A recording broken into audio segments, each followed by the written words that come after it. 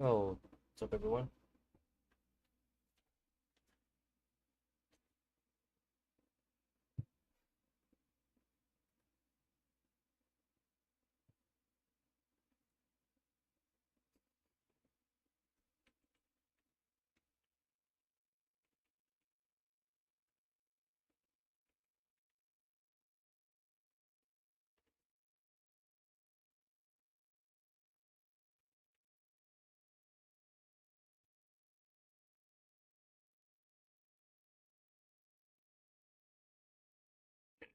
All right,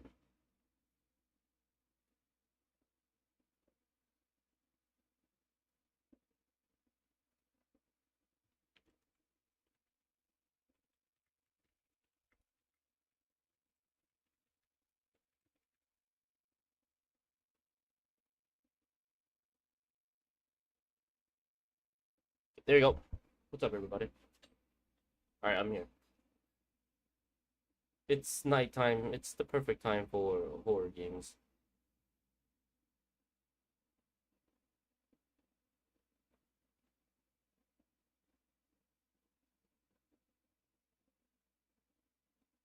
How's everyone doing?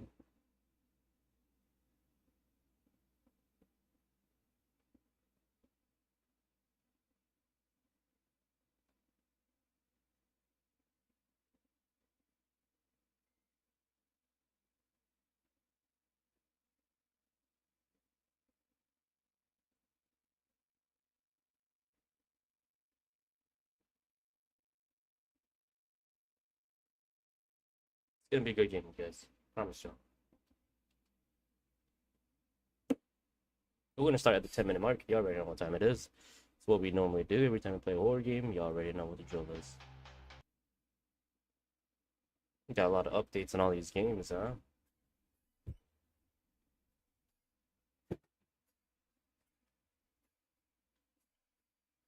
Okay.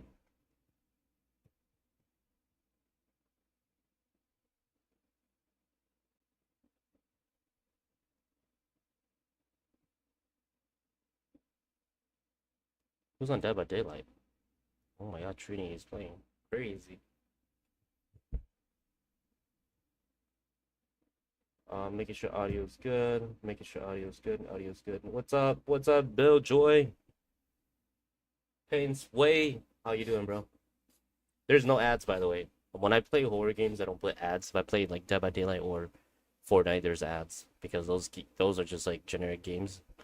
Guys, I'm gonna be playing Fallout 4 soon. Just letting y'all know, I bought the game. I'm gonna be playing this game soon. I want to stream this game probably tomorrow. Oh heck yeah, I miss you, bro. You already know, man. I'm glad you're doing good though. You go to work today? Yeah, work today. Let me say that. Yeah, Fallout. Yeah, Fallout 4. I've been wanting to play this, so I'll be going to this game tomorrow. Play a bit of it. I've never actually like gone far this day at all. I mean, this game at all. I played it before in the past, but I've only gone to the part where at the beginning where you have the BB gun and you're shooting rats. That's the only. I never got a chance to play it because my uncles and them will always play it instead, and so I just gave them the game and they could play it and never got it back. Nope, had the day off actually. Damn, bro, that's what's up, bro. I finally just got home, so yeah, that's what's up, man. That's Fallout 3. Oh, is that 3? Oh my God, that was 3. Then what the hell is 4 then? Okay, I saw. I never played 4. Wait, I want to play Fallout 3 though. Fallout 3 was fun. Damn. Oh, I'm sure it's good too. 4 is your favorite? Okay, if it's your favorite, then I think this one's better. Then 4 is better. Then I would assume that 4 is a lot better. We do have a very good game today. I'm very excited for this game. We do have a game today. I'm actually really excited for this one. It's like a storytelling horror game that's based on actual events. Should actually do Fallout 3, then New Vegas, then do 4. Okay, is there like a do they do the storyline match or are they actually different? Like do they actually go along with each other or is it just like a whole different time zone whenever it's like a new game?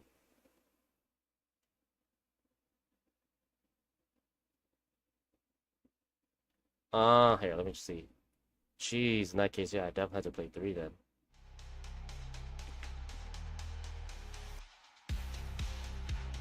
They have three. Oh, they do have three. Oh my gosh, this is the one that I played. Yes, this is the one that I played. Oh my god, it is this one. Way back then, PlayStation 3. Okay, I actually want to play this one. We'll do this one first. Oh, this is the birthday one. Yes, I remember having the BB gun right here in this scene. Yo, I love this game. This game was so fun. And the food gets bad too, and you end up eating bad food and stuff.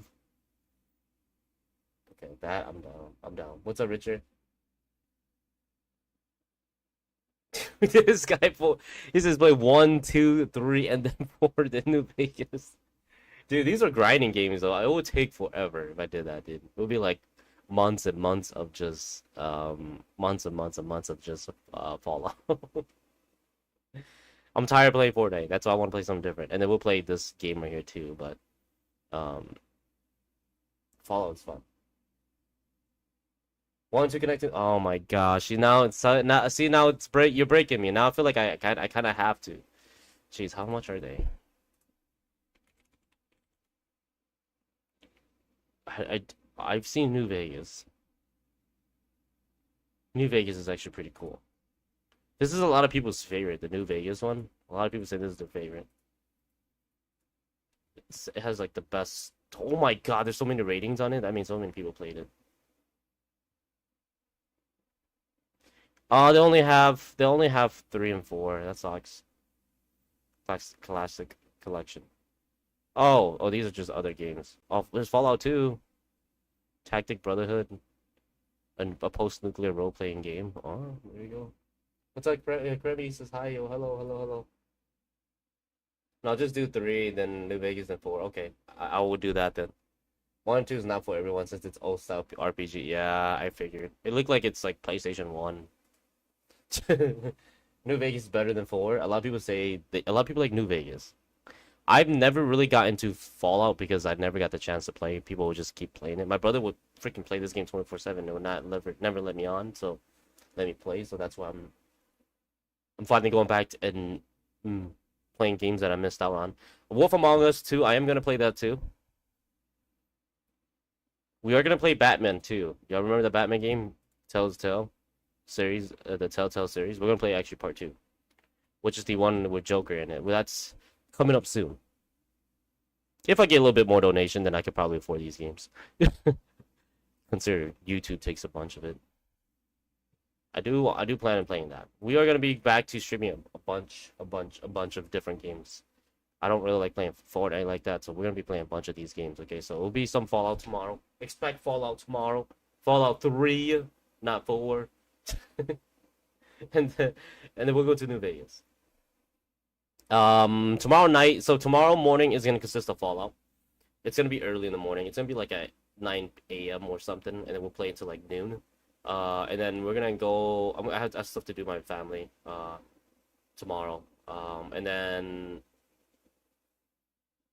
at nighttime we're gonna play something different. Okay, we're gonna do something different. Nighttime, I'm probably gonna play. I don't know. It's between Batman, Wolf Among Us 2, or this new horror game. This horror game. I don't know this. I just got this game. One of my favorite franchises, Fallout is. Damn. Which one's your favorite one? That you said 4, not Vegas?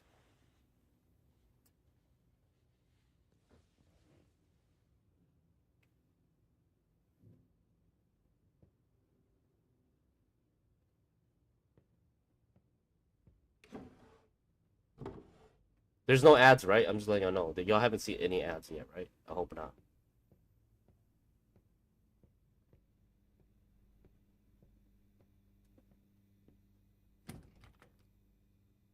This is what I'll be playing tomorrow night if we don't finish this game. I don't think we'll finish this game. I'm not sure.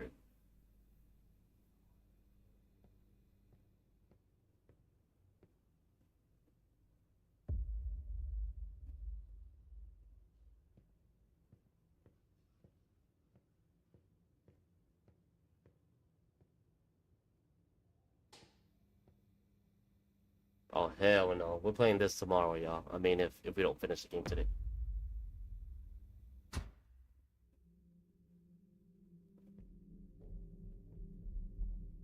Oh, hell no.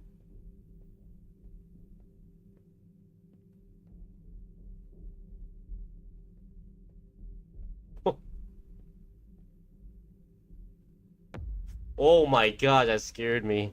Yeah, so that's what we'll be playing. Jeez, I don't know why I'm doing this to myself, but oh well. We're back to horror, guys. Y'all been asking for it. You guys been waiting for it. We're back on horror games, okay? For me, my favorite is 4, then 3, then New Vegas. Damn, New Vegas actually on the last for you. 4 is just more modern compared to the other ones, and I only have the console, so I can't really mess with mods. And 3 was the first one that got me hyped on the franchise. Makes sense. So we pretty much kind of started on the same time. I never played 1 or 2, Billy. I never played Fallout 1 or 2. I started at 3, and 3 got me into the game because it was pretty cool. So open one of its first kind of open world mutated thing, you know, one of its first kind. So that's why I was like, yeah, I'm all in for this one. Yeah. So it's all. I think it's already at the 10-minute mark. Let's start this game then. Let's start this game. Make sure you guys tell your family and friends that Pen is live. If you're not here, you're gonna miss out. This is the place to be. If you guys like to donate, I do drink for every donation, so it doesn't matter how much it is. But I'm happy to be here. Happy back to streaming. Um, on a Saturday night, what the hell, Pen? I am wearing a Bunker Gaming shirt. It's, one of my buddies, well, one of my cousins, Cha. Cha owns the place.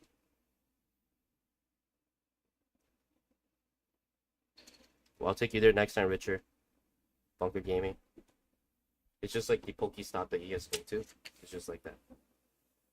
They got a bunch of cards and a bunch of stuff. They do tournaments, and Richard, you'll really like it. Put on my heart monitor quickly, and then we'll start this game, okay? Not this nun one. No, no, no, no, no. This game is actually really good. I wouldn't sleep on this, y'all. I heard that it was a quiet little bit of reading, but it's still a very good one. You guys already know the series that we've been playing, the Tales Beyond the Tomb. They have a franchise going on here. The last one we played was the Vigil, the one y'all remember where I was working at the cemetery. I mean, I was working at the cemetery, and there was a weird cult that was going on. They were trying to kill me. This and I was a security guard at the cemetery. Y'all remember that? And there's the farm secret where they were eating humans. And there's the Pineville's Night Stalker. Well, we had a guy that was stalking us at home. So if you guys remember these games, we played them, we streamed them right on YouTube, right here. And so we're gonna start with the other game. I'm excited. I can't wait for it. I'm glad you guys are here to enjoy with me. Let's start this game.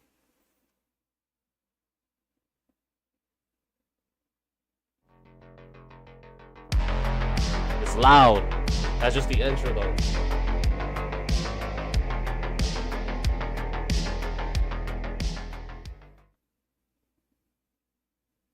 Trust me, your time will be worth it here. I mean, you guys won't want to miss out on this game.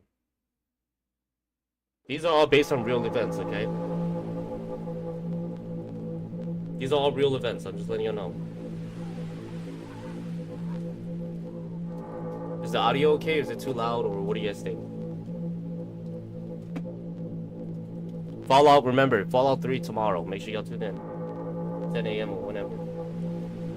I'm trying to get my heart monitor to be connected. Hold on.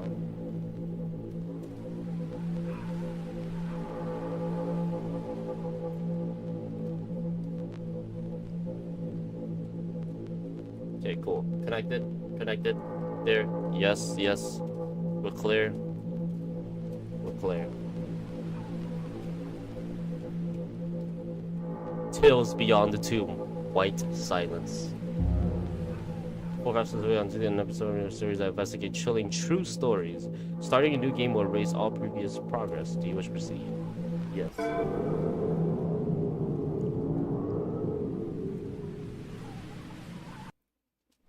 These games are about hiking, okay? There's a description. If you want to know what the game's about, just getting in, there's a description. Read it so you can kind of get where we're going with this game.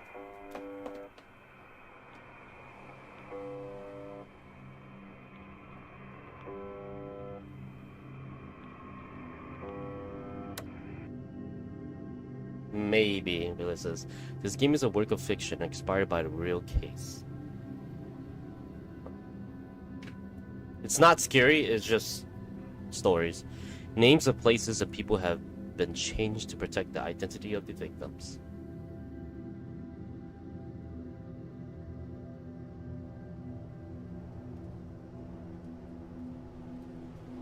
Russia, Mother Russia, Saturday, August 17th, 1993. Among the frozen mountains lie ancient secrets. Tales so dark they were never meant to be uncovered. Those who dared to seek the truth never returned.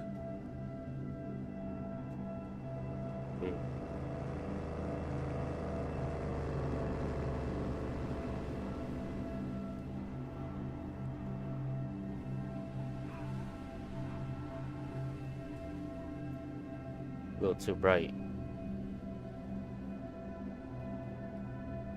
Resident Evil 9.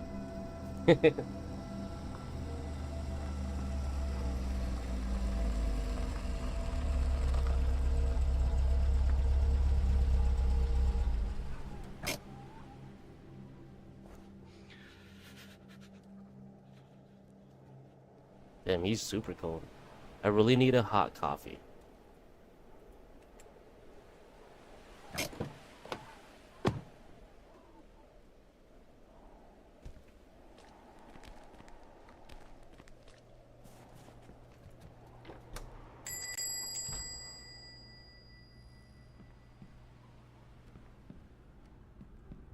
I kind of wish this was in English. Hello, sir?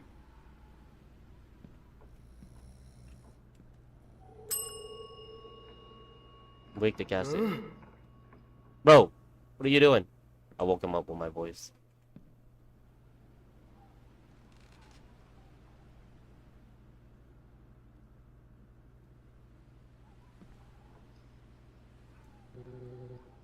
What? Damn it. Is it that late already? Yeah. Are you local? No, I just need a hot coffee before continuing my trip. And no one usually shows up around here, especially this time of the year. Where are you heading?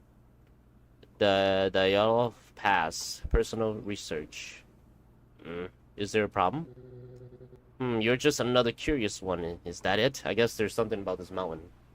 My name is Aleksei Morozov. I am writing an article about the mountaineers. My father, he was one of the mountaineers guided by the author of Nikolai. He wasn't afraid of anything. I was only 7 years old when he left. I'm truly sorry for your loss, but the circumstances of their deaths were too unusual. I believe the case should be reopened. They didn't die. They were taken.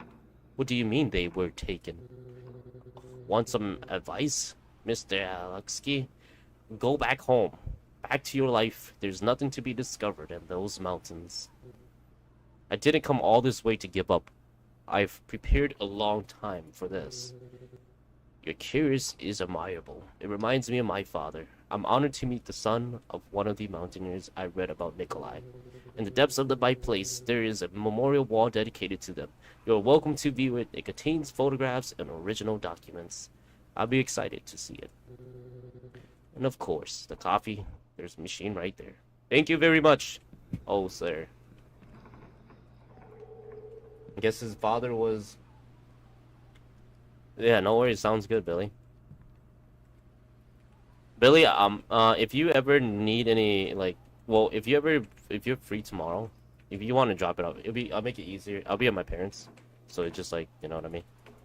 A lot closer. Then you don't have to come all the way to Hopkins. Exam the case memorial? Oh, what the hell? Is that what we're gonna do first?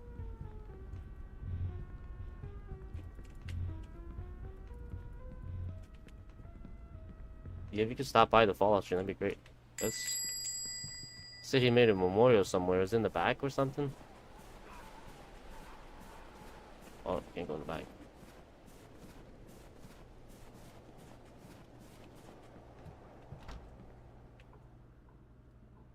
Oh, right here.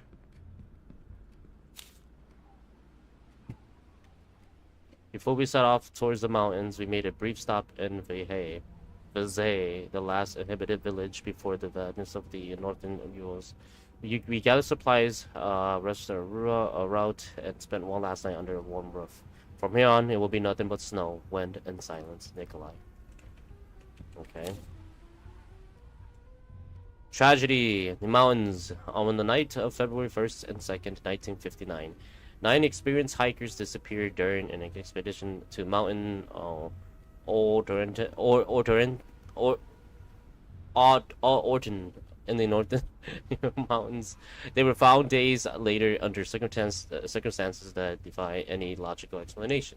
The tent had been cut open from the inside, and the bodies were scattered across snow-covered forest, some without clothes, others with severe injuries, and no signs of external struggle. So it kind of seems like these 9 experienced hikers, kind of seems like a murder mystery here. Purpose, causes range from avalanche, mass panic, secret military tests, to even supernatural events. Nothing was confirmed. Estimated temperatures on the night of the incident hover around -3°C. The site has been known as the Diloth Pass in honor of the expedition leaders. Okay, so this is just a name after them. So in the numerous investigation, the case was closed without an official resolution.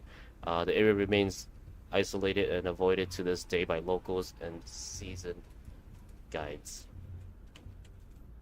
Wow, all those people, 9 people dying. That's crazy. After weeks without news, we began aerial searches over the past region today. Under the under winter light, we found the first signs remains of the campsite, partially covered by snow. The teams, transported by helicopter, carefully descend the treacherous slopes.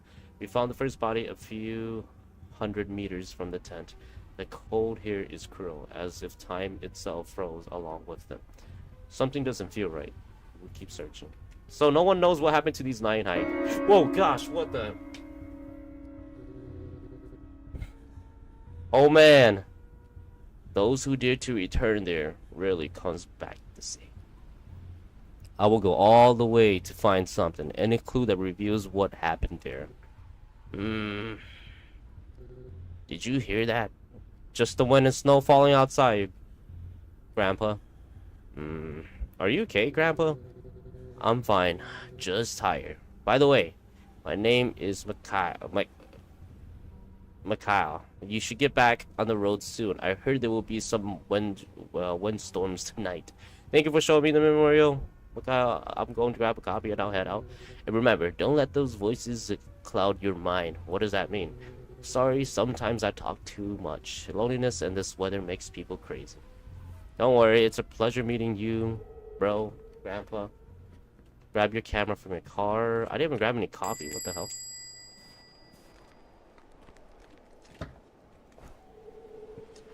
Take a photo of the file board. What am I? Am I some kind of investigator or something? Some kind of... Why am I so interested in this?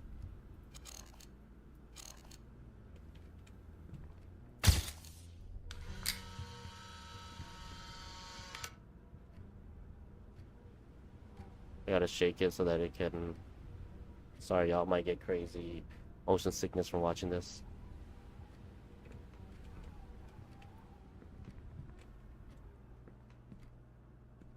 You don't grab a coffee from the machine?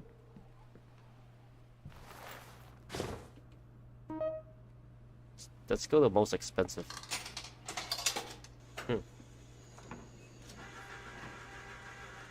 Appreciate you guys all being here, really. Thank y'all so much for tuning in on a late night Saturday. I mean, it's the best time, right? For some horror, some spooks. Hope you guys are having a wonderful time.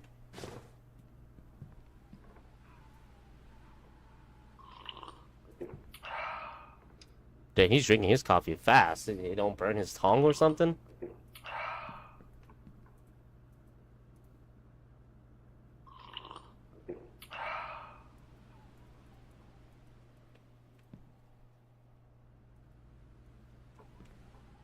Better than nothing. I better hit the road.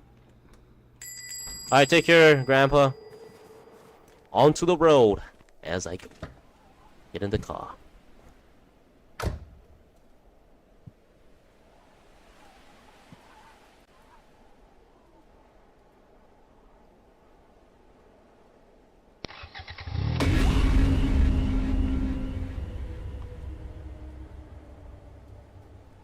What the hell? Bro, what's your problem, man? Why you trying to scare people out in the middle of nowhere, man? Hey, you scared me. Sir, can you hear me? Oh, I'm sorry, I didn't mean to scare you. Damn, didn't you see me inside the car?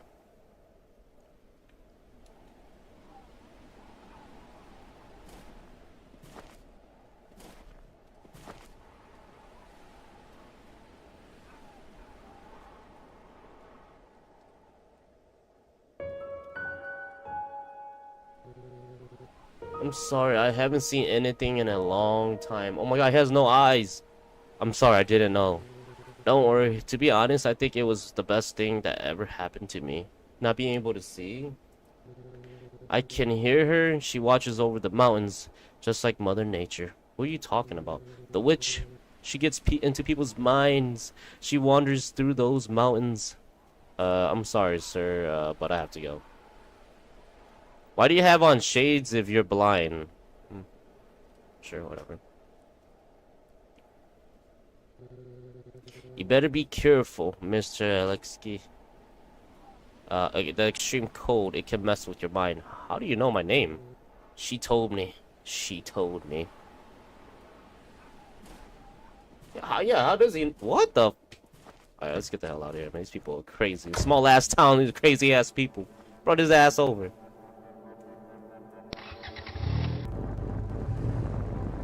Boy! Not today! Oh. Okay, never mind.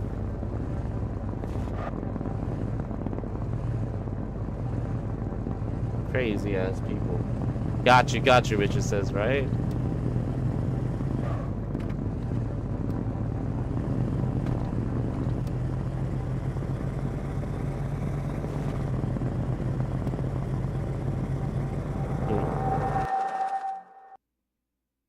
Okay.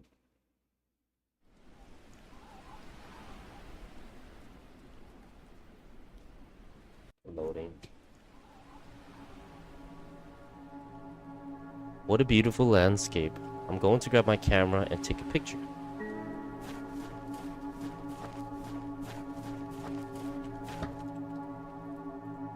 Oh, it's on the other side. Take a picture of capturing the car and the landscape.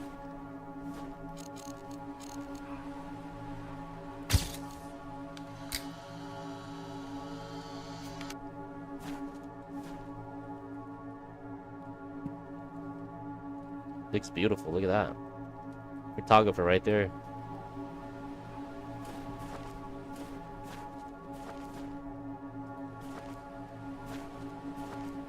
I like the photo. I better get going.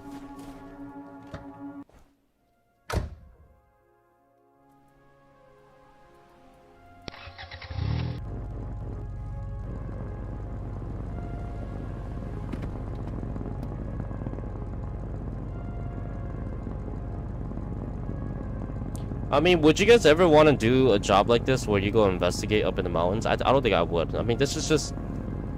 That's it. Slow and steady. I mean, honestly, I just feel like... I feel like if somebody died... I mean, I get it. I get the reason why he's doing it, because he wants to know what happened to the 9 hikers, but at the same time, it's like... Yeah, it's probably the reason why no one wants to go investigate it is because... It's not safe. It's not ideal.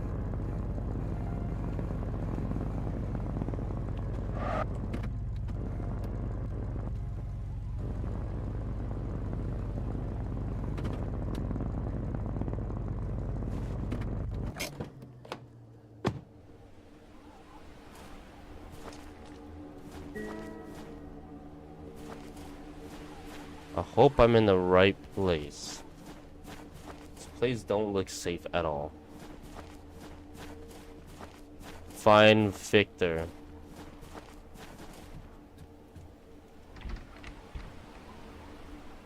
Alright, Victor, where the hell are you at? Where the hell is Victor at, huh?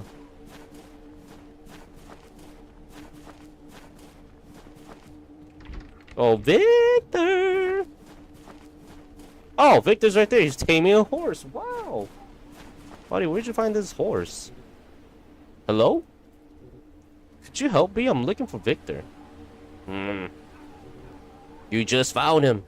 My name is Aleksei Morozov. I sent to you a letter a month ago. I received your letter. Many curious people take risks in these mountains, but you must be careful. The icy wind can mess with your head and make you hallucinate. I need you to be my guide, Mr. Victor. I need your help to retrace the steps of these hikers that never return. Do you have any idea what you're asking me? This isn't a joke. It's not a walk in the park. Those young people die in a horrible way. Some traces must remain untouched. I want to research for evidence and clues about what might have happened to them. The families are still waiting for a logical explanation. And am I the only one who could take you on this crazy expedition? Am I right? And I'm the only one who could take you, right? Am I right? I will guide you, but be warned. It's a long journey that can freeze even your soul. Thank you. I guarantee you'll be well paid for your service. I won't do this for money. I admire your courage, Mr. Aleksei. Let's go inside and warm up by the fireplace. You must be cold. I'm going to grab my backpack that I left in the car. It's getting a little interesting here, you guys.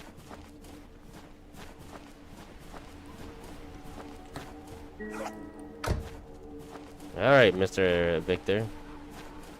Victor is chilling, going to his little place.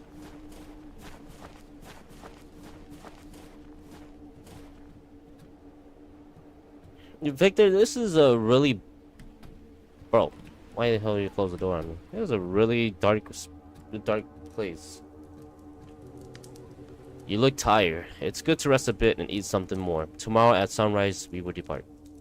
Yes, it was quite difficult to get here. Thank you for welcoming me. You can stay in my room. I'll sleep here on the couch. I don't want to trouble you. I can sleep on the couch.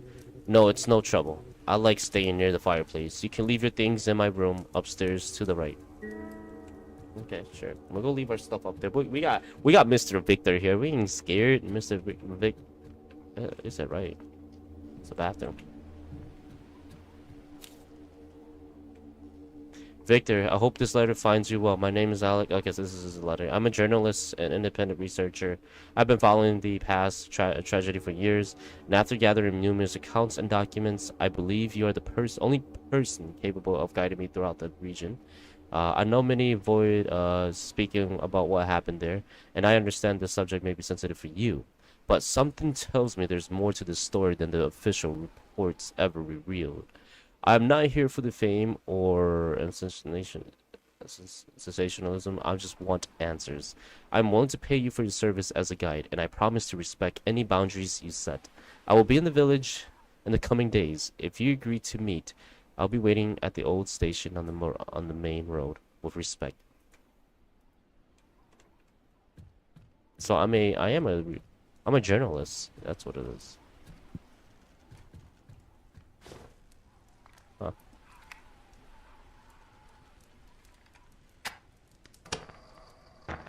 January 25, 1959.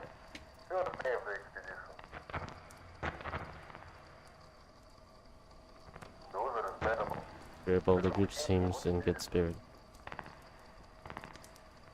Nikolai brought some supplies that he needed, as always. The mountain is beautiful, untouched, silent. I have a good feeling this time.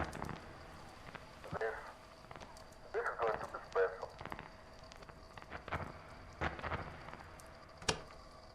Huh. Pretty straightforward, I guess. Just like a regular whatever. Alright, leave your backpack in the room. Cool. Let's go back downstairs and meet with Mr. Victor here. Mr. Victor, you have no photos in your house. That is kind of scary. Never mind. Like a photo of a woman, old woman. Kind of weird. Did you put everything back in place? Yes, it's warmer down here. The fireplace is old, but it'll never let me down. Have a seat if you like. Sure. Story time. Hmm. It's a quiet place, almost as if time had stopped here. The silence of the mountains is not empty. It watches, it listens, it waits, sometimes more than we like. There's something strange in the air. Ever since I got here, I feel like I'm being watched. Hmm. The mountains have eyes and memory. You understand, in time. Do you live here alone?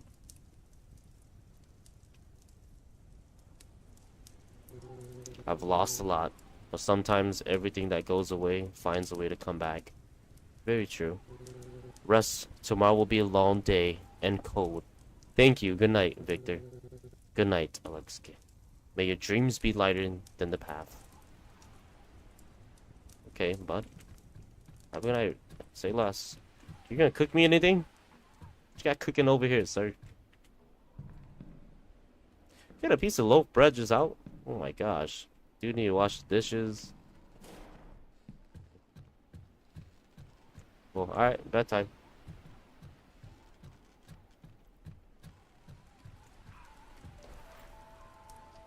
I will close the door.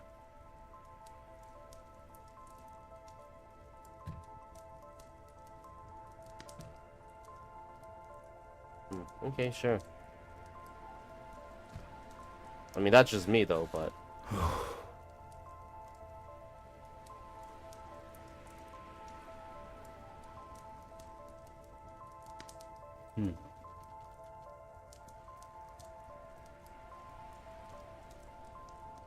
What is he doing?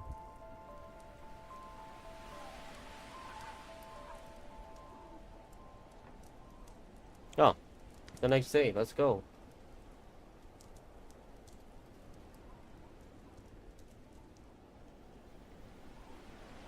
Oh, just cameras. What is that floating up there? What the hell?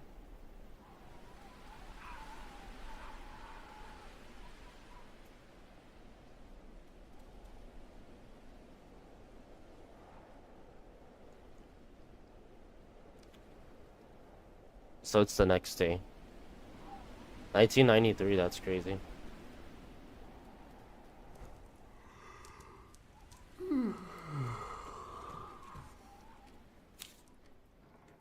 The mountains call to me as if they were expecting something from me.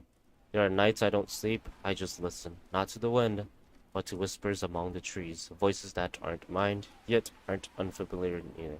I started dreaming of places that I've never been, of faces that I don't recognize, and until I began to remember them as if I lived it before. As if the a cycle repeating itself, and I'm just the same instrument with a different name and another time. The code doesn't bother me anymore. And the code doesn't bother me any... Wait. Let it go, let it go. That's solitude. Only the silence when it fades and the voices return. That's when I feel most at home, Victor. Victor is kind of weird. The code doesn't bother me anymore. Alright, we go outside. What's up, Victor? What's up? Good morning. Oh, we got a ladder up here. Let's go. Okay, we can't go up there. Victor, my guy. Yo, what's up, homie? Where you go, Victor? Where'd you go?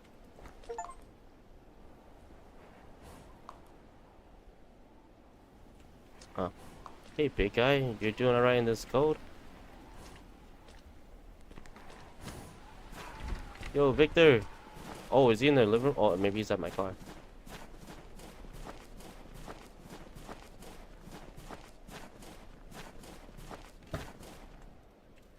Oh, I think he's in the living room, y'all. We forgot about Victor. Let's go back and grab him quick.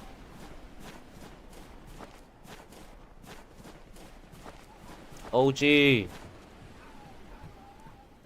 OG. OG? Yo, where'd you go? In your kitchen? Oh, he is. Hey, what's up, OG? Oh. We need to leave. Night falls very early, and it brings a freezing cold with it. I'm ready.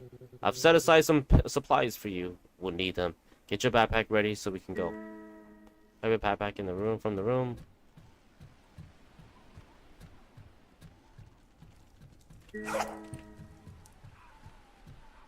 I'm on my way. I'm on my way, sir. Sir, yes, sir.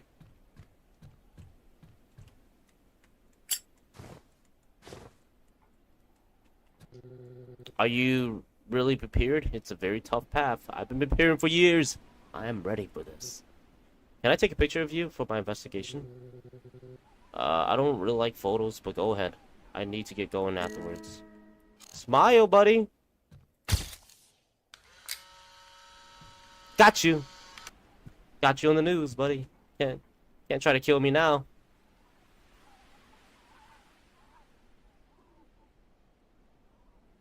Why does your shadow look so scary though? That was a scary photo.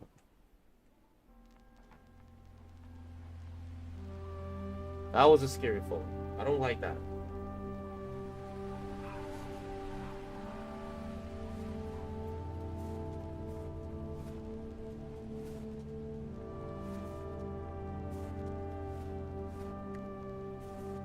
I like the sound of people stepping on snow. Do y'all like that?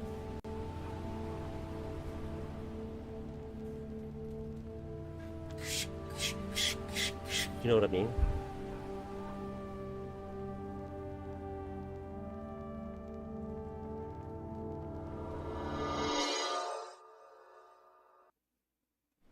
I think I should have just went home.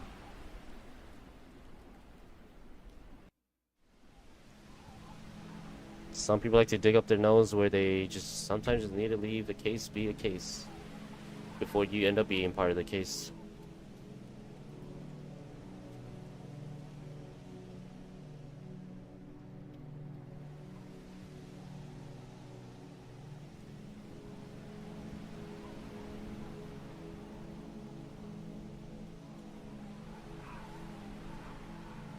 Okay.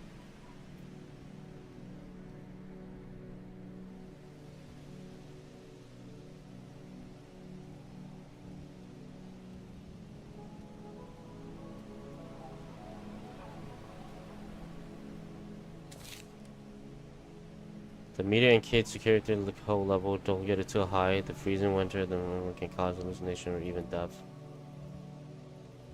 Okay. You can build a campfire to warm up in certain spots. Warm up. Build a campfire to warm up. Okay.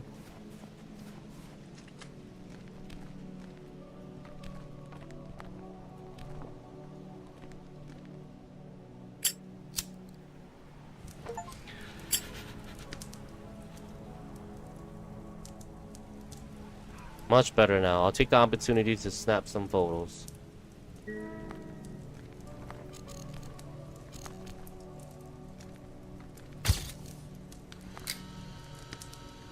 I have a really bad feeling about this guy, this guide.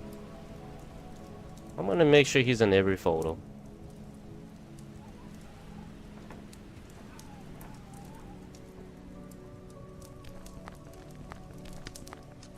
I'm a terrible photographer.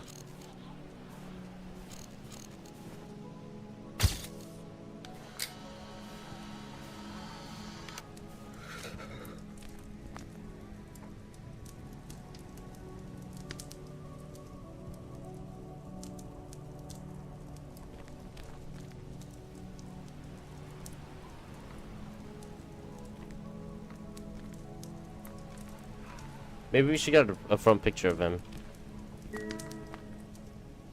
Key point.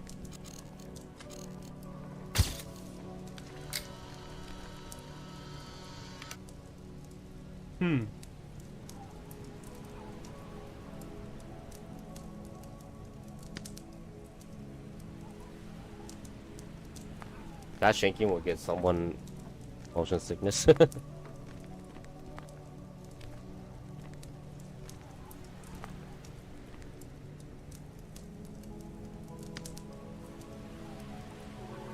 We need to keep moving. Find a safe place to set up camp before night falls.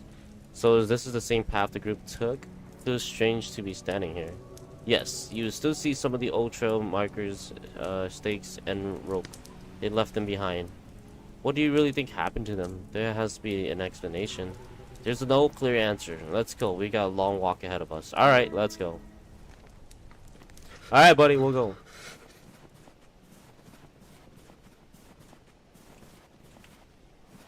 We'll just keep going, you guys.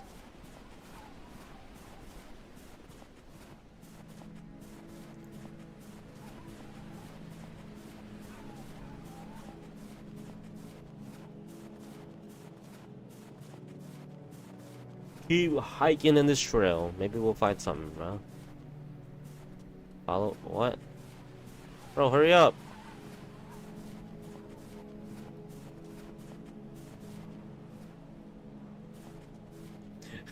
I just kept going and left his ass. Boy, this is my show, my story. You're gonna fall behind. You stay behind.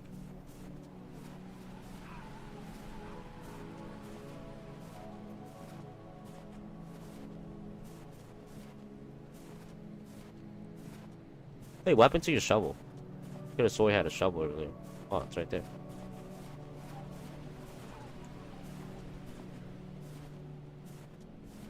He just walked through the tree branch. This dude's an elite climber.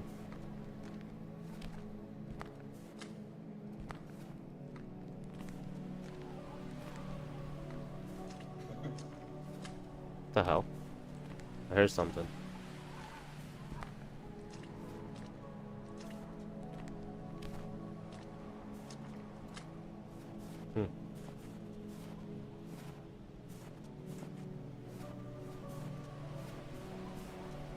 I heard something. I don't know what the hell that was. It sounded like someone was laughing.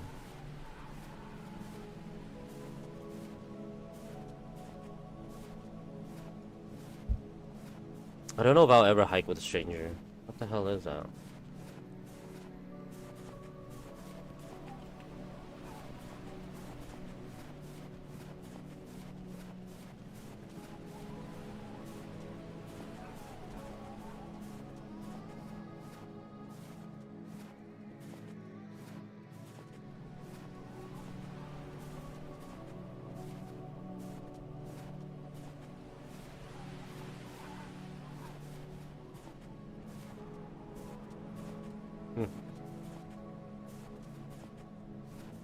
He doesn't look like he's dressed up for this.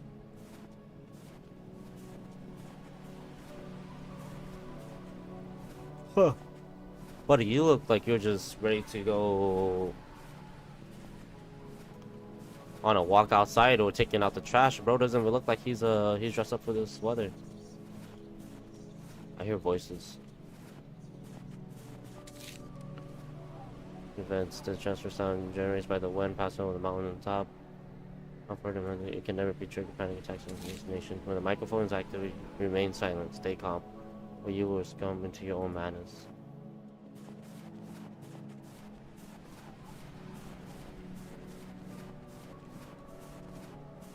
In that case, let me tell Colleen. Let me go close the door. I don't want to get caught up.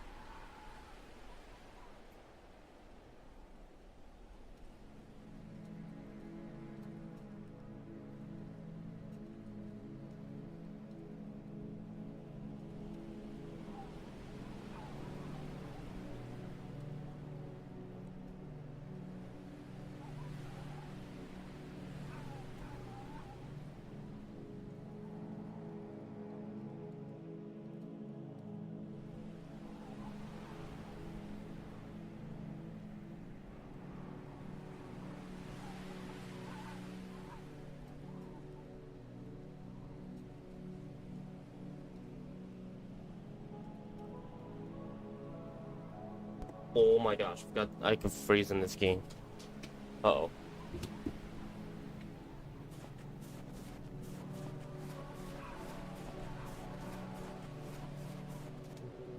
This is where they found the first bodies, just beneath that tree, next to the remnants of the fire.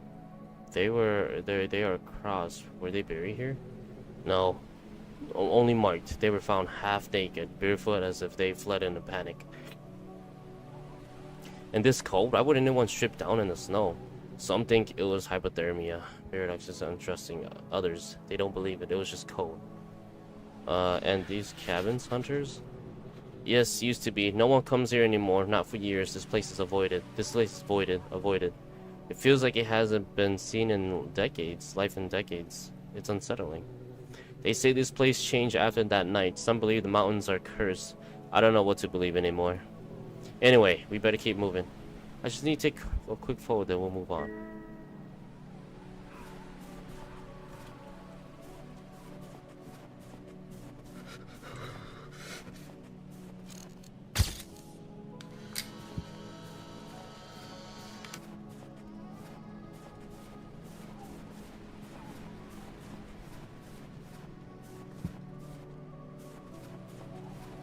Get you guys dizzy.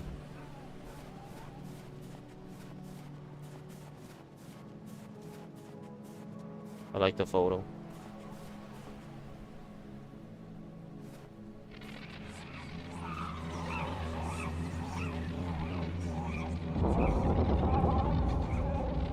What?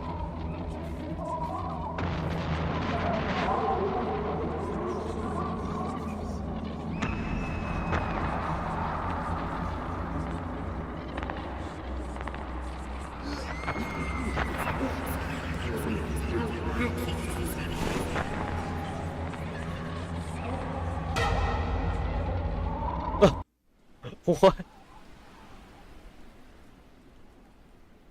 I died? I didn't even do anything. What? I guess, sure, whatever. Let's try it again.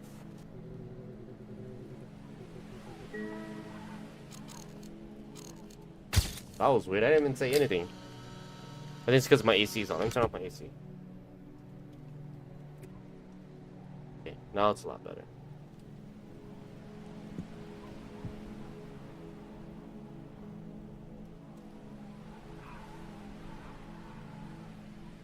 I like the photo.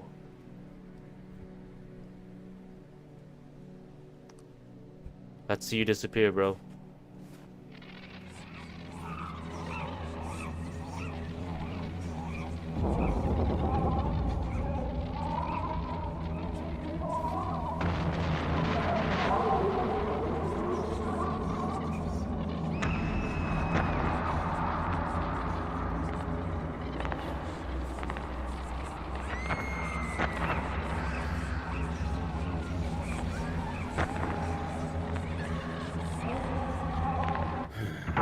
Damn. What was that? Wait, what the hell? Today is the third day of climbing. We can barely feel our fingers, not even with the gloves on. He keeps saying he knows the way, but he doesn't seem to be so sure anymore. He doesn't talk much, doesn't react to our comments, and wandered from our group for hours yesterday afternoon. When he came back, he was wet up to his knees and was holding something he hid in his coat. He didn't eat dinner. He just stood there, staring at the falling snow. I don't know if he's sick or just too scared to say anything. Nadia. Huh. What the heck happened there? Why am I in this room? Okay, I'm starting to doubt this guide. I feel like this guide is dangerous.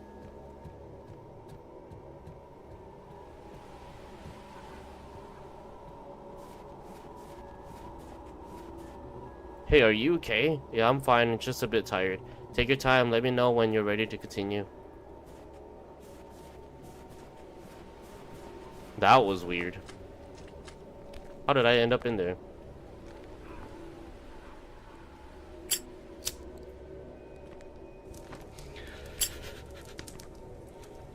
Huh.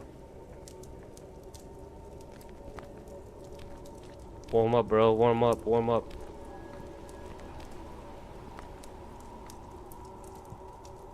That was really awkward. I think this dude is like sketchy though. This guy. I feel like he's a killer.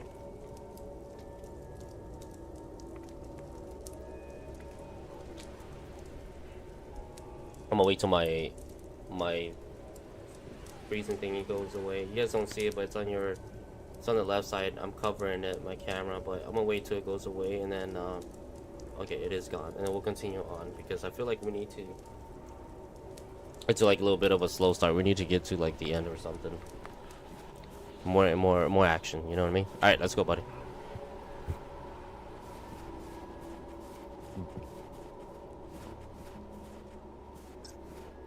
I hate to say it, 2 people died right here. I know it's a real story now, but I feel like we just started walking and they did not get far.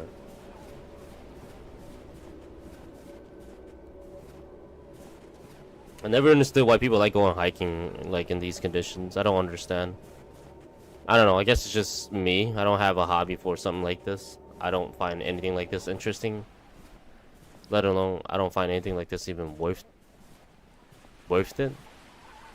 Some people like, you know, hiking in the snow, hiking in the warm heat. I don't get it. I don't know what's happening in this place. Was that a vision? I saw their bodies lying buried in the snow.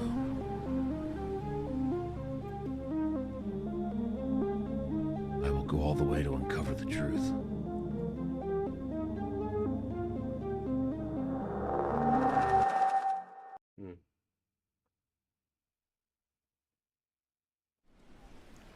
He's committed.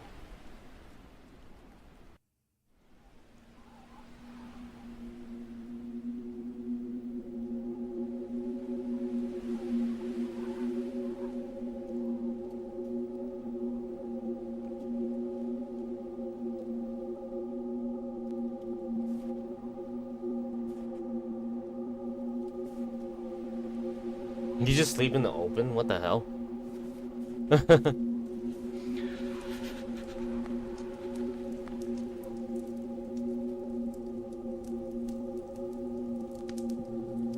The fire won't last the night. We'll need more wood. Alright, I see what I can find nearby.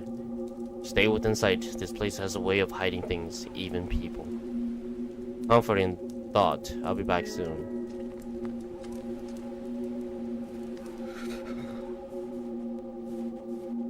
You can burn this.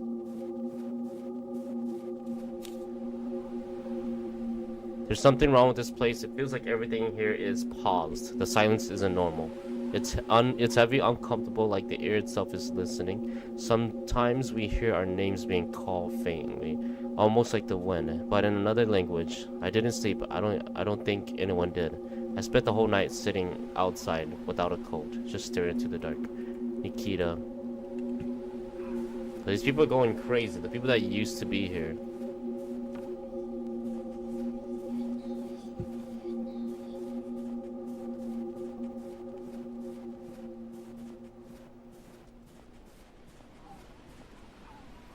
I don't think anything is on that side.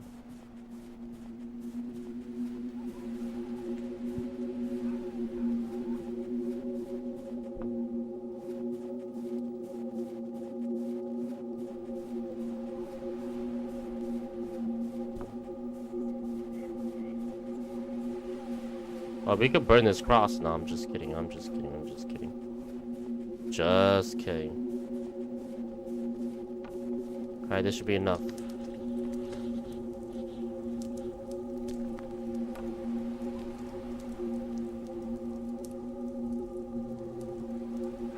The silence here, it's heavier than I remembered. I like it. Sometimes it's good to get away from the noise for a bit. Some say that silence is the path to truth. So I think we're on the right track. Right, I'm gonna step away for a moment. Nature calls. Step away from the camp to pee.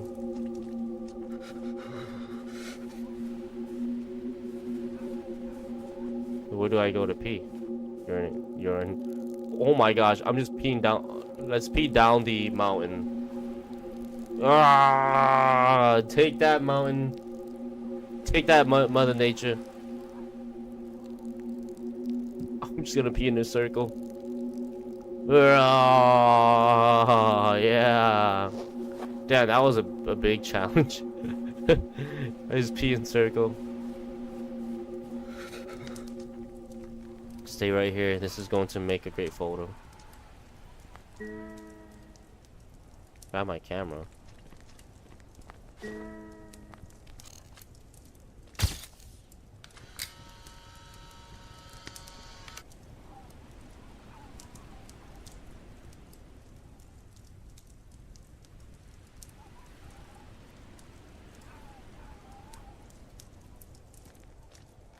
Good enough.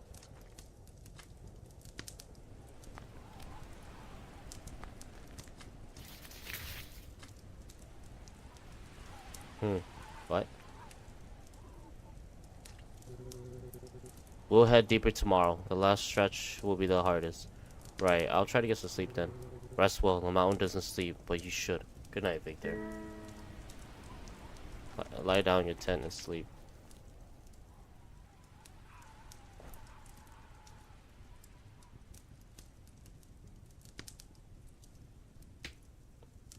Okay. 3:27 a.m. Oh, I know some shit is about to go down.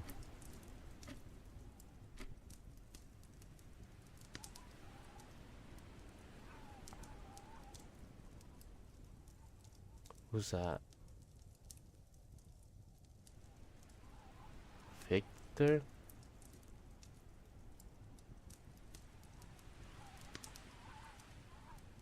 Hey, you're gonna freeze out here, man.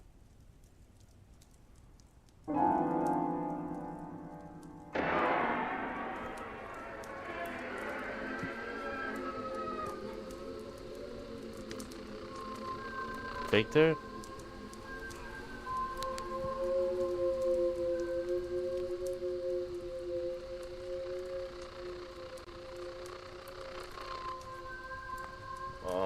Okay.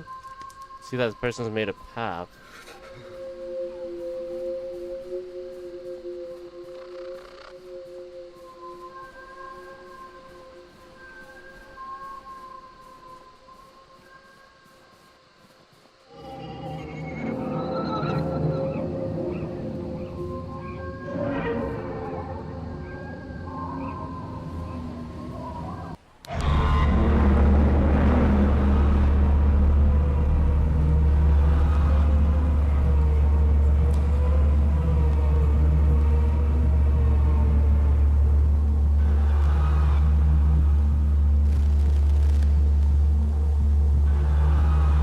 Someone's head and body.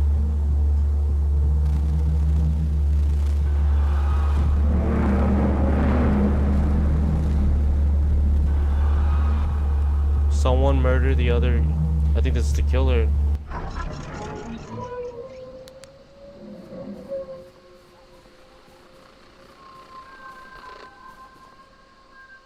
That person's got the killing tool. Victor? What are you doing out here, man? You're gonna freeze.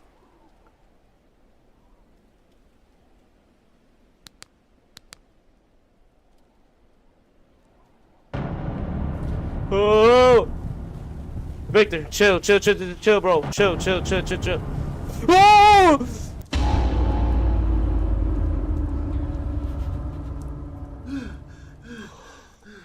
Damn, it was just a dream. Oh.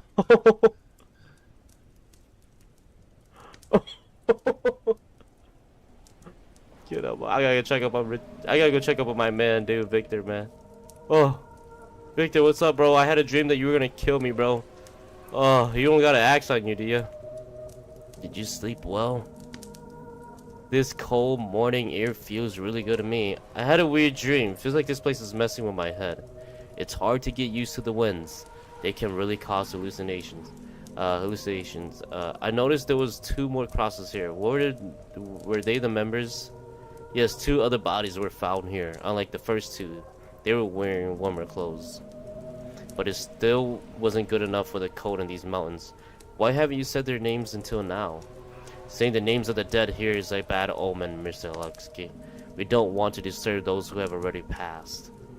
I made some coffee. It will help warm you up. Thank you. I agree with you. I wouldn't want to go somewhere with the people who died. You know what I mean? I don't know, man. It's feeling a little eerie here. It feels kind of weird being with this guy.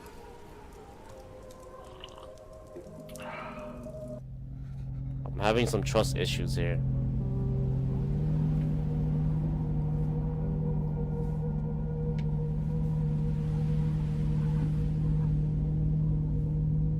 Who would want to hike with a stranger and go sleep next to a stranger? I would never do that.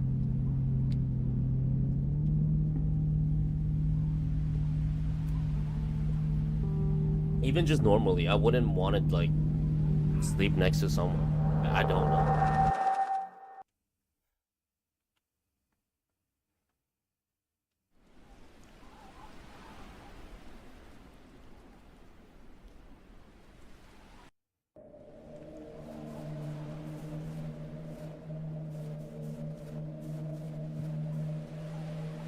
All right, Victor.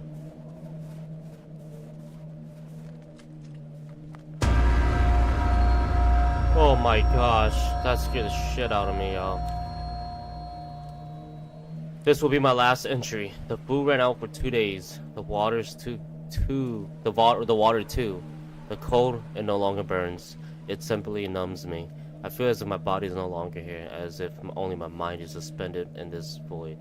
There is something here with me, something quiet, so silent that sometimes I think I am the one making the sounds. I hear the voices of my mother, my father, and my colleagues who died, but when I look around, all I see is ice and stone. If anyone finds this, run. Not through the trail, not through the wind, run from the silence. Jeez, what the heck, right?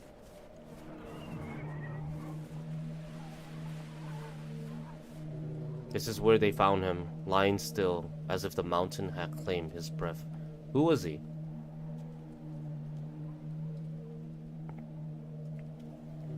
The leader. He led them into the unknown. He never left. Do you think he knew what he was wanting from them? For them? Maybe, but some things call us whether we understand them or not. We should keep moving. This code feels different here. Yes, the mountain remembers. I'm going to take a photo of the cross. I want to record all the spots where the bodies were found.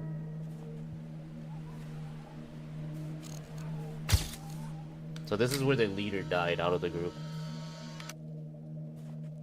What do y'all, chat, what do y'all think it's causing them to do all this? I think it's just the mountain was just driving them crazy, I feel like.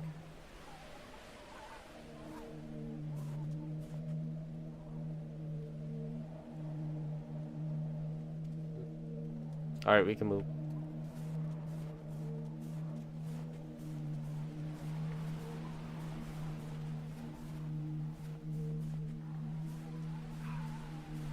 I feel like it was just them going crazy, you know what I mean?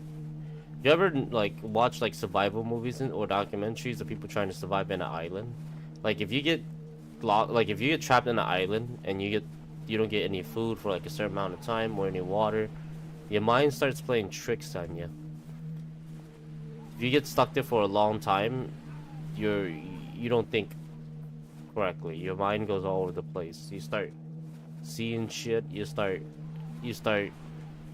seeing things that you really want, but it's not there. You know what I mean? Like you start seeing food all over the place, but then really the food doesn't exist.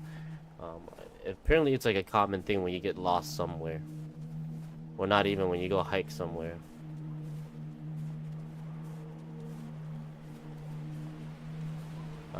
What the hell? What do you do from here? How do we get going? How are we going to get through here?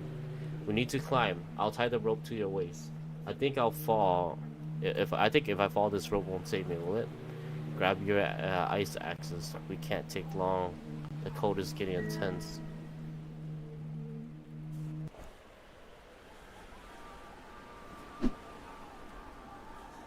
Come on, you can do it, man. It's not so damn high. Climb to the other side of the cliff.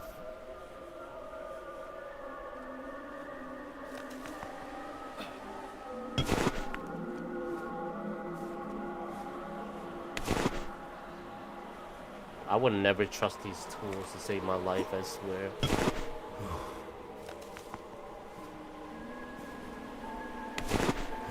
Guys, there's better hobbies out there that are more rewarding. I'm just saying, safer hobbies that are more rewarding. You don't gotta go through all this to feel like it's rewarding. There's other things you can do.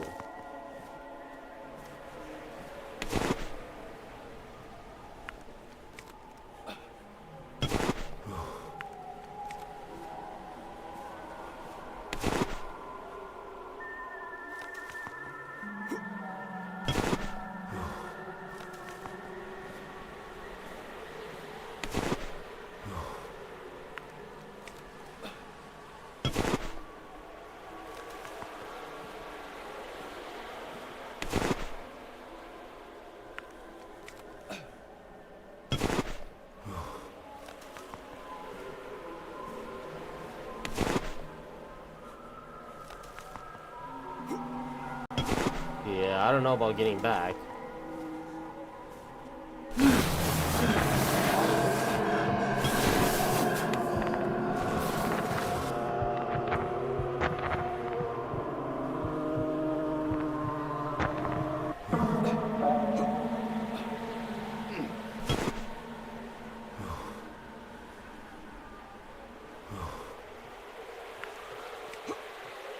Bro almost died.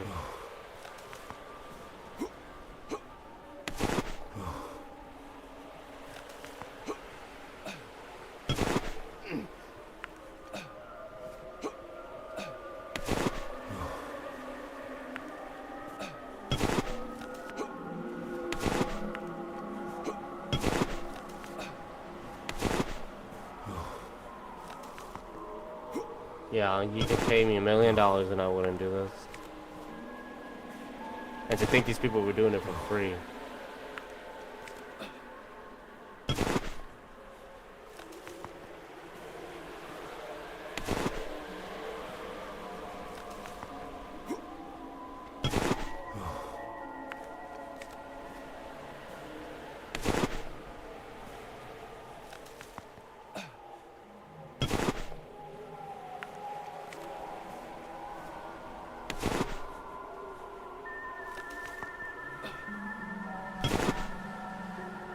I would never do this for free. This ain't no hobby. This is a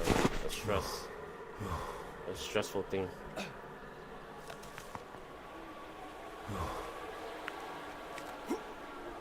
Oh man, he just jumped. That dude's crazy for jumping.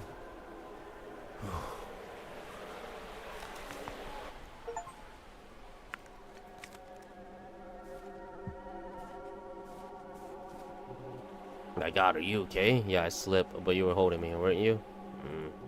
Yes, of course. I would never let you fall. It would be a terrible death. Let's go. We need somewhere to warm up. Sure. He's just pushing me.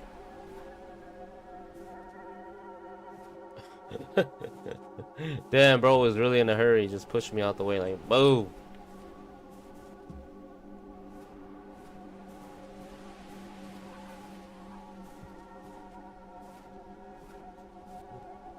Strange. This caves with a mark on any of the maps I saw. You need to get used to it, Mr. Aleksei. Things change in this place. Maybe you want to take a photo of the entrance. You won't want to go in there. What's wrong with this cave?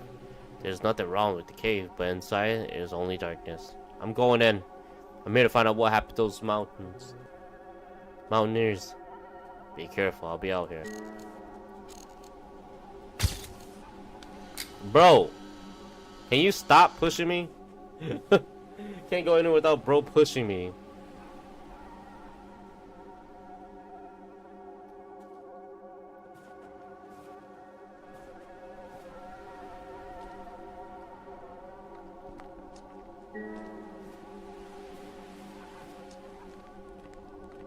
Oh gosh, it's actually nice.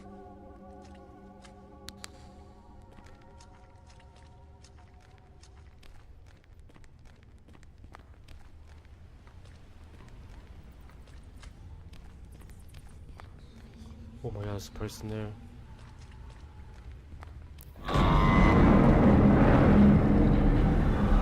Why?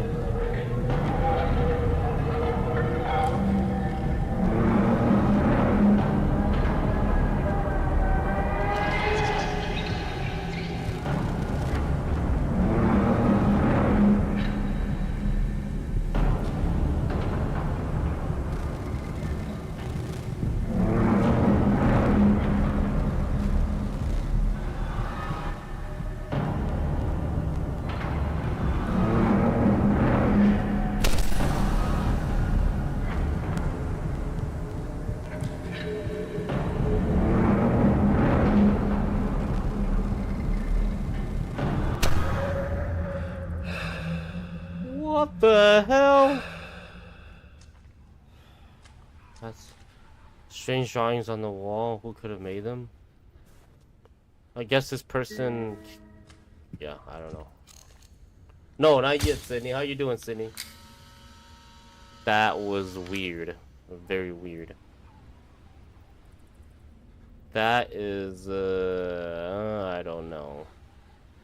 That's somebody who probably went through something around here. Yeah. What? I better head back now. I have a feeling that something's watching me. Yeah, I feel like it too. Let's... What was that? What was that?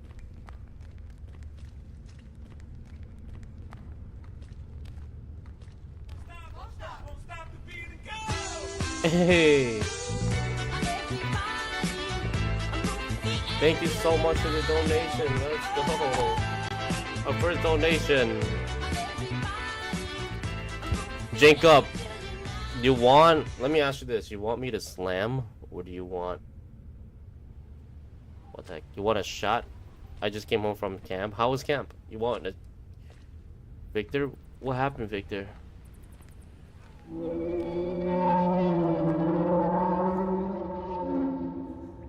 Oh, it wasn't Victor. There's a bunch of dead bodies here.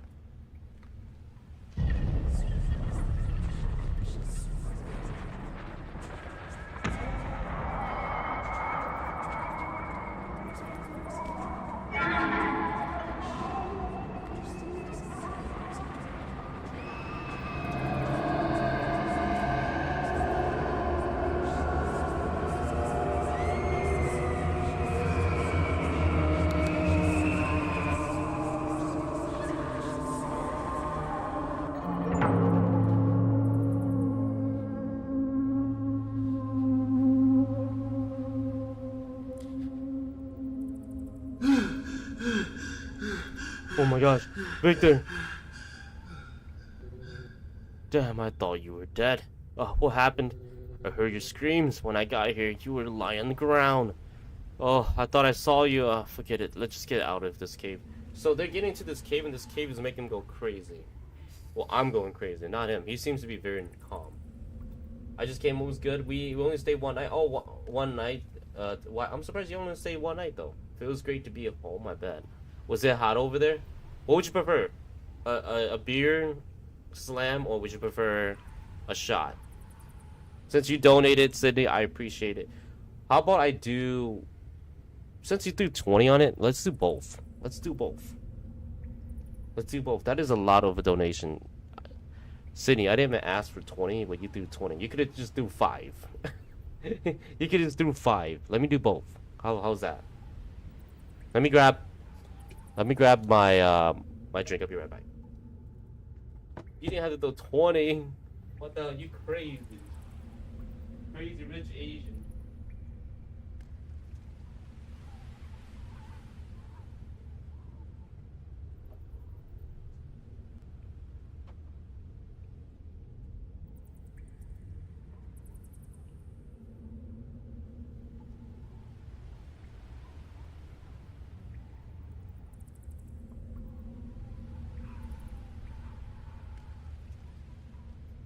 Yeah.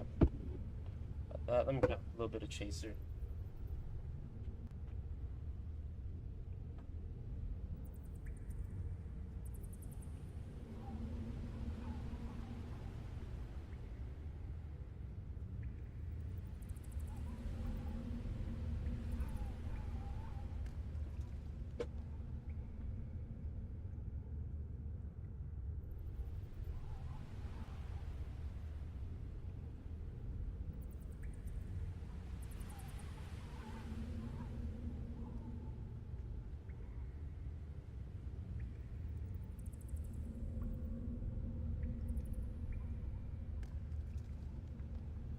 Guys, don't donate that much, but thank you. I appreciate it though. You didn't have to donate that much, but I really appreciate it. Sydney, you've been killing it. You've been killing it for last month's donation, and this month you're killing it so far. I want to say really big thank you to you, okay? Honestly, yeah, like you're like the one that's been helping me a lot. Oh my gosh, no, you didn't have to donate 5. No, I didn't mean it like that. I didn't say donate right now. You're hilarious. You're killing me. You're killing me, Sydney. Thank you so much. I think it's a Saturday, everybody's busy, so really no one's watching. So I appreciate whoever's here with me. Thank you so much. You didn't have to do that. What? Why you do another one? Okay, so super sticker doesn't get any alerts, but I will add it onto the goal. It'll count itself after the stream. Appreciate the super sticker. Okay. Holy crap! Thank you so much, Sydney, for the donation. Thank you, thank you, thank you, thank you. I think if I throw something in there, it might switch it. Here, let me do this. Maybe it will switch it. Let's see. Otherwise, I had to manually put it.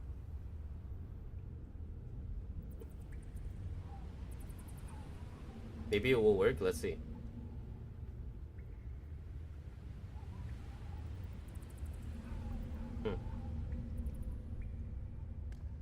Let hold it.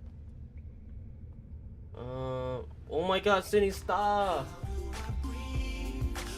Sydney, stop! You're doing too much. Sydney, what are you doing? Stop! Jeez. Oh my gosh, why did you have to do that? Holy crap. What the hell?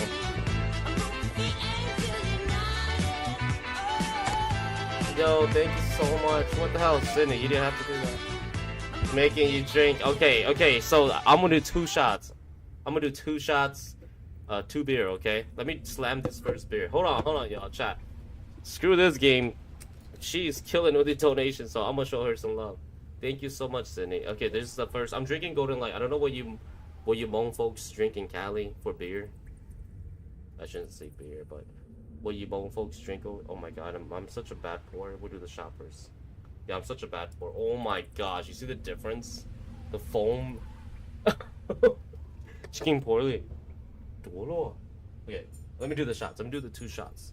This is a big ass cup too. Shot cup. So we'll do it. Thank you so much, Sydney. Oh my goodness. She threw so much donation into it. It's all her, just her too. That's the crazy part.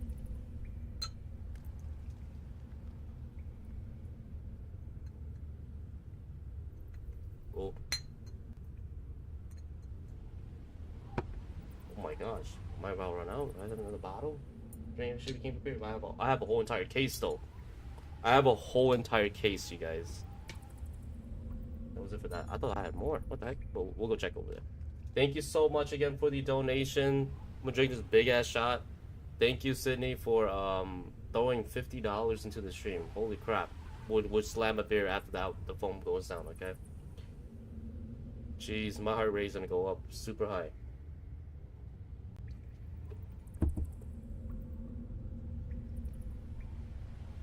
Oh.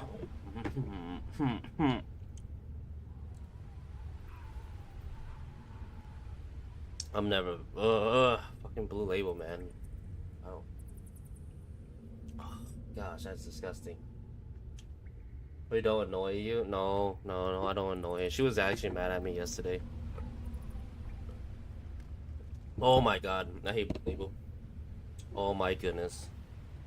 With a passion. Hold on, I'll be right back. Let me. If I don't, then I'm just gonna drink a bunch of beer, which is fine.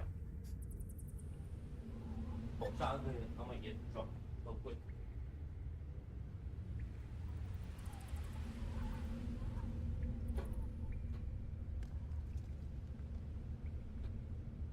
Yeah.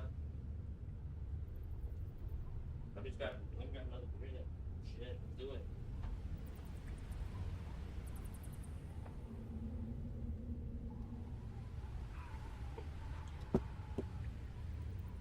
How about we do 2? Let's do this. Since you're here with me, Sydney, let's do this. There's another beer right here, okay? 2. Pour it on top of this one that I haven't even drank yet.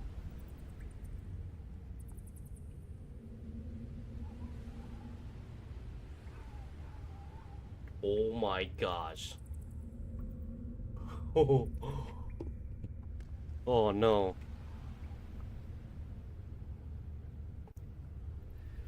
Oh my God, you guys. I don't think I could down 2 beer, but I'm gonna try.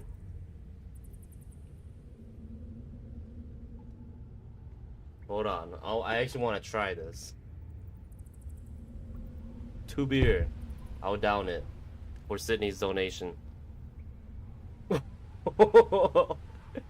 Dude, I haven't done this in so long. I'm gonna be so fat after this. Crazy. I just took a shot, so we're gonna slam the 2 beer. Jeez, this is like... This is 1 beer too. I should have turned on my fridge. I have a fridge right here. Forgot all about it. Oh, we actually went and bought a car today. We went and bought a car today. The most among car you ever you of course.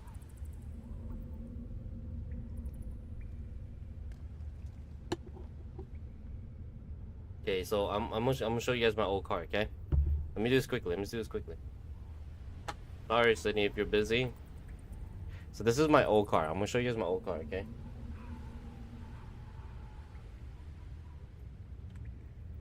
If you guys are busy, my bad, but let me just show you guys my old car. So y'all see, right? So this is my old car.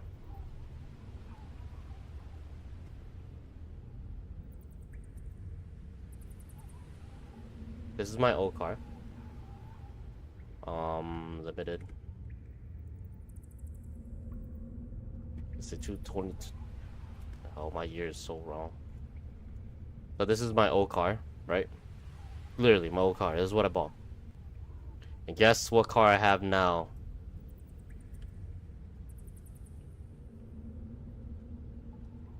I went from that car, you see it's nice, right? To this. That's what I went. Well, not even the S. I have a generic S. This right here. This is what I went to, yo. I went from this, nice as hell, right? I went from this, nice as hell.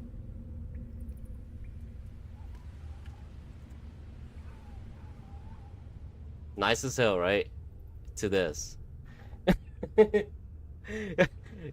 Yo, it was insane. I was like, what the hell? Like, dude, when I bought, like, when Khalil and I went and grabbed it, right? And then so Khalil was just like, so after we went to drop off her car. I was driving the new car, right? And she was looking at me in the car, just like, dude, this is so weird seeing you in this car. Yo, you used to have such a nice car, and then now seeing you in this, weird as hell. Did you go buy it? Yeah, I threw 7,000. So, tell me, you think you think they overcharged me? So I bought this car right here, right? It's nothing special, okay? It was in total after tax, like it was $13,000. After tax, $13,000 for a 2010 car. Mileage is 66,000. So let me write that.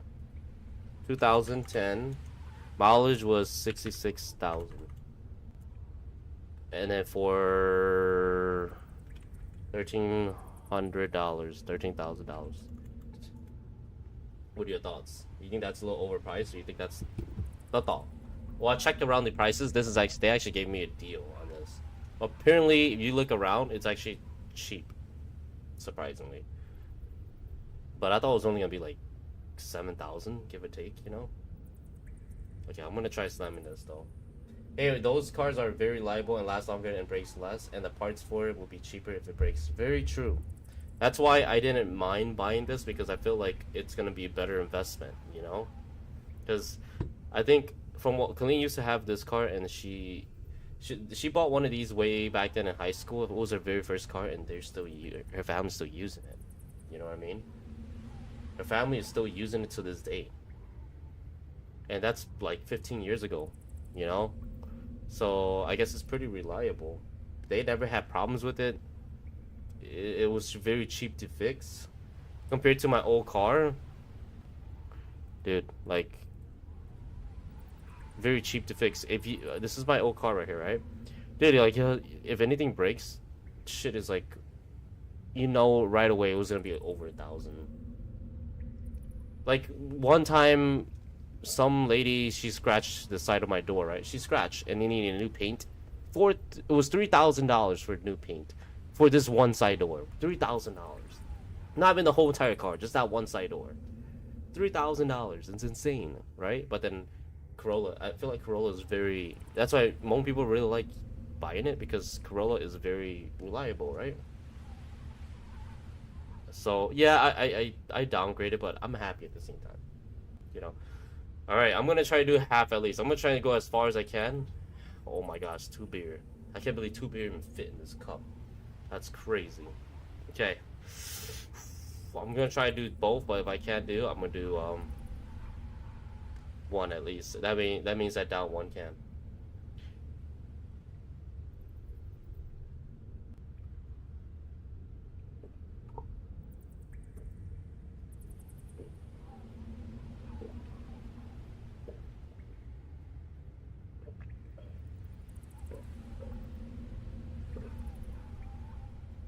Oh my god. Almost more than one. Excuse me. Oh, I'll take this over that shot any day. Any day. Oh. That was a beer and a half. We did a beer and a half. Ugh. Alright, let's finish it. I take this over freaking nasty ass Blue Label. Hey, if I ever die or if I ever get married or I do like a big event, don't buy Blue Label. I'm gonna if y'all bring Blue Label at my funeral, I'm gonna haunt your ass, okay? Only want Hennessy bottles at my funeral. Hennessy bottles only. No black label, no yellow label, no red label, no label, okay? Thế nó chả món nếp nọ của giờ thì nó gặp lười bỏ vô của bắt áo mới hề. I'm just kidding. Y'all gonna get it. Oh gosh. Damn, bring the nastiest shot at my place. I only want dark, okay, at my funeral, okay? Even at wedding. If I see you bring in a Blue Label for wedding, I'm kicking your ass out. Yeah, man. I'm kicking your ass out. I'm not gonna accept y'all, okay? You about to get scared first. I'm not taking that nasty shot. Hey, look. Thank you, Lou. Lou's the one who bought that shot for me for my birthday. $400. Special limited edition. Thank you so much for doing that. But shit was disgusting, bro. Should have bought me 2 XO Hennessy bottles. 2 XO Hennessy bottles.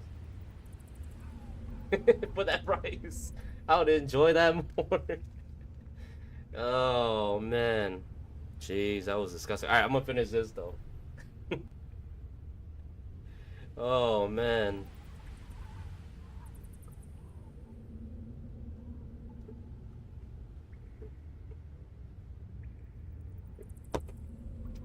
Oh. 2 beer. It's not, I still feel a little foam in here. Let's get that down. So when we take it out in the garbage, it doesn't leak. Oh. Jeez, that was brutal. That was brutal.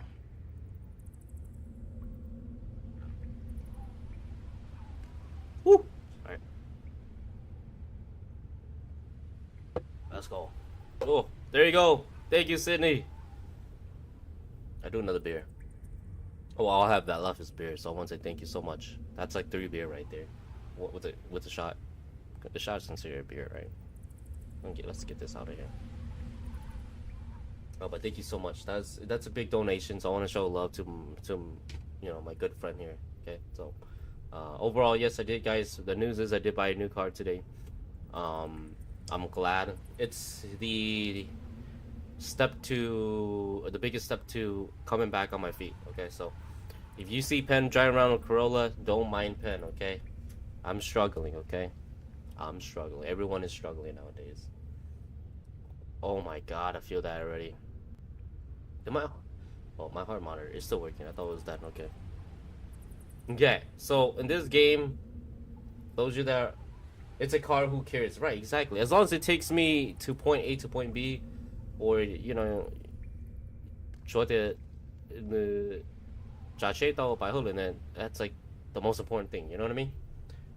It doesn't have to be. I'm always rolling with my van. Yeah, no, it's fine. See, the thing is like this too. People need to understand that at the end of the day, like it's nice to have nice stuff, but then if the nice stuff does exactly the same thing as the cheap stuff, what's the point having the nice stuff when you could get the cheap stuff and then you can just keep getting more of the cheap stuff, or you could like go buy something else. You know what I mean? Like, I'm not. I think after my car incident, with my my recent car, my last car, it was like an eye opener. Like it's like a lesson, you know. Here I am buying a $40,000 car, stress my ass off every time I get to like a monthly payment. I fucking dude. My last car I paid $571 a month. The 2019 Honda Santa Fe, right? I paid $571 a month. That's just the car payment alone, and then I pay $300 for car insurance. So when you do the math, I'm paying $900 a month just for the car alone. Now, this car that I just bought, I didn't pay all of it off because it was a bit more expensive, right? It was a bit more expensive. So, which is fine because of the mileage, so they charge us. So the chain or how mileage so it went from. I mean, I threw 7,500 down, so the car ended up with the loan at the end. I have like 5,000 left to pay. All right, so I could pay that off easy though, right? It won't be a problem. But within that $5,000 loan, they're only charging me $200 a month. Versus my $900 a month, now I'm going to 900 to you know, like with the insurance probably like 400. So it's like almost double cut in half, you know. So and me at the end of the day, screw it. If the car's just gonna take me to work, it's doing the same thing as my nice car that I used to have. Why am I gonna go for a nice car? Might as well just go for something that's just affordable. At the end of the day, I'm old already. I don't need like a nice car to try to go. You know, people want a nice car because they go for compliments, right? I don't. I'm old. I'm getting fat. You know, I'm drinking a lot of beer too, and I got no one to try to impress. You know what I mean? I'm old. I'm in my 30s. I'm not in my young 20s anymore. I don't need a car to show off to anyone. You know what I mean? So I don't know. That's where I'm at with my life. So I'm like, yeah, whatever. Nice car. Forget nice car. A car is a car. Yeah, absolutely. You know. And I was telling Colleen, I was like, damn. No, Colleen was like, damn, you went from a nicest car to like this car. Holy crap, that's crazy. I'm like, sometimes you do what you gotta do, man. If it pays the bills and it makes you happier, you don't have to be stressed about a monthly payment. Fuck it. It is what it is. I take it any day. Again, thank you so much to Sydney with a great donation, $50 into the live stream. Don't donate anymore, Sydney. Do not donate anymore. You done plenty, okay?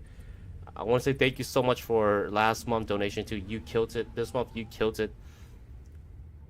So I want to say thank you so much, okay? It's okay. Don't do anymore because I want you to save up. Times are tough. Take care of your family first, okay? So don't worry. You got me drinking a bunch already. I'm like tipsy already. I'm already feeling it, okay? Jeez, I'm like about to turn it back on the AC because it's too damn hot now. But this game is like voice activated, so I gotta be very careful when I talk. Otherwise, I might get killed at some point. That's like I don't turn on the AC. But yeah, I mean, shit. I got a new car. I'm happy. Life is great. I want to thank you guys so much, okay, just for supporting me along the way. So yeah, absolutely. I know you feeling it. Oh my god, I am. This game right now, for those of you that are tuning in, this game is pretty much we go mountain climbing, and then a lot of weird things happen. Mountain climbing, you know, if you're doing Mika stuff, Mika activity that Mika people like to do, and I don't understand why. I will take another beer soon because that is a big ass donation. It's 3 beers not worth $50. I should be slamming a whole entire case for her.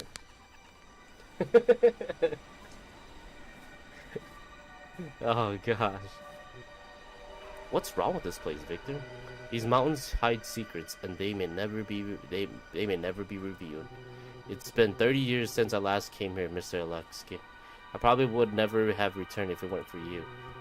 Your courage and determination, that's what made me climb these mountains again. But maybe you won't find the answer you're looking for. No one ever did. You might be right, Victor, but I will go to the end. There must be some clue about what happened to them. Then we'll better keep going. We need to find a good place to set up camp. Mika, dude, this is dude, Emily, this is all Mika activity. You know that. Mika stuff. Yeah. I'm playing a game about Mika stuff.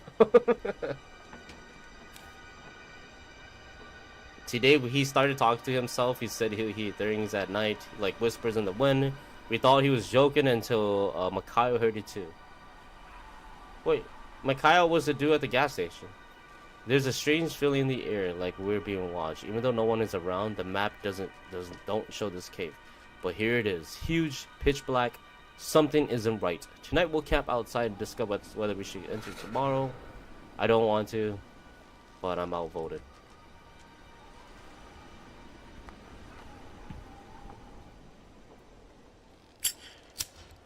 Was in and out. Welcome back, Emily. Sydney, thank you so much again, chat. Sydney killed it. Let's show some love here for Sydney's donation. If you guys are still watching with me, she killed it. Sydney, thank you so much for the donation. You didn't have to, you know that.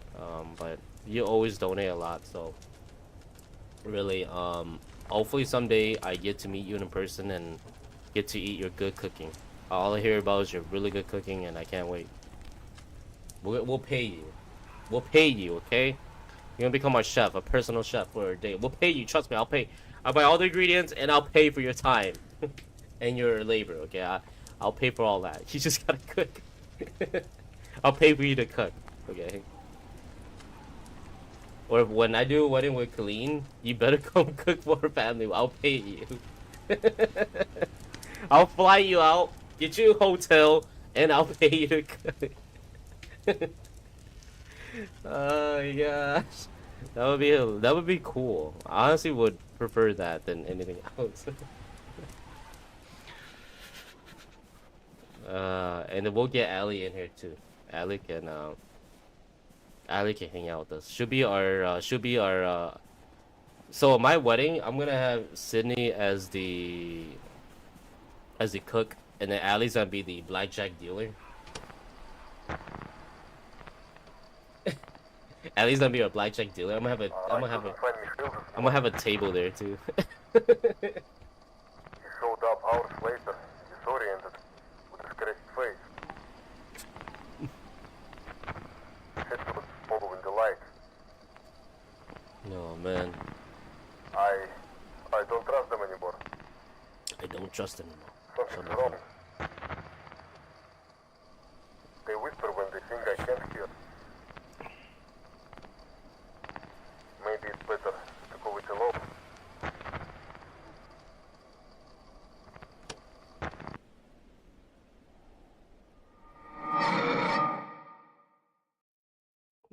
I guess. So we're trying to investigate what happened to the 9 people that came in here. I guess they all died, and we're trying to figure out like how did all these people die, you know, in this mountain. So right now I'm like an investigator or a journalist. I want to know how these people die. Is what I'm doing. That's why I'm out here. They died way back then. This guy right here that's playing the harmonica, he's the guy that.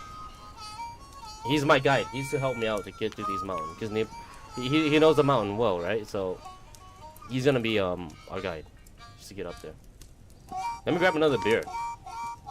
Oh, he's playing his stuff.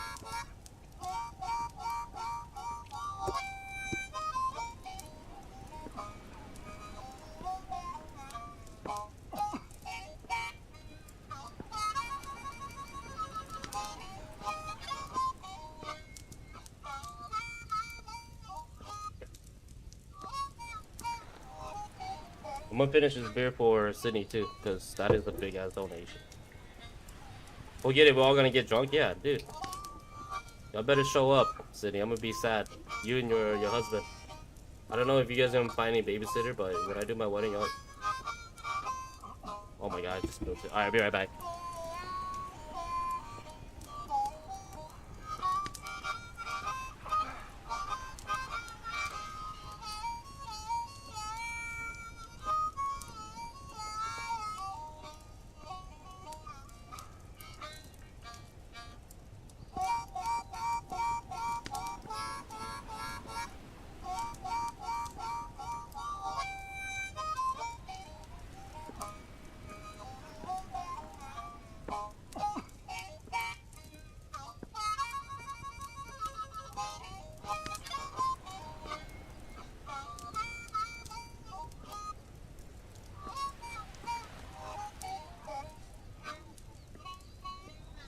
Got a lot of sitters. Hey, there you go. My bad, y'all spilled the beer.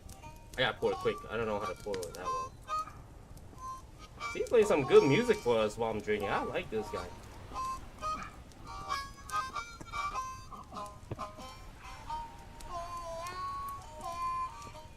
Cool, there you go. He's tapping his feet with it too. Yeehaw! He just definitely make out people. Alright, I'm gonna drink a half. Thank you.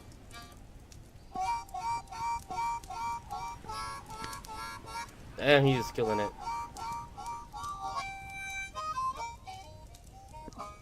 Half. Thank you again to the dono.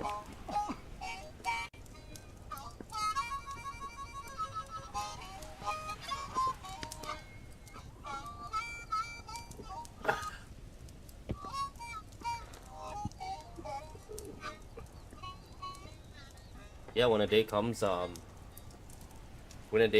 definitely invite you and of course your husband too, Cindy, and I'll get you guys a place to stay over here. The amount of money that you help me with, like, don't even worry about it. Like, get you guys, I'll fly you guys over here, and y'all can just like stay at a hotel, you know. My grandfather, unless you have family over here, I don't know if you have family over here, but. And you want to stay with your family, that's fine too. My grandfather used to say that the sound of the harmonica scared away the evil spirits. You're good at this, but terrible at picking food. What is it? Didn't like the canned meat? Man, this is awful. What did you expect? A pizza? If we survive this journey, I'll buy you pizza. Oh, y'all have family here? Oh my god. From your side or your husband's side?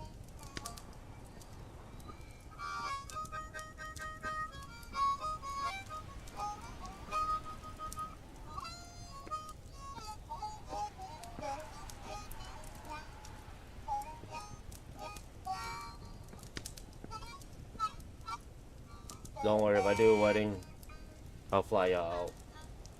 So you guys, like, amount of support you put into the stream, and you always help donate too. Dude, it's the least I can do, you know what I mean?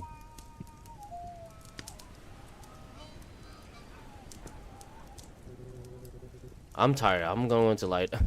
He just plays and he goes, I'm tired. I'm gonna go lie down. You better get some rest too. I'm going to take a look around the camp. Maybe I'll find more clues about the mountaineers. Aren't you going to finish that canned meat? I'm going to throw this. So far, it'll be impossible to find. Ah, good night. Don't stray too far from the camp. Good night, Victor. Besides, we're pretty close to them. They just moved there for 2 years now. Oh, okay. You guys are close. Why did they move over here? They didn't want to stay there. It's a sign. So now I'm gonna explore the surrounding camp. Let's see what happens.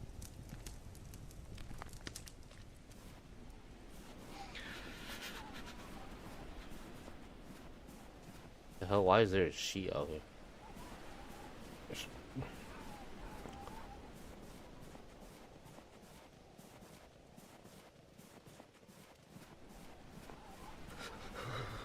Fuck it, y'all. It's a Saturday. Let me finish this beer. It's a Saturday. Happy Saturday, everybody. Sorry, if you guys are here for the game, I'm here for the drinks. I'm just kidding. I'm just kidding. I'll play the game. I'll play the game. I promise. Okay. Uh, the cousin's wife best friend moved there, so they decided to move to be closer to. Oh, damn! So you telling me they didn't like y'all enough? No, I'm just kidding. I'm just kidding.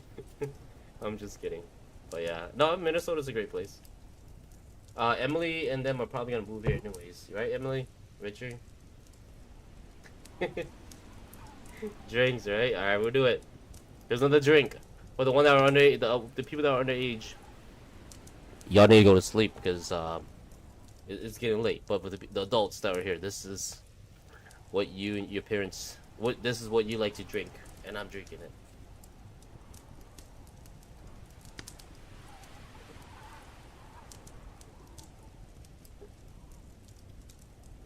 Thank you, Sydney. Crazy. Woo! She got me drinking 3 beers in 1 shot. Oh, I'm gonna feel that tomorrow. And he says, what the? Emily, I'm surprised you're still up, Emily. Oh. The man of the best friend did something stupid. It is wanted to move, so they moved there away from professional. Oh, damn, he did something stupid. Holy crap. Well, I guess so. Whatever happens, right?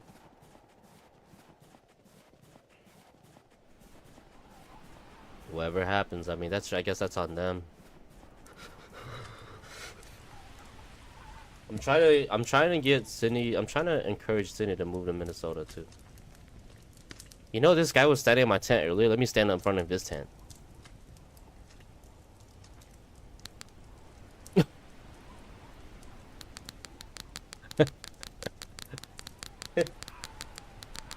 Yo, bro, wake up.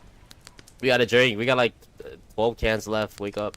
This is why I can't go to Hmong camping, because this is what I get.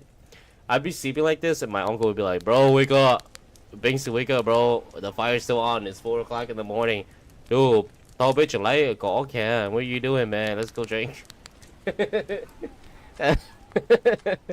That's my uncle and them.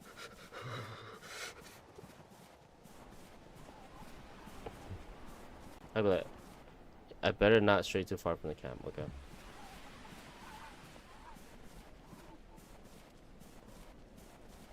That's why I can't go camping anymore, man. Motherfuckers just keep making me drink.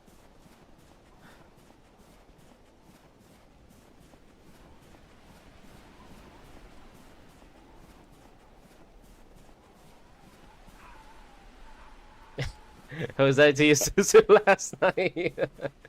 What did she say? What did she say to you? Oh my god, something's happening. An abandoned camp? It looks old.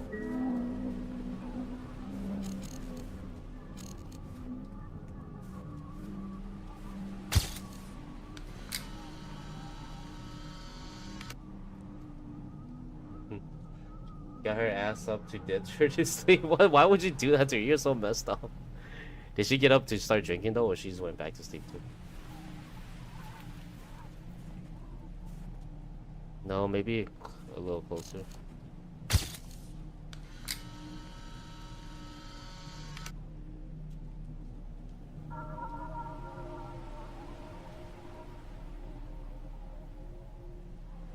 Oh, nice. I think that's a good photo. No, maybe a little. What? The hell? Nikolai lost it. He started laughing and smashing his head against the wall. I tried to restrain him, but then he bit my arm. We were all on the edge, but he broke. He broke. When he woke up, he was gone. But the footprints, they were leading towards the camp, from the camp. He left, and I believe something called him. Called to him.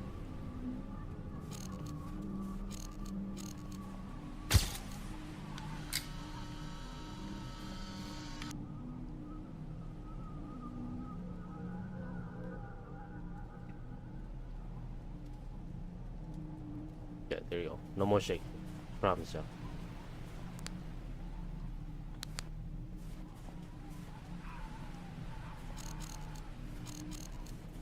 Dude, how close do you want me to be?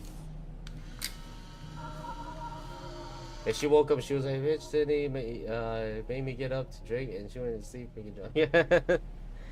Who all went camping with you guys? Did you say your sister went too? It's not like your whole family, yeah. Oh, what the hell?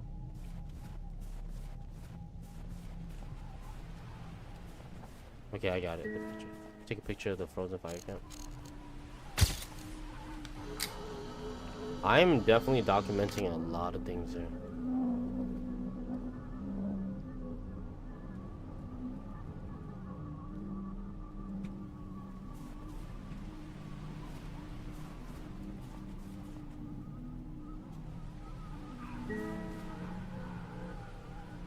I better get some sleep. It's freezing out here. So, I guess we found some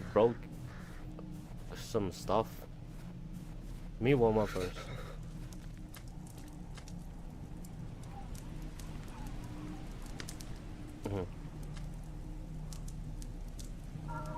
Emily, didn't your family go camping one time and y'all found like a leprechaun or something like that, Emily? Or Richard?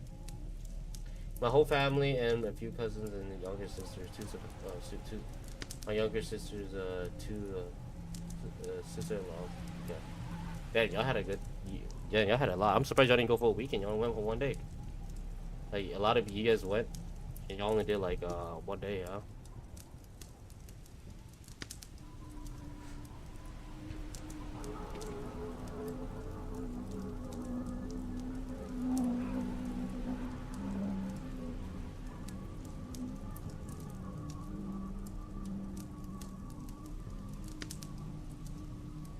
Hold on.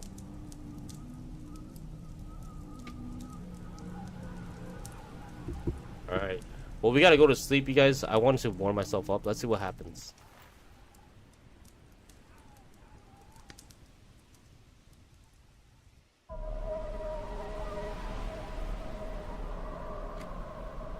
"1:55 a.m.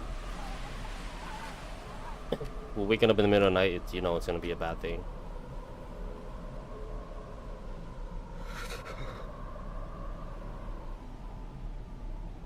The campfire went out. We're going to freeze. Oh no, he has to go turn on the campfire. Something that only Makeup people do. Victor? Oh my god, Victor's not even in his tent? What the heck? Victor, where the hell did you go, bro? Victor!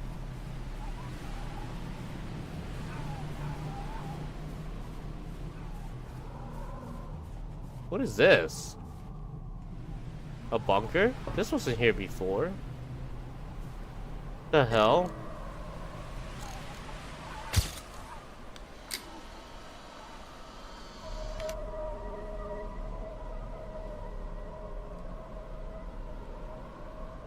Yeah, I don't remember seeing this bunker here before. That's weird.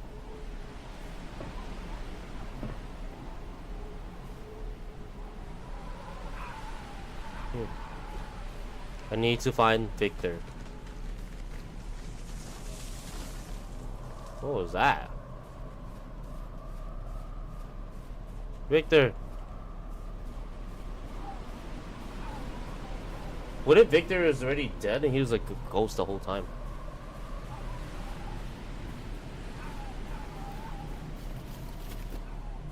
Victor? Oh.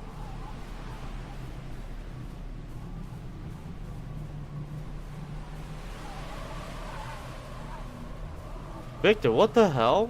Why the hell are you all here, Victor? Oh, he disappeared.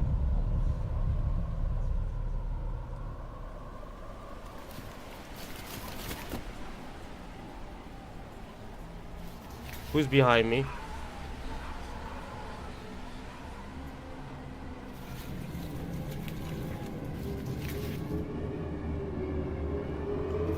The snow! Hello? Is someone there? The snow is imprinting. Hello?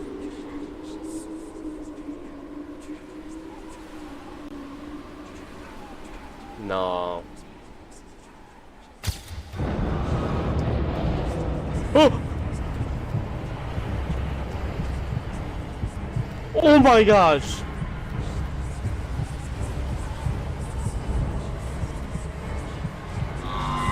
Oh! Who's following me? Who's following me?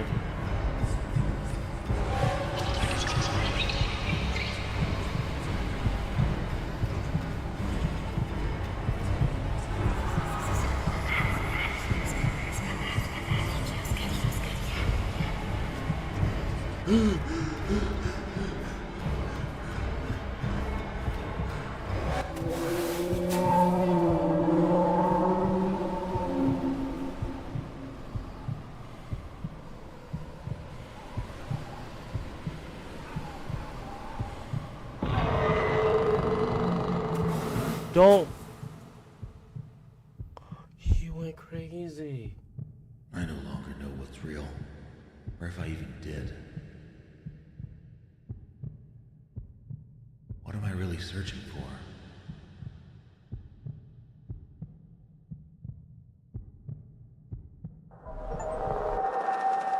Is this my end? Or merely the beginning?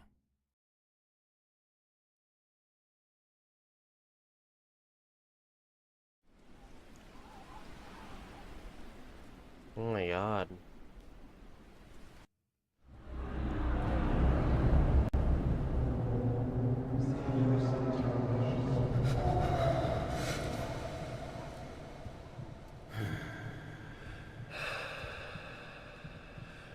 He's too cold.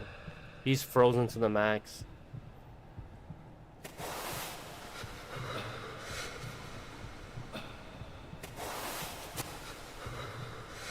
Thế bỏ nữa. Nó bảo Omega khủng bỏ bỏ đá lên trai là vô chỗ kia nó vào. Here's what happened, man. Like when you go out there by yourself or just like another person, you don't have a group, it's hard, you know.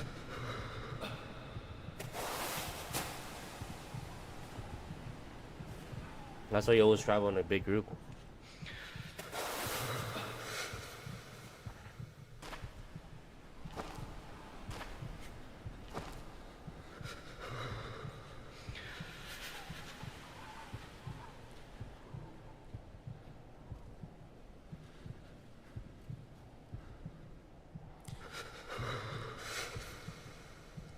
Yeah, I believe, me personally, I believe. Wait, is that Victor?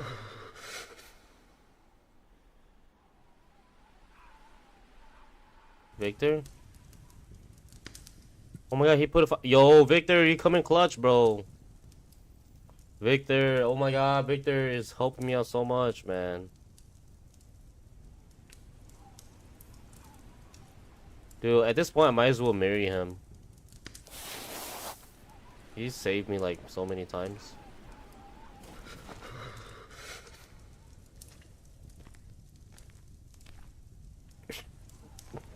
Victor, you bring me my favorite underwear. No, I'm just kidding. Dude, hey, he brought me my favorite pair of underwear. Jeez, Victor clutch, man.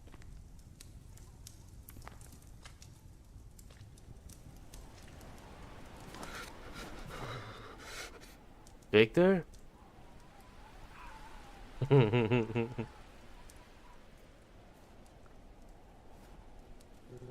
Are you okay? Damn, you fell from way up there, dude.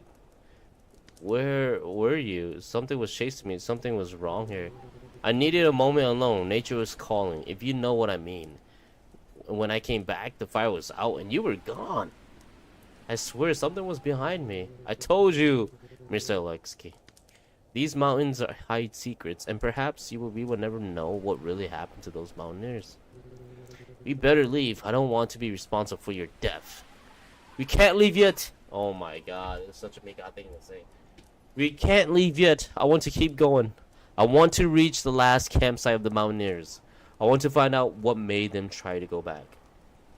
Bro, you literally know what made them try to go back. Bro, oh my gosh. Shit is not Hollywood. The world needs more people like you, brave and determined. No, stop. Stop telling him to keep going, bro. So, are you going to keep guiding me?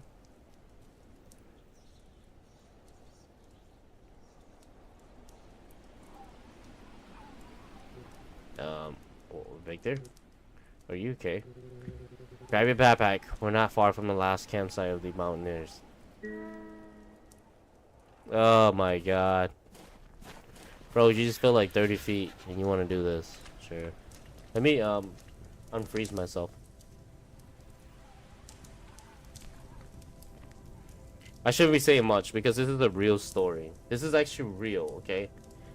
This is a real case that happened in Russia. So let me try to respect them more. You know what I mean? I'm not saying that what they did was wrong. I'm just saying that me as this person, this guy right here that I'm playing, the journalist, I would have left. He definitely didn't sleep. I don't think he ever has. Last night, when I went to get water, I saw him talking to someone. But we were alone. He was whispering in a language I don't recognize. When he saw me, he just smiled. A smile that doesn't belong to this world. Malaya. Mila, my bad. That's Malaya.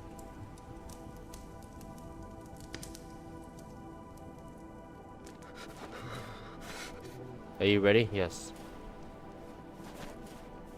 It's a very sad story. It's a real, like a really, like, it's a real story, but we'll find out. They're gonna expose the article at the end.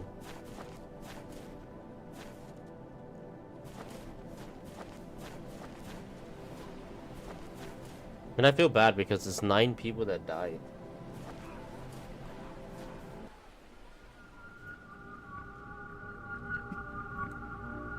I should have died out there, but something kept me alive. Victor did. Maybe it wasn't mercy. Maybe it still needs me. The cold was never the real threat. Something deeper is waiting for me at the top.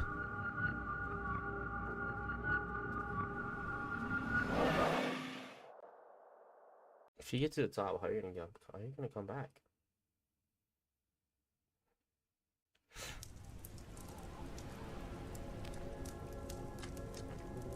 We are very close to the end. It's getting colder and harder to breathe. Do you hear the voices too? Voices carried by the wind? I'm not sure. This place really messes with people's mind. And have you found out what you came here looking for? To be honest, I'm more confused now than before. Look around. Everything is frozen. There are things that will never have an answer. There are paths that should not be followed. Warm yourself a bit by the fire. Let me know when you're ready to continue the journey.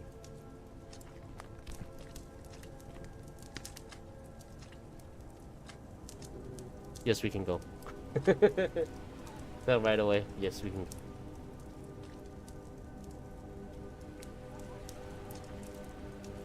Tell me when you're ready. Yeah, let's go.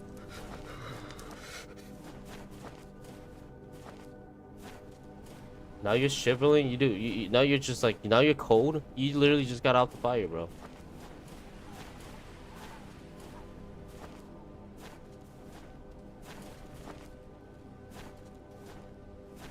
That's still another beer. Who's down? Who out there is drinking too? Let's do another beer, shall we?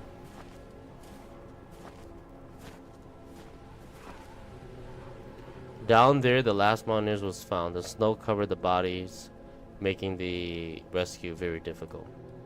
Broken ribs, skull fractures. It was as if they had fought with the bear. No, there is nothing here. No animals walks between these mountains. Let's go. We're almost there. I'll take a picture of the spot, and then we can go. Oh my god, so many people died down here.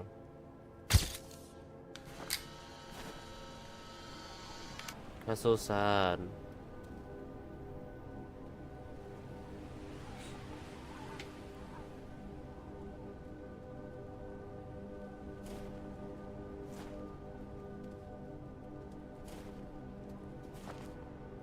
Alright, let's go.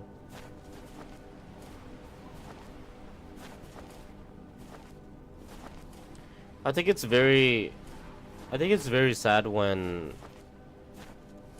people lose their life doing things that they love doing, you know what I mean? I think it's very sad, you know? Like, I love streaming, like, I don't want anything to happen to me on stream, you know? But it's like the same thing, like, they love mountain climbing. I mean, they die what they love doing. It's just very sad.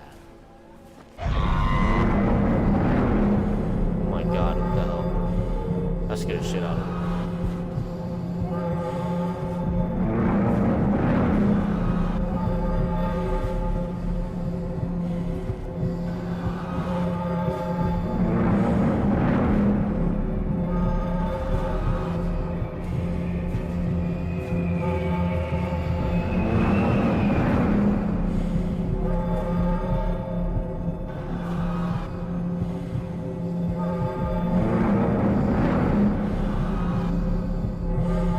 What's happening? What the? Someone was tied up? What the hell? Who the hell was tied up? I think the whole thing that keeps me giving me these flashbacks is actually telling me what's gonna happen. Like, it's telling me what actually really happened, you know?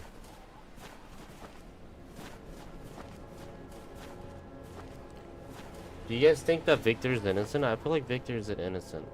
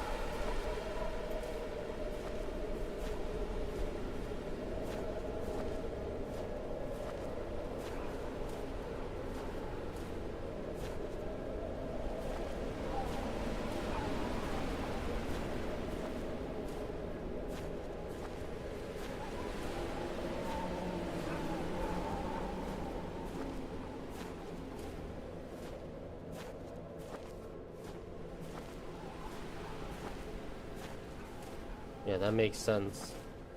I think that's pretty. That's maybe he's. You think he's still alive or no?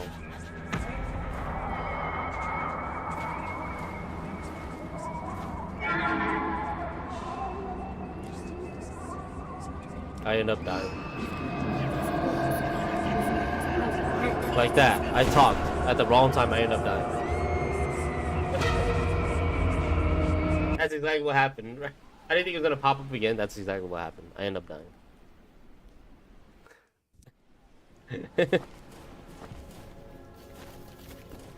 Exactly what it happens. Now you know. You think he's dead?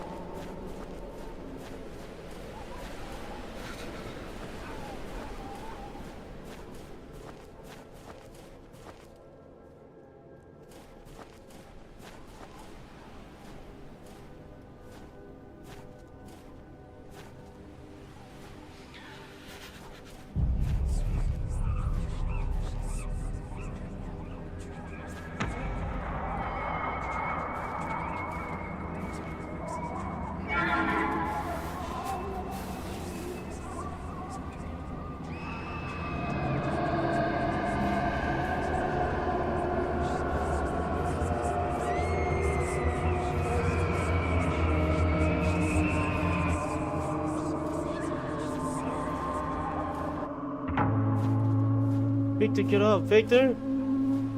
Get up, bro. Get up, get up, get up. Come on, man. You need to get up. Oh my gosh. Victor, get up, Victor.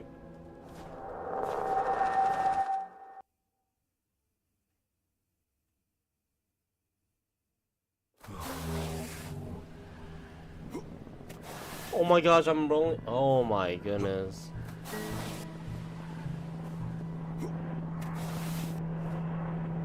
Come on, we gotta get him up, man. He's been saving us. We gotta save him.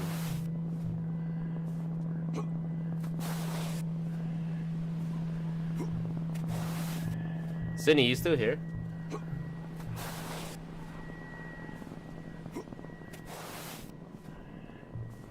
Come on, get up, Victor.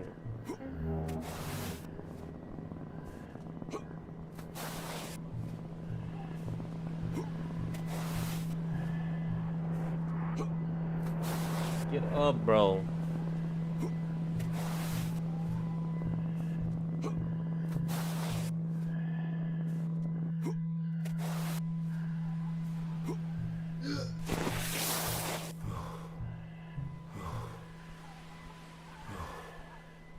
I think we got him to the right place. You can't fall asleep now, dude. He's gonna freeze. Oh no, he just fell asleep.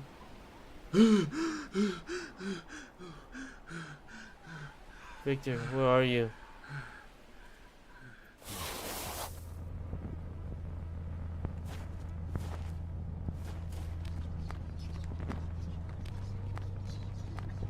Damn, Victor, where did you go?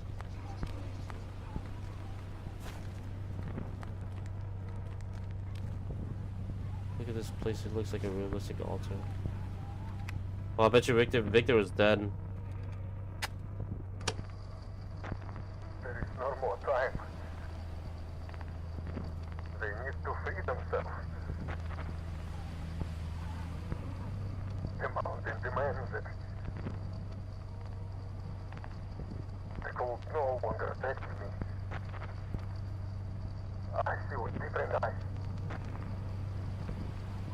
I hear the silence, and it speaks to me. They trusted me, and now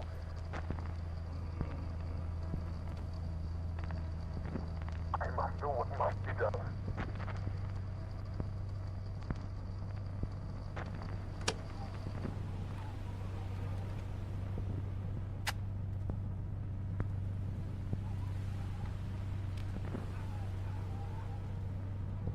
Looks like a sacrificial altar.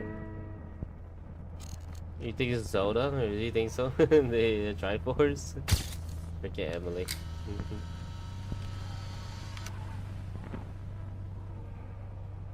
Some kind of altar? What the hell? Don't tell me they killed somebody up here.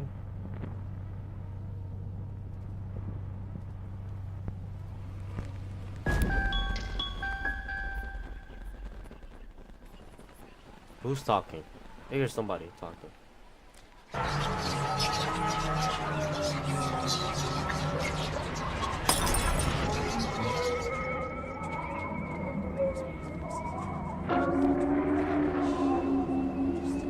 Mighty sacrifice?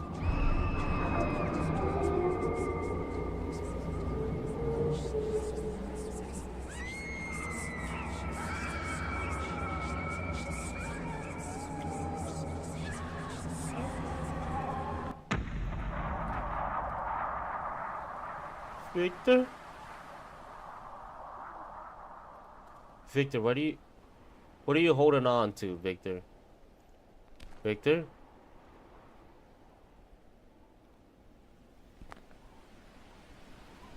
Why do you have an axe? Victor, is that you?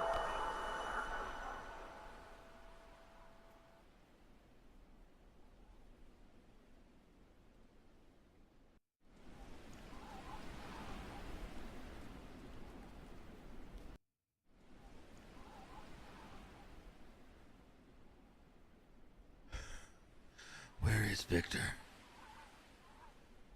What did I see up there? Was it real? I still here? Because your dumbass kept wanting to go. Why didn't it take me too?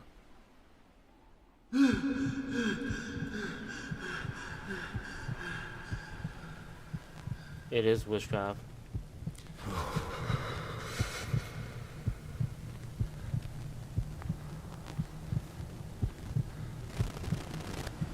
What's happening to me?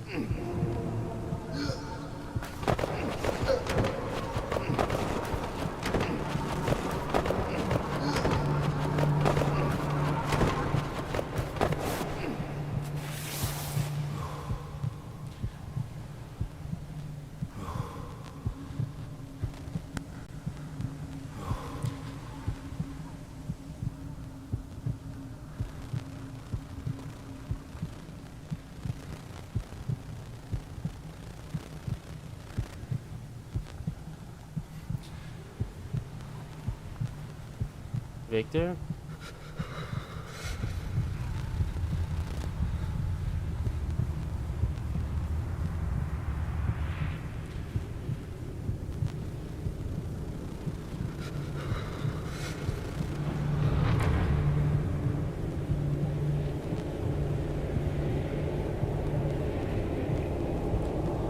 What the hell? Victor? Is that you? It's gotta be a fake one.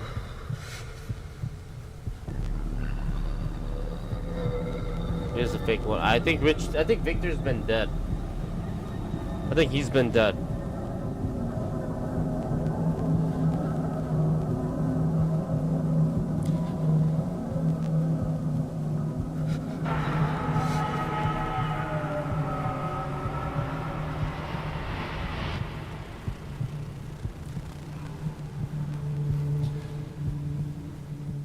I think he's been dead for, man, why is bro outside if he can't handle the coldness, right?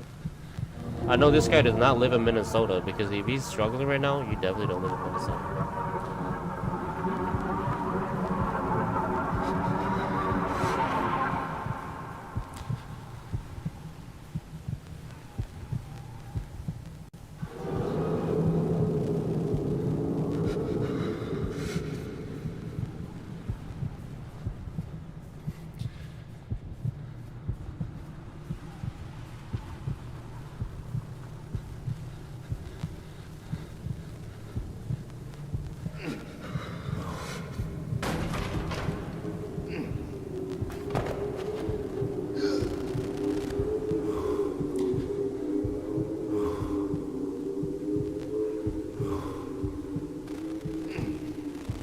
What the hell is going on?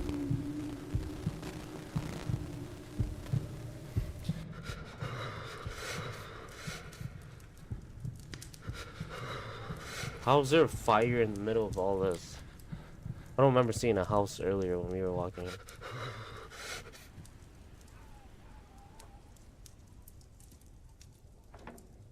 Uh-oh. Someone just locked the front door. No. Someone's walking over here. The wood is creaking.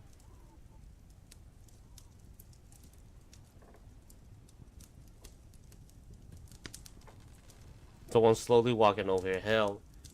Victor?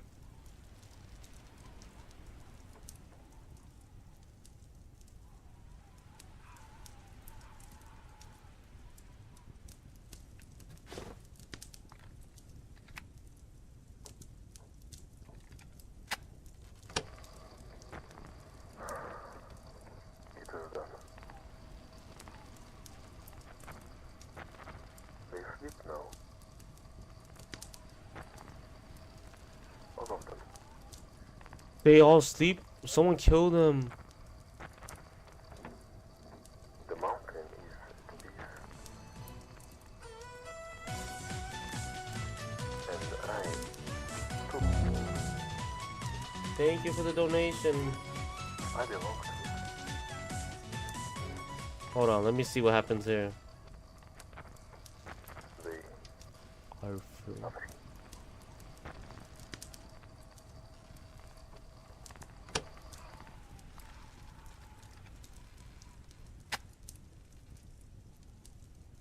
So someone killed the 9 hikers.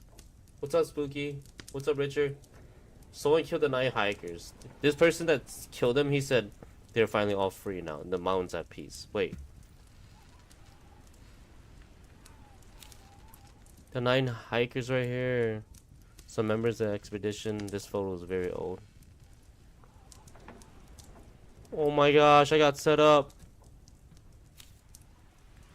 If he finds out, it's all over. The truth can't come to light. Not this time.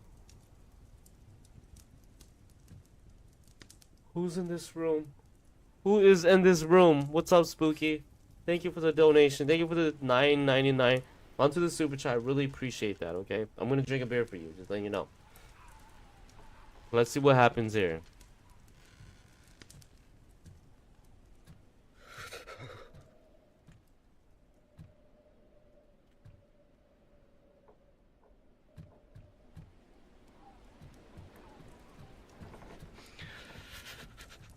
Alright, grab that, the butcher knife.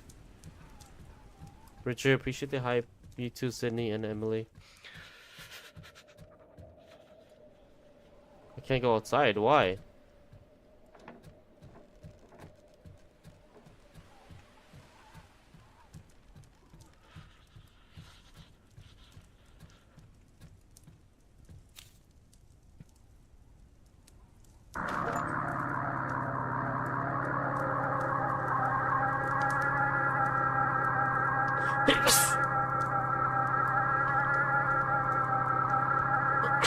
Victor, what happened?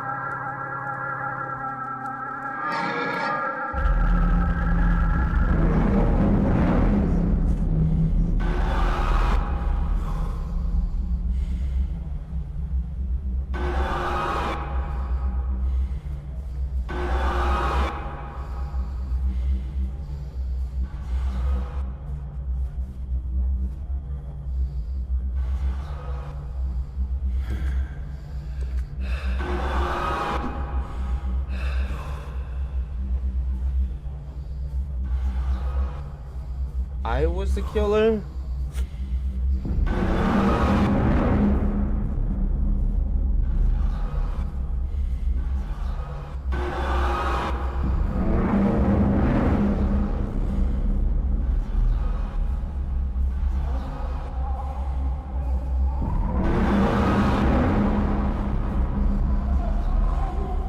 Oh my god, Victor's tied up.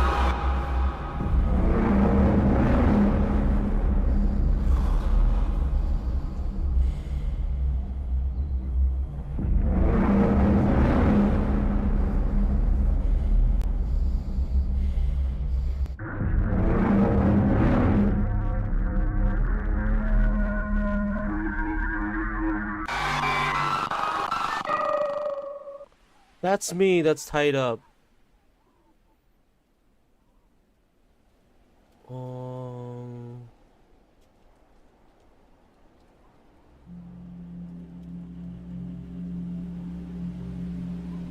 So I was the one that was tied up and Victor was the killer. So he was the killer.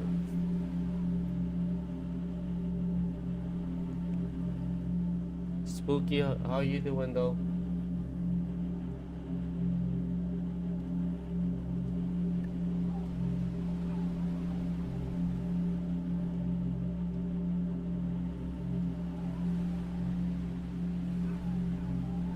Yeah, I was the one. And the dude's eye, you saw Victor with the axe.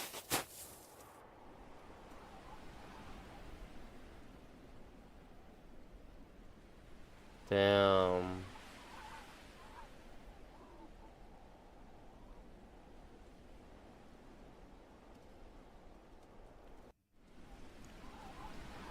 Wow.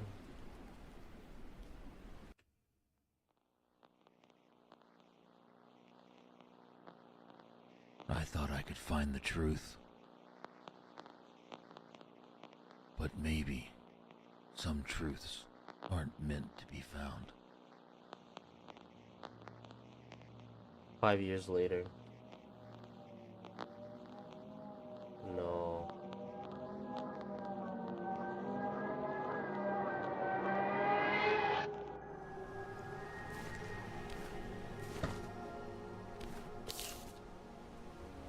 The authorities have officially closed the investigation into the disappearance of the local journalist and amateur explorer Aleksei Morozov.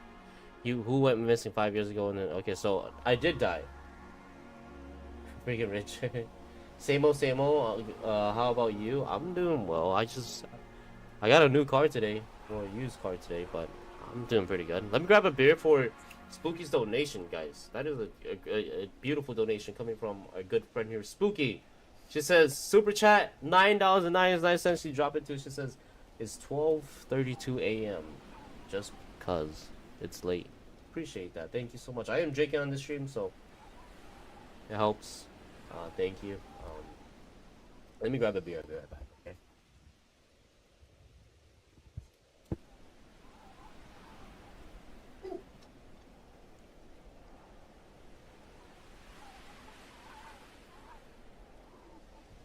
Maybe I should have done shots. So I don't feel so bloated, huh?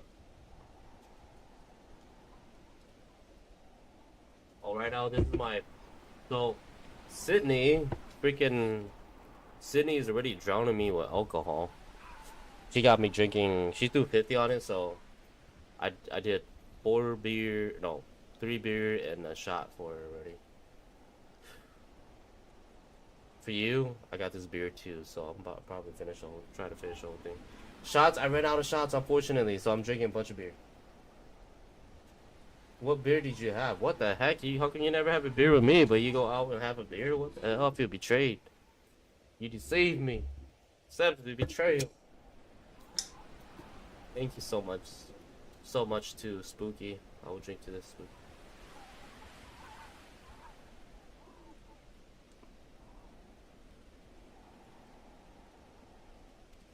I gotta wait for the foam to die out.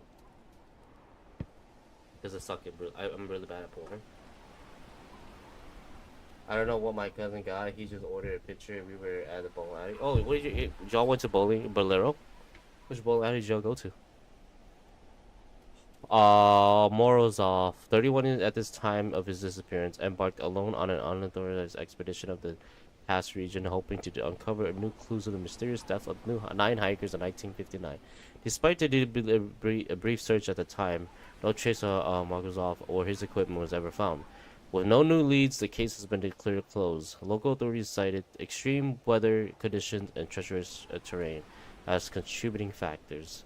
Residents still remember his quiet determination and his obsession with what he called unfinished stories buried underneath the snow.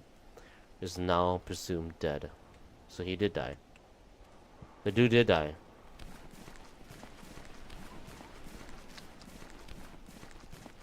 What did you come to do in the abandoned village, my friend?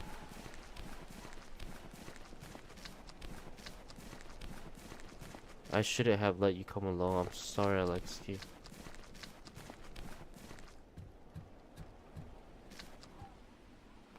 Mr. Victor's cabin, they say, was the greatest guide in this region. Something like that.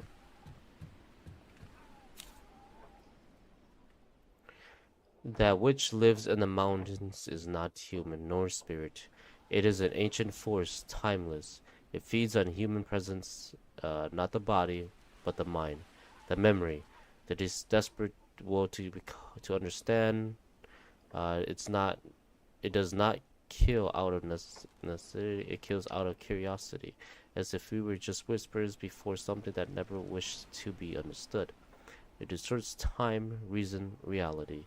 It is the mountains itself, or what the mountains keeps hidden, a conscious void where the laws of life and death no longer make sense. There, the cold does not kill, it transforms. I will guide them, I will lead them to their fate, Victor. So Victor was a crazy killer.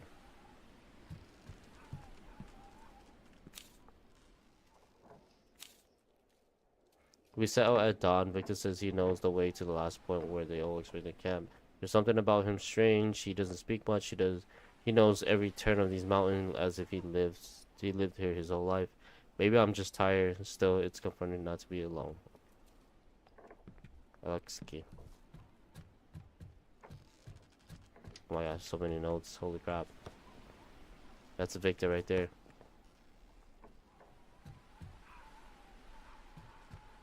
That's Victor.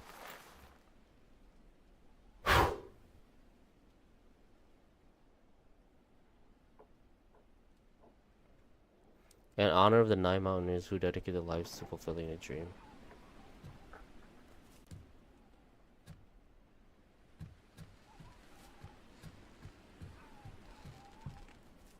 Any more papers I gotta read?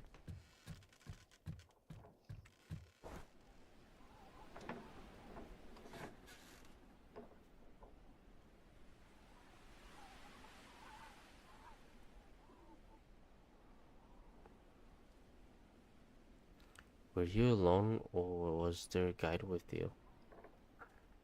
He's questioning the main character that died.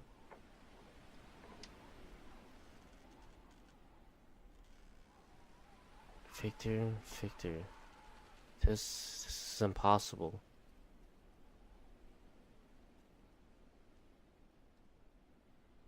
He was a guide in the 1959 expedition. He has been dead for almost 40 years. Huh. Wait a minute.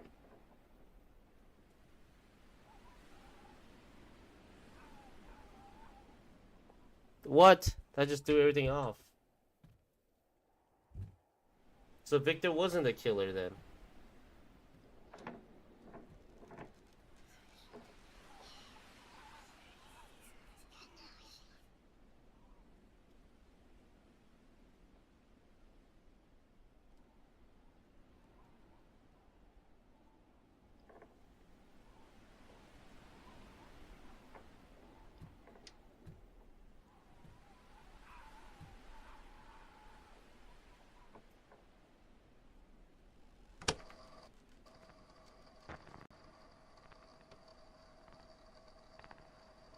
This is just in case. I don't know what I'm recording this. I can't sleep. Tomorrow we leave, and I'm their guide. But something doesn't feel right. I've walked this road before. I know these trails. I know the weather. Spooky, I'm gonna drink half, Spooky. But this Cheers, time, thank you. it's different. Thank you for the dono. Appreciate it. The cold feels heavy, not just freezing, it feels watching. There's something out there. Cheers. I heard things, stories from the elders about the mountain not wanting to be climbed. They laugh at it. Superstition, they say. Maybe it is. But there's a silence on those peaks that doesn't sleep. If anything happens, if we don't This is come the back, actual recording. it wasn't an accident. I think this is the actual recording. Some places are just meant to be left alone.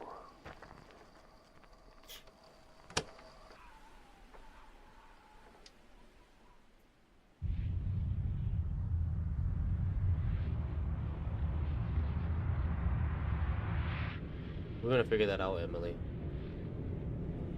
We're gonna go listen to the real audio if they have one.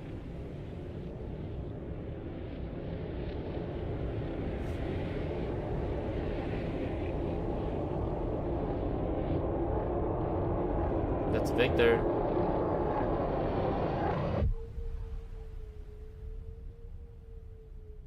So Victor, I don't know how the main character died. I think the main character. So what I'm getting is that the main character was following somebody that wasn't real. Because the person already died for a long time, right? I think he was guided. He thought it was okay, but.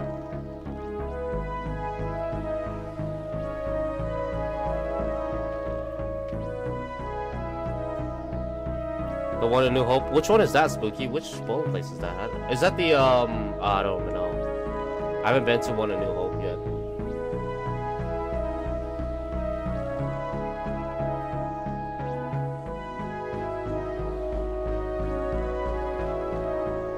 That's a tough one, Spooky.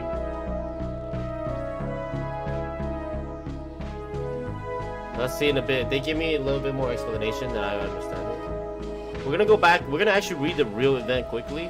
Just like a quick run through of it, okay? So that we don't feel so lost. This is a real event, you guys, so...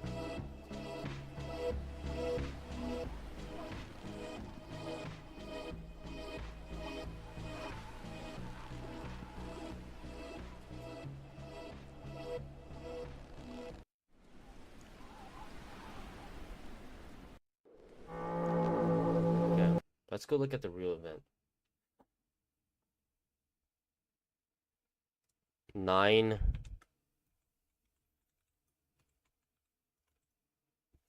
Oh my god, it's the first thing that popped up. Okay, so this is a real event, okay? We're gonna read it, okay? You guys, I just want to warn you guys, we're gonna read stuff that are real, okay? What we just played was real too. So, it's called New Hope Bowl. I gotta check that out. I didn't know there was a bowling place right there. Did you have fun though? Spooky? This is a real incident that we just played. We're gonna read it. I'm gonna finish this beer. Let's do it. Come on, man. I appreciate y'all being here. It's late as hell. Thank you for Sydney's donation, and we have Spooky's donation too. Appreciate y'all, really. Let's drink this shit. Let's do it.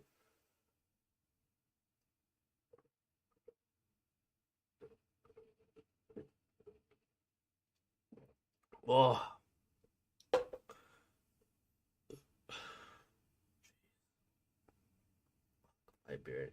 5 beers in 1 hour. Holy crap, you guys are killing me. 4 beers, I should say. I did, but I just went to hang out. It was chill. Hey, that's what's up. I would actually like to see you bowl if you could actually bowl. I don't think it's Spooky knows how to bowl, y'all. I wouldn't trust her. She'd probably get like a strike every 1 strike a game. A whole entire game. And I'm just kidding.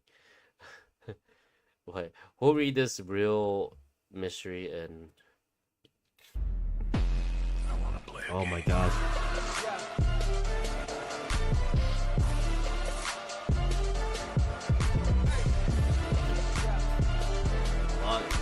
Oh shit, I didn't mean to hit the mic.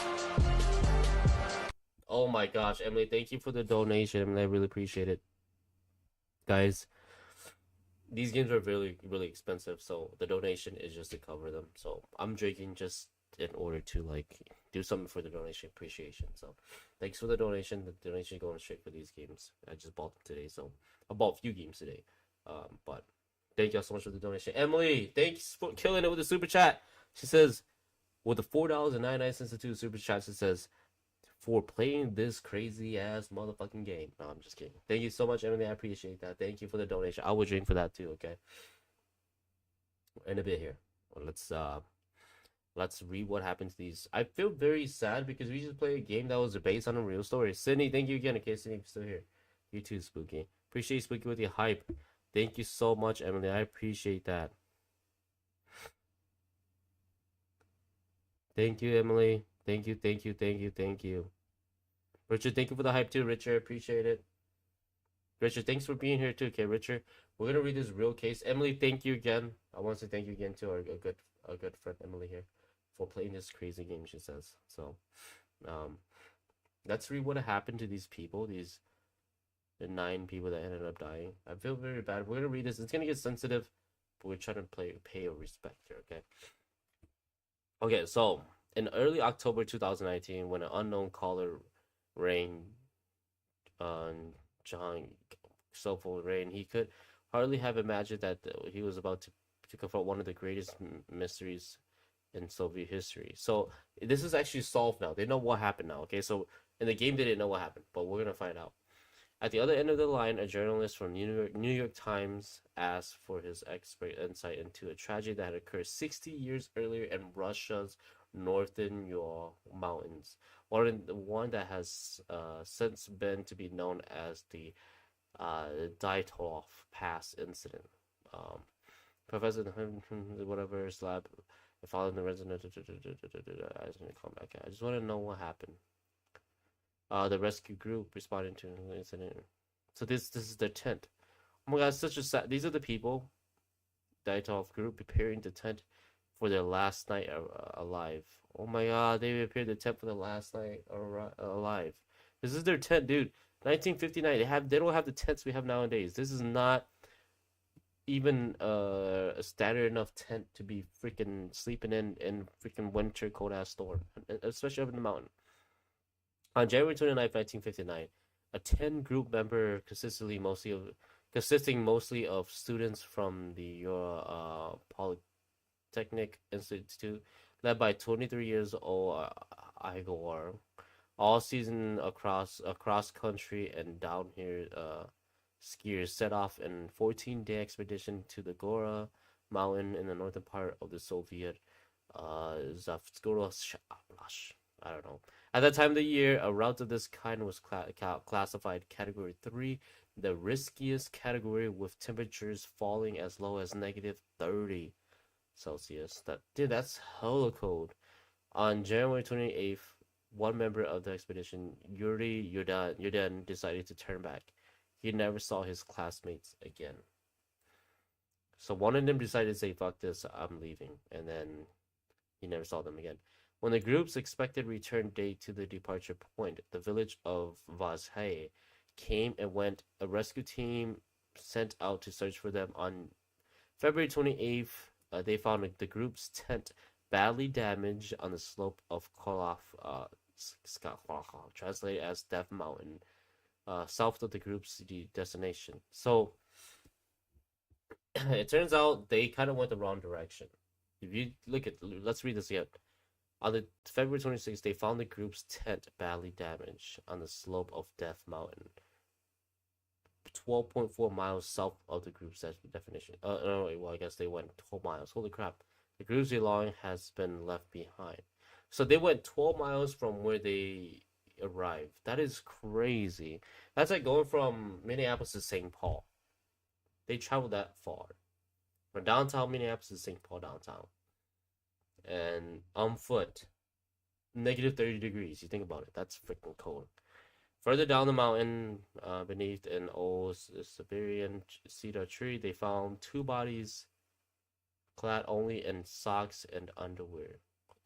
So they found two bodies that were dead. The first two bodies that were known to be identified, they only had socks and underwear. That's weird. Why would you go to a mountain and see? Normally, if you go to a mountain and you see people like dead, you would expect them to be frozen to death with a bunch of heavy gear, expensive ass gear to keep them warm, right? But instead, these guys only had socks and underwear. So you're like, what the hell? Why would they take off their clothes in a cold ass time? You know.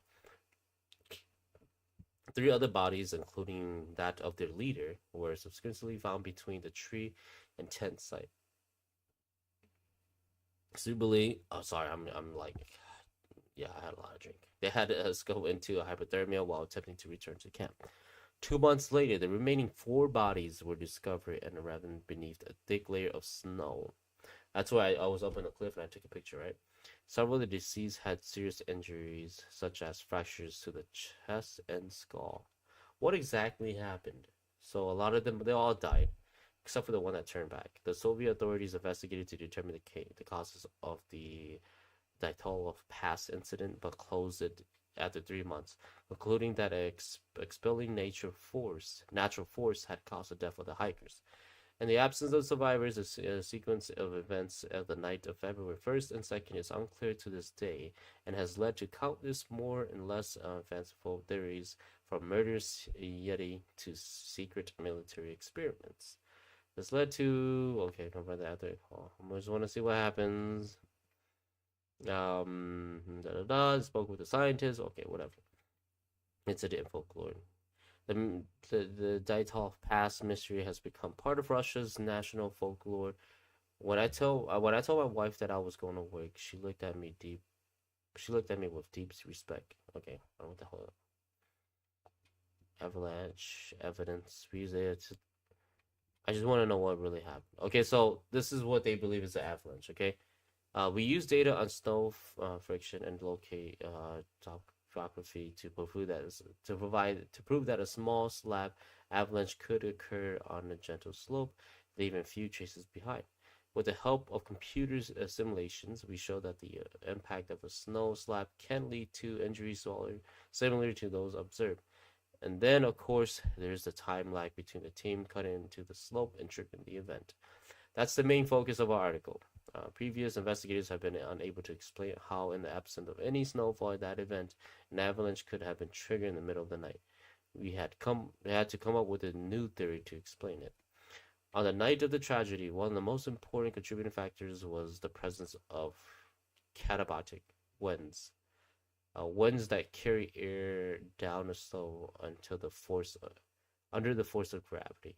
These winds could have transported the snow, which would have then accumulated uphill from the tent due to a specific feature of the terrain that the team members were aware of.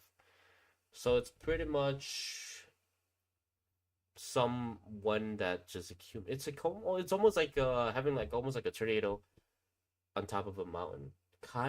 It's pretty much is what I'm getting. If they haven't made a cut in the slope, nothing would have happened. That was the initial trigger, but that alone would have been enough. The catabolic wind probably drifted snow and allowed an extra load to build up slowly. At a certain point, a crack would have formed, particularly causing the snow slab to release. Both scientists have narrowly cautious of the findings and made it clear that about such an incident remains a mystery. The truth, of course, is that no one really knows what happened that night, but we do provide strong quantitative evidence that the avalanche theory is possible. Okay. So no one really knows what happened. What the fuck? Why does it say it was softened? But people believe it's an avalanche that happened that ended up killing them. I don't think it's a killer, to be honest with you guys. I don't think there's a killer that lives up in the mountain that's negative 30 degrees, especially in 1959. Why would there be someone living up there? You got no animals up there. How do you even eat? They didn't even have semi trucks that delivered food at that time. It's definitely they didn't get killed. Okay, so in the game they kind of I don't think it's supernatural. I don't think it's a serial killer. I think it's just natural cause is what I would say at the end of the day.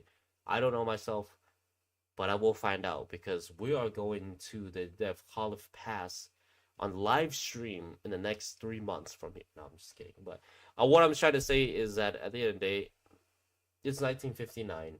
I don't think any crazy person will be living up there. I mean, maybe today in 2025, yes. I will believe that there might be a crazy person living up there, right? Because we have the ability and the necessary, we have the way of getting food exported to that certain spot. But in 1959, they didn't even have, dude, their cars were so bad. They didn't even have AC in their car or heater in their car. How the fuck are they gonna get like someone living up there? I don't know.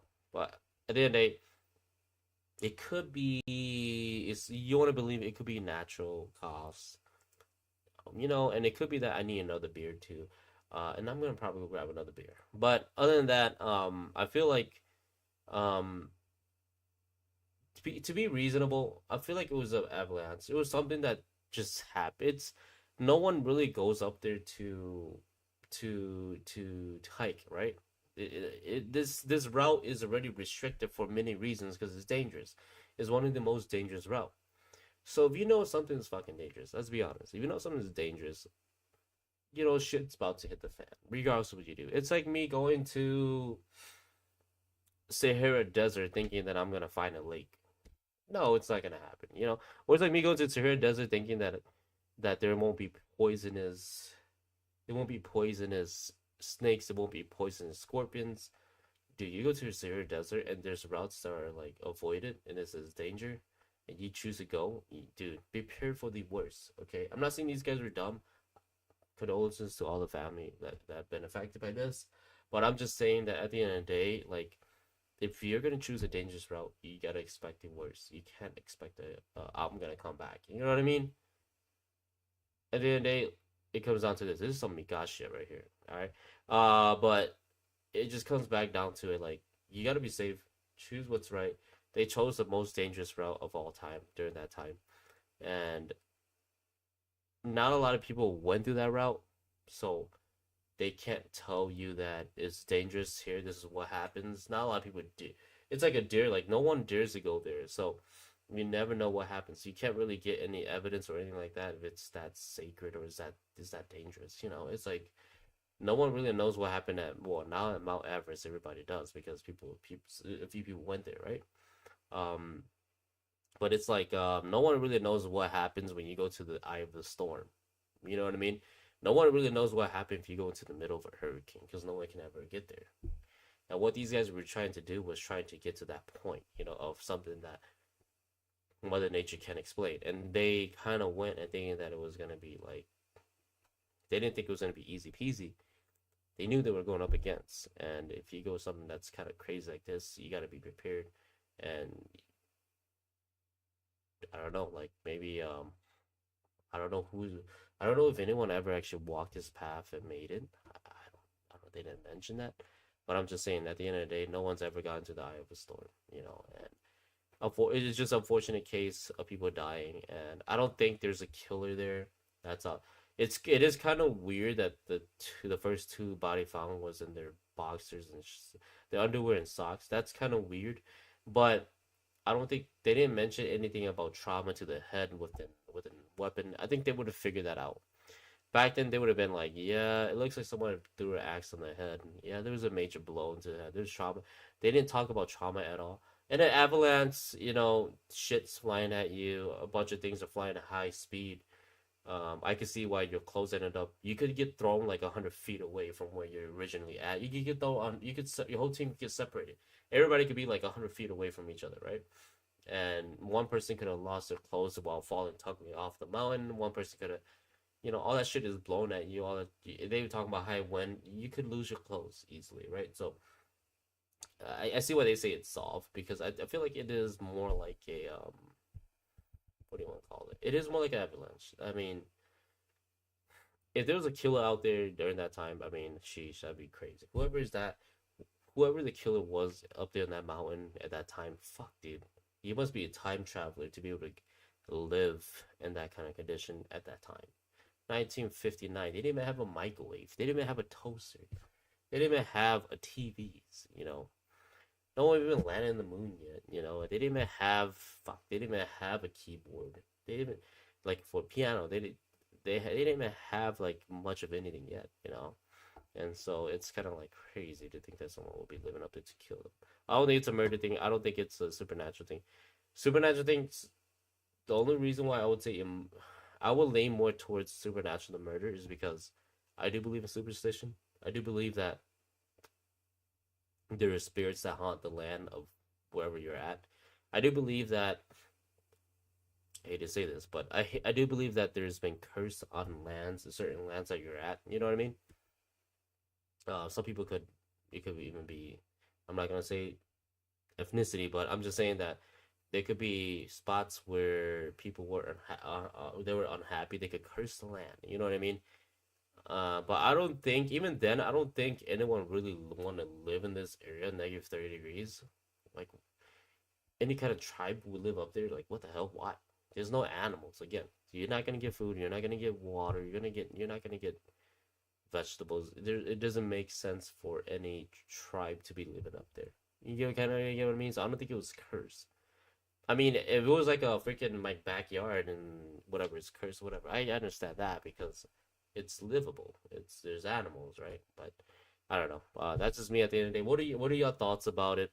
I feel like at the end of the day, it was just like they said, it was like the high wind came in at the wrong time. It kind of just created like a little tornado vortex in that area. It just kind of became a mess. And knowing that it's a dangerous route, why it's avoided by a lot of people, it's it's kind of like yeah, you know, it's dangerous to be expected.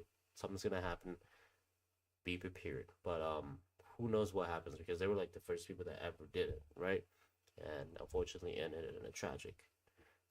But me personally, I thought it was just uh spots that you shouldn't explore. It's like what the person was saying. Sometimes the truth you don't know. It's not worth dying to find out. And that dude ended up dying trying to find out too.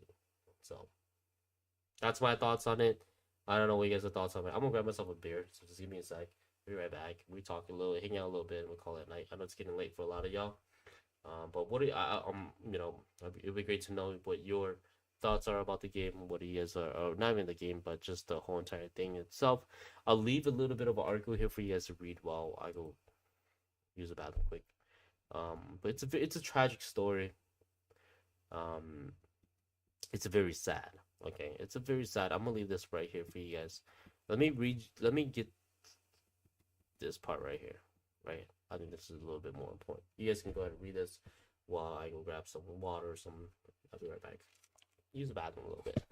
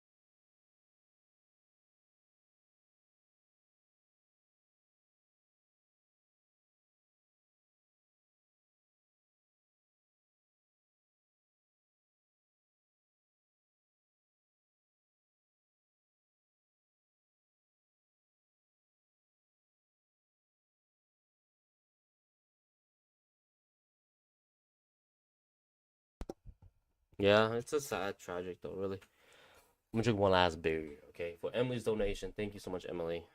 I'm not trying to talk down bad on anyone. I'm just saying, like, at the end of the day, that from what my thoughts are, like, what I can gather from this, especially the timeline and time frame, tragic at its worst, right? Freaking, a lot of people died, and that's shitty. But um, I didn't even know about this until this game came out, so I want to say thank you to the creators because I would have never known about this, and that's one thing I love about the developers that made this game. They're doing events that I'd never heard of, and they're bringing it to like awareness state of like shit like this do really happen. You know what I mean? So I gotta appreciate that, because I would have never known about this. To be honest with you, I would have never known about this. So it's good that they're throwing this stuff out there so we're aware of it, right? So that's something to think about too. Um, Man, they're showing the car that I was trying to buy. I'm like, why are you doing that? I couldn't afford it. Damn, I'm willing to go. It's like, how y'all gonna show me all these cars when I was trying to buy this car and then you freaking motherfuckers. Anyways, oh my god, sensitive, very sensitive stuff here, guys. So Tinker Cobble was found buried in the snow. This is one of the person. Super sensitive stuff. I'm sorry, I shouldn't be showing you guys this. Oh my god, that's crazy.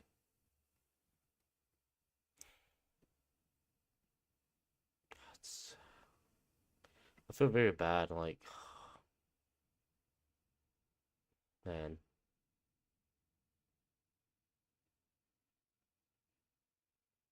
these people are so happy, like, just being here, you know?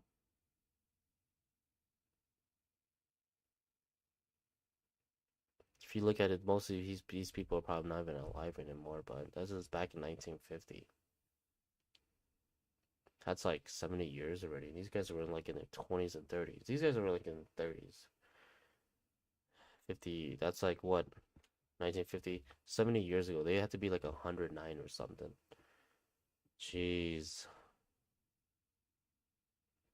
And it's really weird when you look at a photo that it's so old that the most like people that in that photo they're not even alive anymore. It's crazy.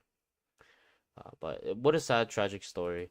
Overall, let's talk about the game though. Let's critique the game. I'm gonna drink this for Emily. Thank you again, Emily. I don't know if you're still here. I know it's getting late, you guys. It's already 1:14. I appreciate the one that are still here. Sydney, if you ever want to play Dead by Daylight, I'm still here. I'm still down to play. Um, but damn, what a game. I would say the game is one of the lower tier of all the other ones that I played from the same company. It's one of the lower tiers, so I would have to give this one a little bit of a lower ranking. Or I do like where I do like the fact that it's someone else's true story, but at the same time I kind of feel like they kind of like meant more towards superstition and ghosts, right? But that's the whole point though. That's what we kind of go towards, right? Is that when we play games, we kind of want to go towards the supernatural ghosts, which is fine. I just think that they could have done a little bit more. The game was cool and all. There's too much reading in the game, and my English suck ass, okay? Really, it does. English is my second language, okay? Not my first, okay? But anyways, overall, I think the game was pretty fun. Well, not fun, interesting. I gotta give this game a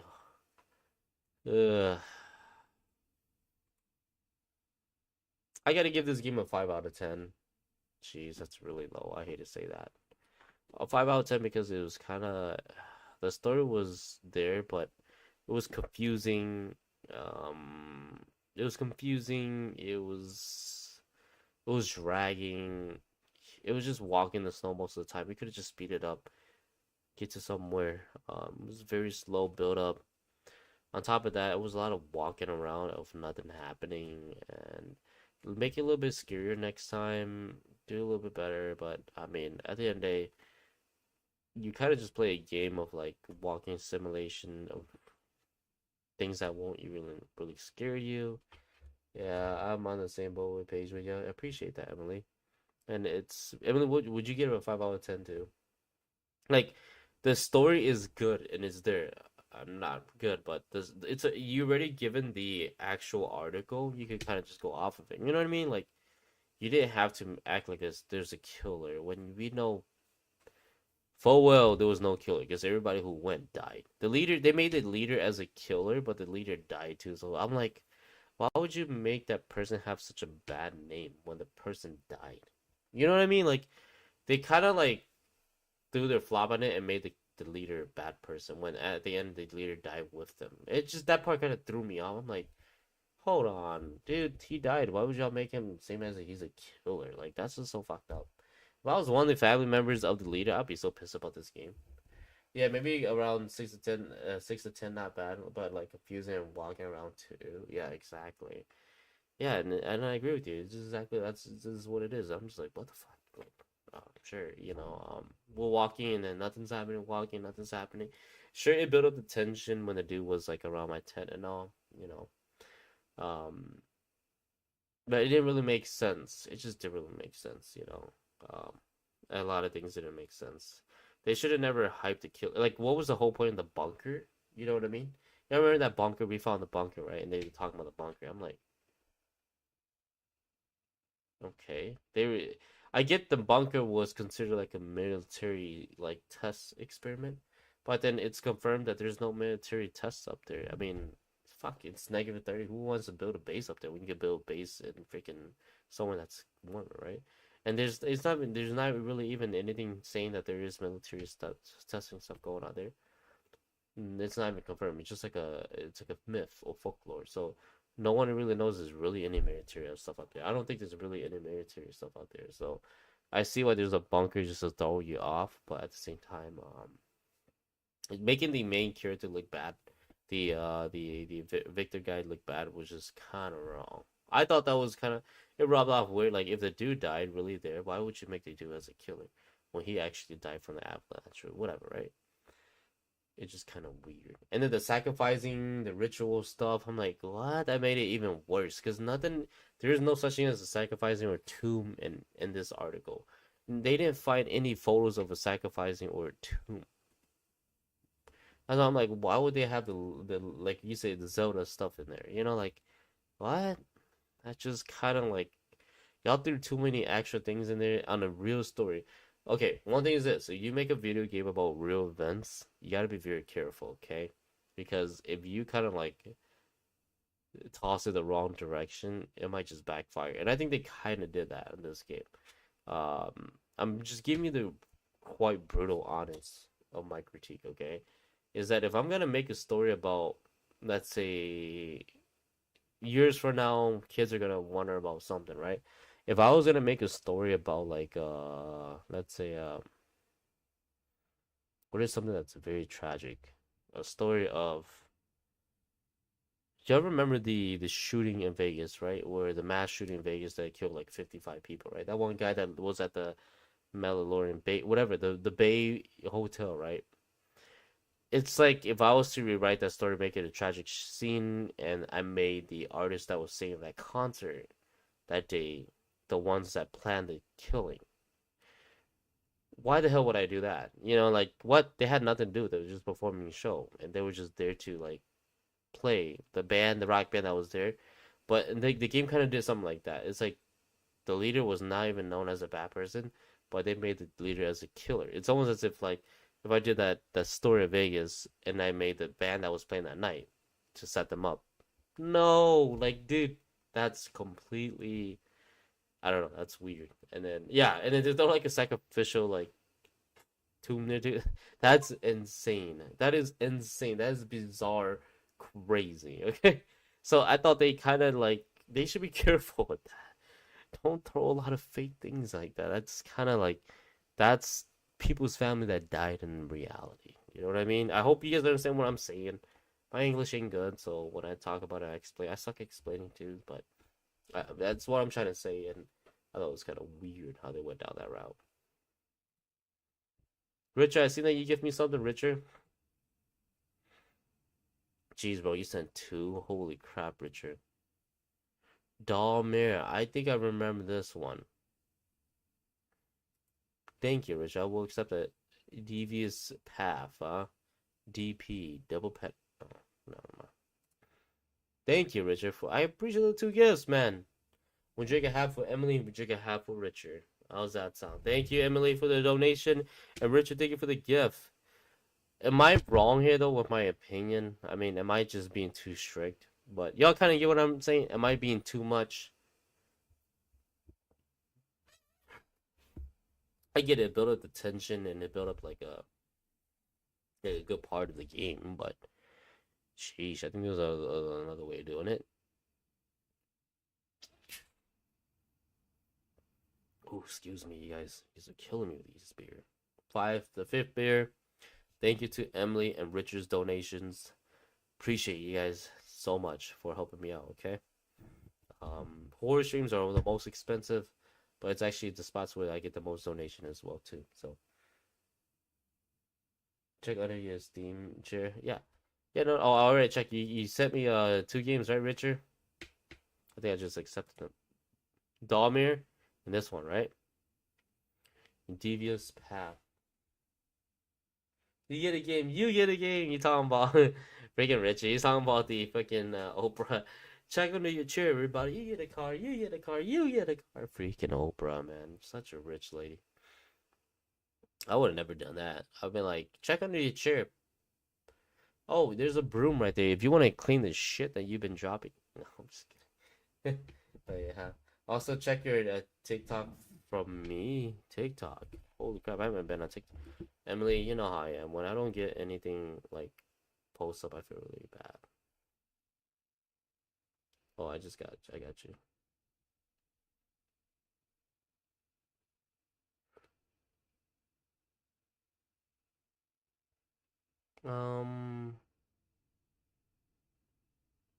Oh,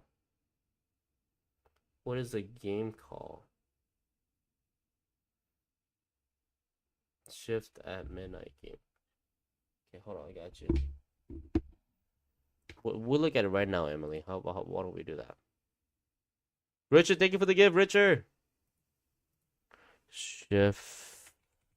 Yeah, if you guys ever send me stuff on TikTok, make sure you send it. Let me know on Steam. I'm on stream because I don't really go on my TikTok as much. I feel really guilty when I don't upload video and I'm on it. That's just me. I know, I get it. I feel like I played this game before.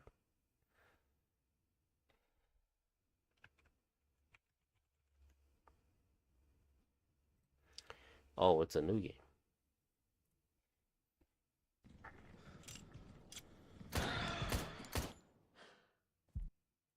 Oh my god, it's shooting. Okay. It's coming soon. So it's a new game. I'll add to my wish list and I'll let you know when it does actually arrive, okay? It will alert me when it's coming out soon. Like when it says it's coming soon, it's actually not coming soon. But then when it says it's actually like it's out now, early access, then I'll let you know, okay? I I think you have to accept the request. Okay, I got it. I got it. I got you. It is this game. This is the game you showed me, right, Emily?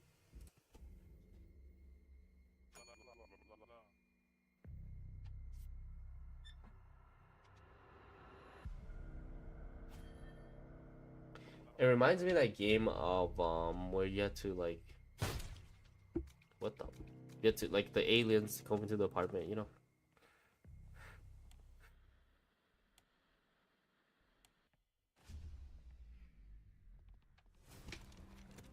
All right, half to Emily, and then we do have to Richard for the donations.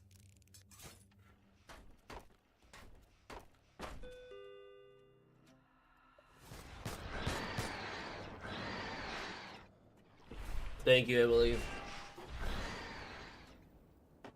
Okay, so it's shooting him. I got you. Looks pretty good. It looks pretty good. Looks pretty good. So, Richard, thank you so much to Richard. I would say this though. You remember that game? It was a supermarket game that we played. Oh my god! I think the scariest game I've ever played in my life. Okay, scariest game I've ever played.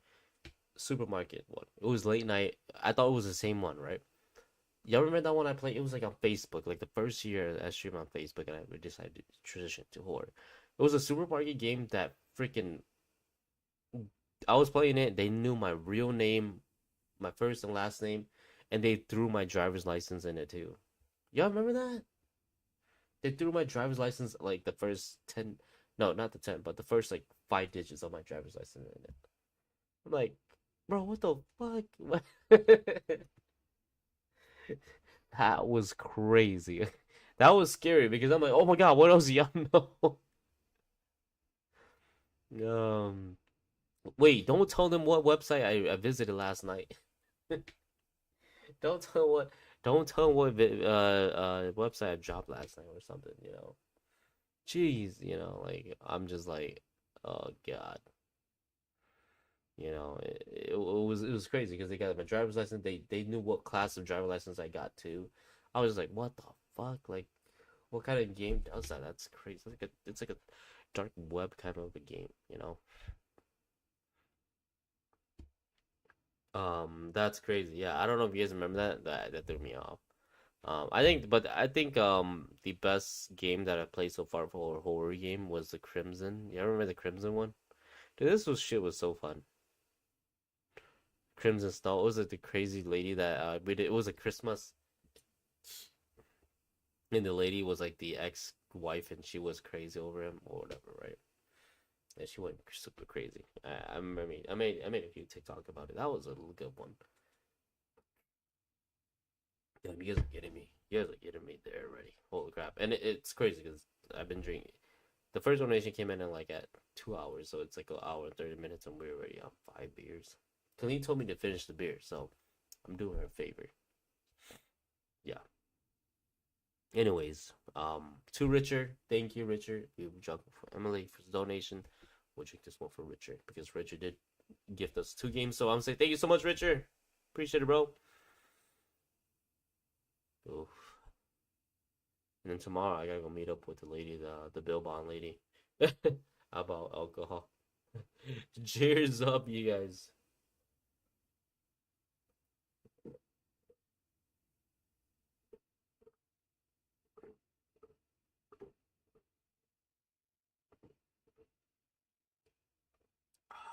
Man. was good. Spooky probably fell asleep. So, yeah, with that being said, I give the game a 5 out of 10. I don't think it was worth it. But whatever, right? Let's see how much this game is. $6. It wasn't bad for $6. Yeah, price is good. Overall, I didn't really like that one as much. So what are the thank you, Emily. What are the next plan for the next horror stream? We're gonna play the Nun one tomorrow, of course. Since we finished this one today, the Nun will be tomorrow. The Nun will be tomorrow, like at around 7. Make sure you guys tune in for the Nun. The Conjuring. Oh, speaking of Conjuring, let's watch the new Conjuring. I actually want to watch Conjuring trailer. Yeah, is the movie out yet? Sorry, you guys. Be weird that we're gonna watch some scary shit.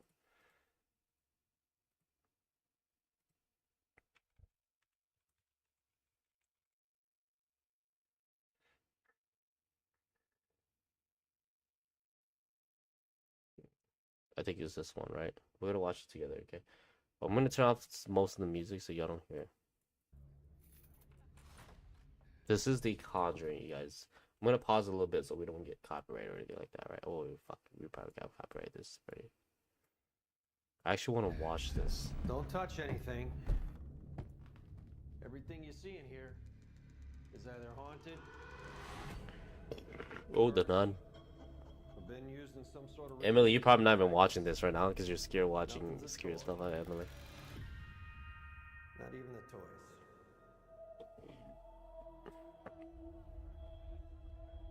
How many cases you guys had? Cases. My name is Ed Warren. Okay, so quickly before I don't get copyrighted, I would say that a lot of people think these guys are fraud. I don't know. Ed and Lorraine, a lot of people say they're fraud. A lot of people say that they're just there for the money. A lot of people just saying that they made up a lot of shit. Okay, but I'm gonna be honest with you, I don't think these guys really made up anything. I feel like they're like Hmong people, shaman, right? Like a lot of people saying those shaman people are making up things. It pretty much is what these guys are saying about these guys. Maybe 1,000. Shit, alright, I can't play it. I'm sorry, y'all. I cannot play it. YouTube is saying that they're gonna ban me right now. Right. Heads up, we detected video in your stream. Da da da da da. So no, I cannot play it. Sorry, y'all. They're already on it. It's how quick it is. Facebook is normally like 2 days after, then they warn you about it. Like, hey, stop doing this. But damn, these guys are right on it. So, should we do one last beer before we call it good? I do want to talk about a little bit about now I remember it. We'll talk about scary stuff, okay? So for those of you that don't like scary stuff, I'm gonna tell you guys something very scary, okay? This is a very two last beer Richard says this is a very real case that happened just last year, okay? It happened to one of my very close uncle, okay? My dad's brother, let's put it that way. So this is a case that and it kind of evolves with the game we just got done playing. If you believe the supernatural side of the case, the one that like, let's say if you believe what we just got done playing, right? This game right here, the 9 hikers. Let's say if you believe they died from supernatural because of the land's curse, then you will probably believe this one too. What I'm gonna tell you guys is a story that took place this last year, and I think some of you guys already heard it, but I'll tell you guys very shortly, and I think it's kind of relatable to this game. So some of you guys might have heard already, but I'll tell you guys exactly what happened, and it's related to landscape. It's related to energy of that land and supernatural and stuff like that. Okay, so let's get right into it. Actually, you know what? Like before I get right into it, let's grab a beer first, right? Shall we? So turn up the volume. We're gonna have a great time. I'm gonna spend the next 15 minutes telling you guys a story of what really happened with my family. And some of you guys might have heard it already. I said it on Facebook one time, but this time we're gonna tell it on YouTube, and you guys can be the judge of it. Up to you if you like it or not. It does involve shamanism. It does involve some kind of craft. Okay, so then give me a few seconds. You guys are gonna love this one, trust me. And I think it's gonna be good. So hold on, just give me a second. Let me go grab another beer. Feel free to donate if y'all want to.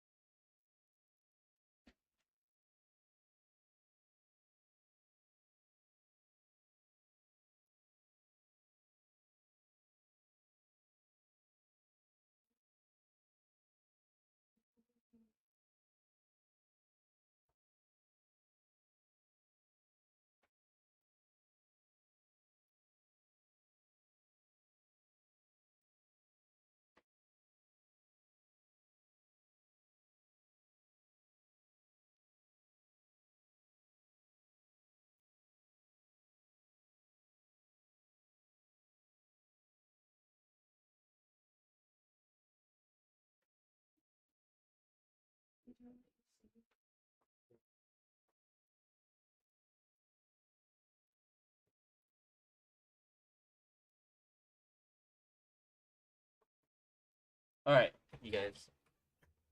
So, something you guys might have heard this, but I'll tell it quickly, just because it's kind of similar to what we've been going through. We've been playing game, right? So, long story short, my my dad and my dad's brother love squirrel hunting in general, right? So, they love going for deers, they love going for squirrels, they love going for certain kind of ducks, right? Anyways, so this time my dad didn't go with them, but my uncle decided, since my dad didn't go with them, my uncle decided to go with his good friend. We all think a friend is good until the very end, right? True color shows. But anyways, long story short, was they decided to go hunting together. In hunting, if you guys don't know, you set up base and you walk a trail and you kind of like planning things out during daytime, and then whatever happens, right? Anyways, they set up camp, they stay there, and then like towards like evening-ish, not towards nighttime, they decided to go out there and start hunting, right? And again, it's just my uncle and my uncle's best friend, okay? So the two of them went out on this land, and they went on a land that that it's kind of like a private own, but it's more like a it's a private owned land. Let's put it that way. And it's not big, okay? It's not a big land. It's not. It's only like 3 acres. So when you think about it, the land itself, it's like driving.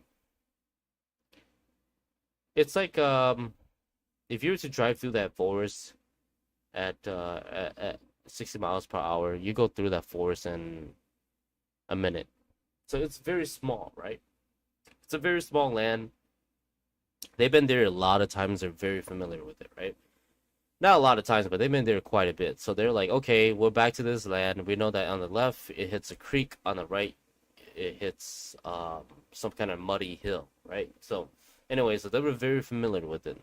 Land is very small. It only takes about an hour and a half to walk through to the next highway.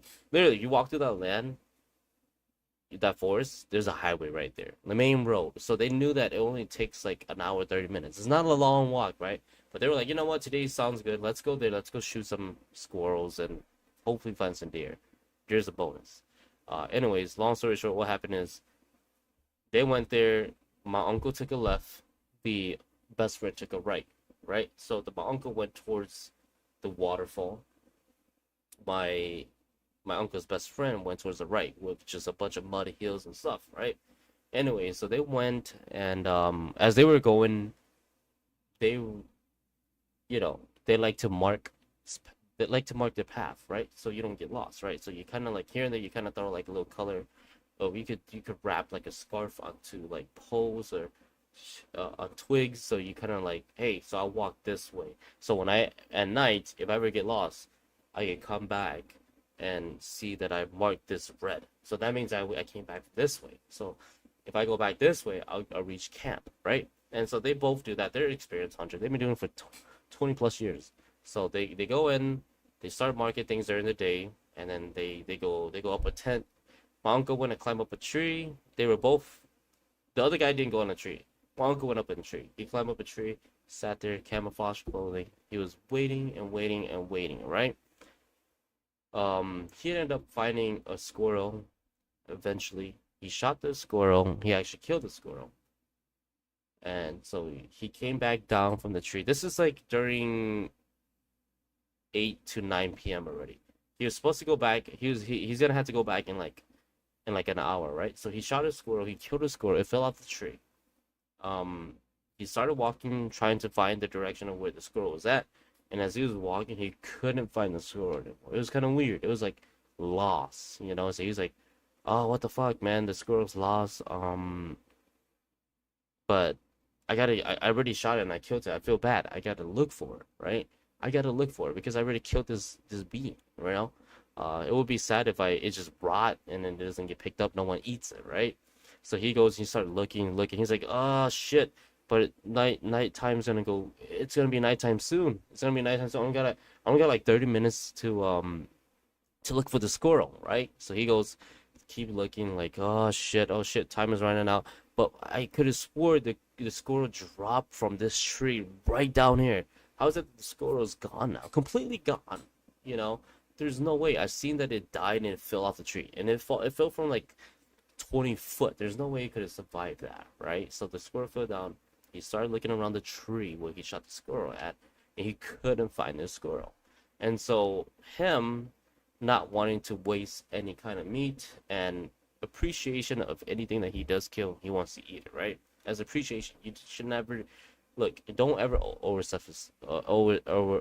excessively kill something and don't eat them. That's just a wrong mentality, right? And so he's a very he thanks a lot for whatever he gets. He's a very nice person, the nicest uncle I ever had. Anyways, so let me pour this beer. His best friend had already went back to camp because it was already late. So they went back to what they started, and he was like, dude, like trying to call my uncle. He was like, dude, it's getting so late. This is the bad time to be in the forest because you're gonna get lost. If you don't come back now, you're gonna get lost. So he's been down with the phone.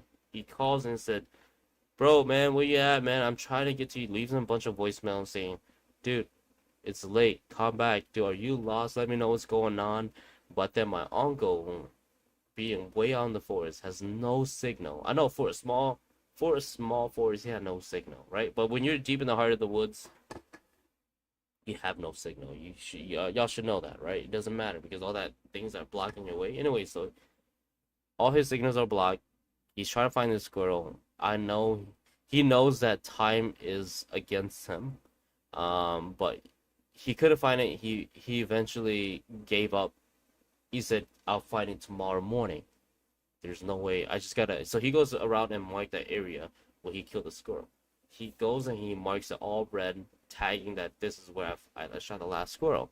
So tomorrow morning, before I pack up and go home, I'm gonna come back and find this spot because I killed a squirrel and I need to bring it back home. So what he did was he marked everything red. He had a spray can. He just spray it, right? Quickly, he's like, okay, I gotta keep going back. The sun was already set. The sun was already setting. Okay, it was already dark. Okay, this dude was. He was like, oh shit, the sun is dark. But good thing is I already tied a bunch of wires to go back. A lot of cloth. So I already marked a few things. So it should be easy to find my way back. So he goes, all right, squirrel's gone. Okay, whatever. I'm gonna mark this tree.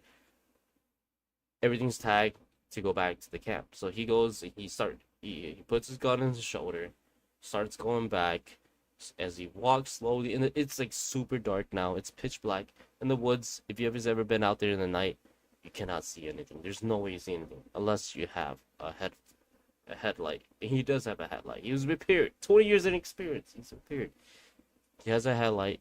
he goes, keeps walking. You know, if you ever walk in the forest, you go right. He just keeps walking and walking and walking. He sees all of his path that he made, right? So he walks, he follows the red marks and all that. He keeps going, going, going, and next thing you know, he all he didn't see any more red colored things like clothing or spray. He's like, and all that disappeared. He was like, dude, I already. It took me like 45. It took me like 45 minutes to get to this spot. I've walked for 45 minutes. It's already 11 o'clock. It's almost midnight. And now, I'm not even back at the camp.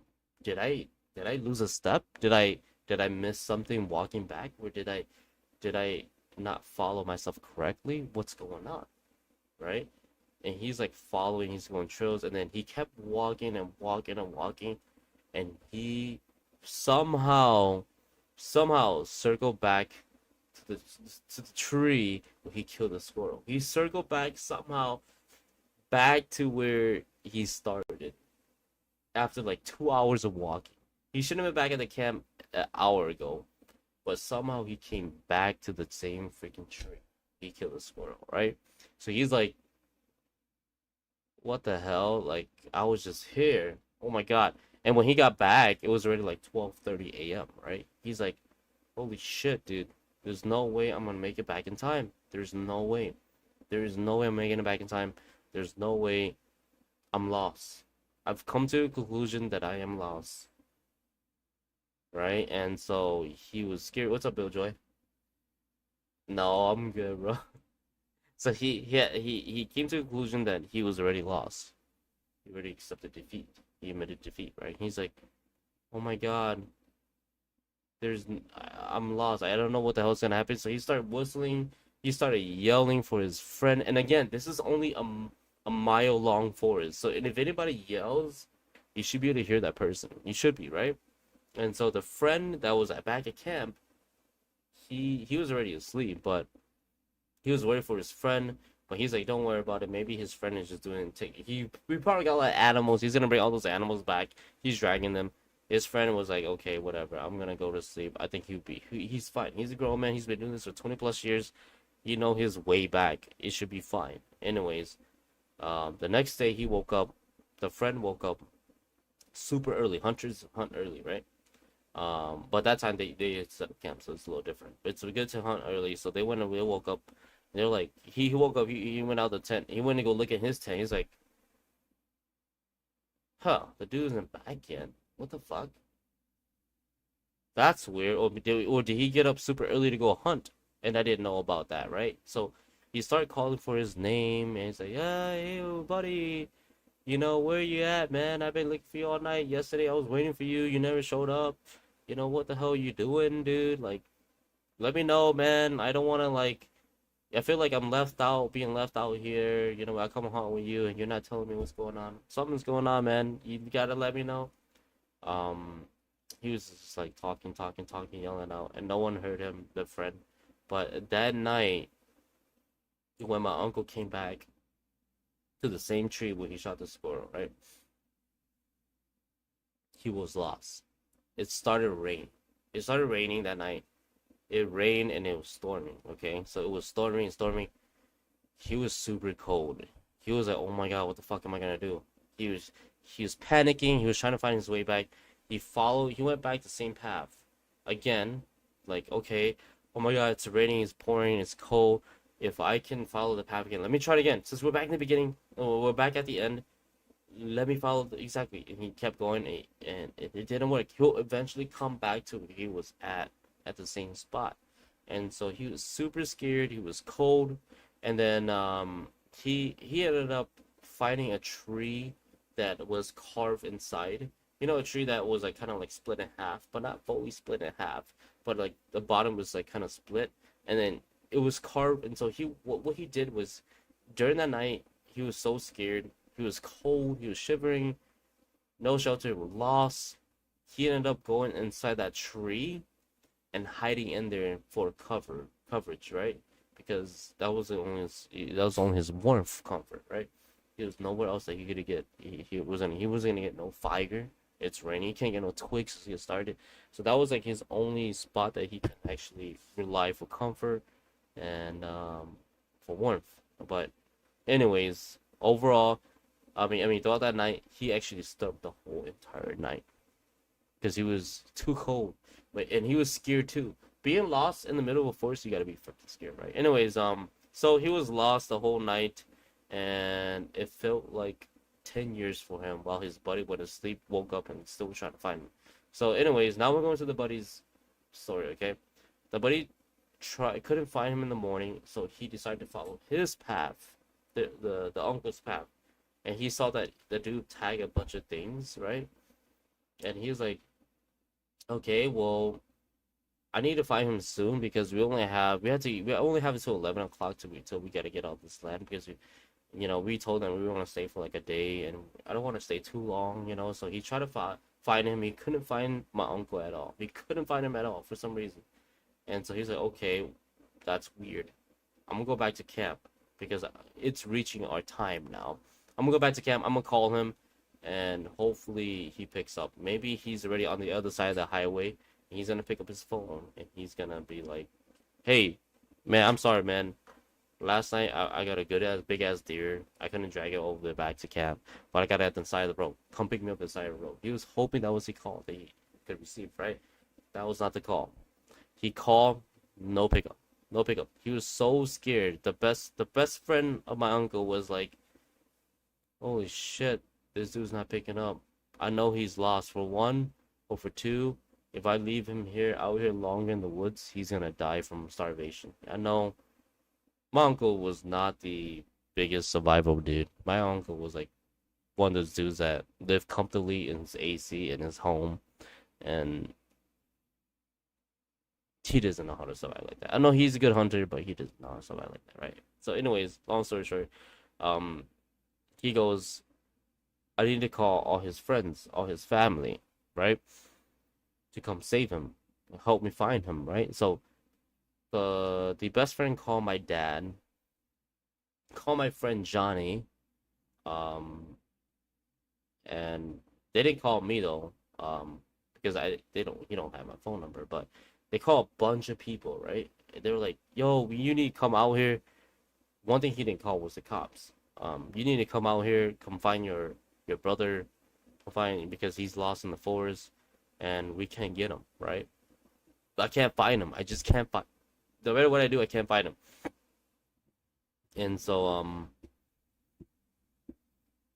what happened then was my dad went out there, my cousin Johnny went out there, and 4 other people went out there that day. Again, this thing is only like a 2-3 acres. It's only a mile wide, dude. Like you can find somebody easily if it's only a mile wide. It's like as big as a graveyard, some graveyard, right?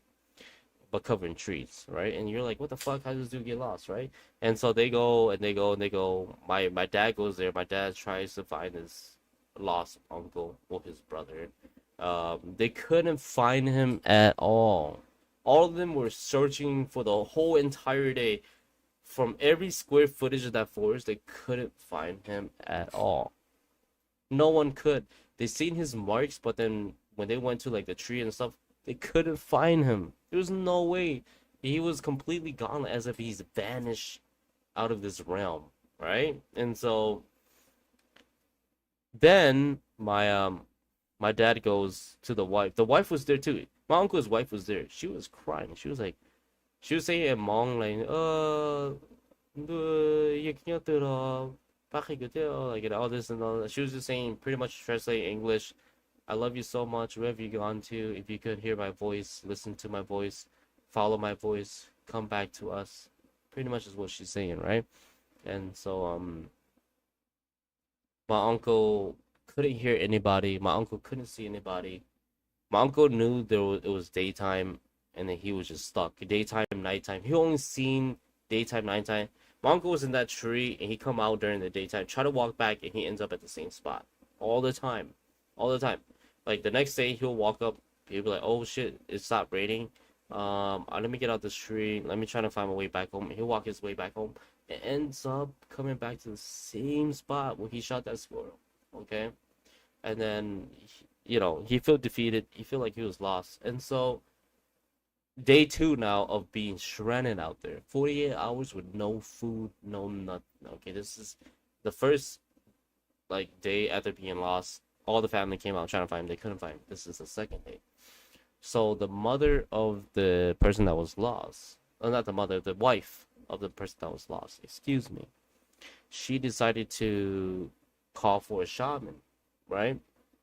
And she called for a shaman and asked the shaman, hey, my husband's been lost out in the forest for two days now. It's 48 hours. He's super hungry. I don't know if he's gonna make it. I need you to pretty much see from your eyes, see from your craft of what you believe is happening, right? So, the shaman goes, yeah, I could do that. They pay her a large lump sum, whatever, right? And she goes, she does her stuff, sacrifice a cow, whatever, a pig or whatever, right? She goes, your husband's still in the forest. He's alive. He's alive. But he's lost in a very wrong spot of the forest. He's not technically he isn't technically in the forest, but he's invisible to you guys. He's invisible. And then the wife goes, how is that possible, right? How is that you're invisible, right? And then the shaman goes, the spirit who died in that land, that one spirit who died in that land, has been putting him into this globe. It's like a globe. Has been putting him into this world where he can't see anything else but whatever is around him. She is in love with him. She never seen a human being in a long time. So now that she sees a human being, she wants to keep him captured in that small area. So wherever he goes, he's gonna keep coming back. And he's gonna keep finding the same thing regardless of how far he goes, because he's already been trapped here, right? And so my who is my auntie, the wife, she was crying. She was like, "Oh my God! So you're telling me that someone that's been dead in the land has been keeping his hostage because they like his presence?" And she goes, "Yes, that's exactly what it is. So what you need to do to bring him back is you have to kill you have to sacrifice an animal, kill an animal. You have to go there and you have to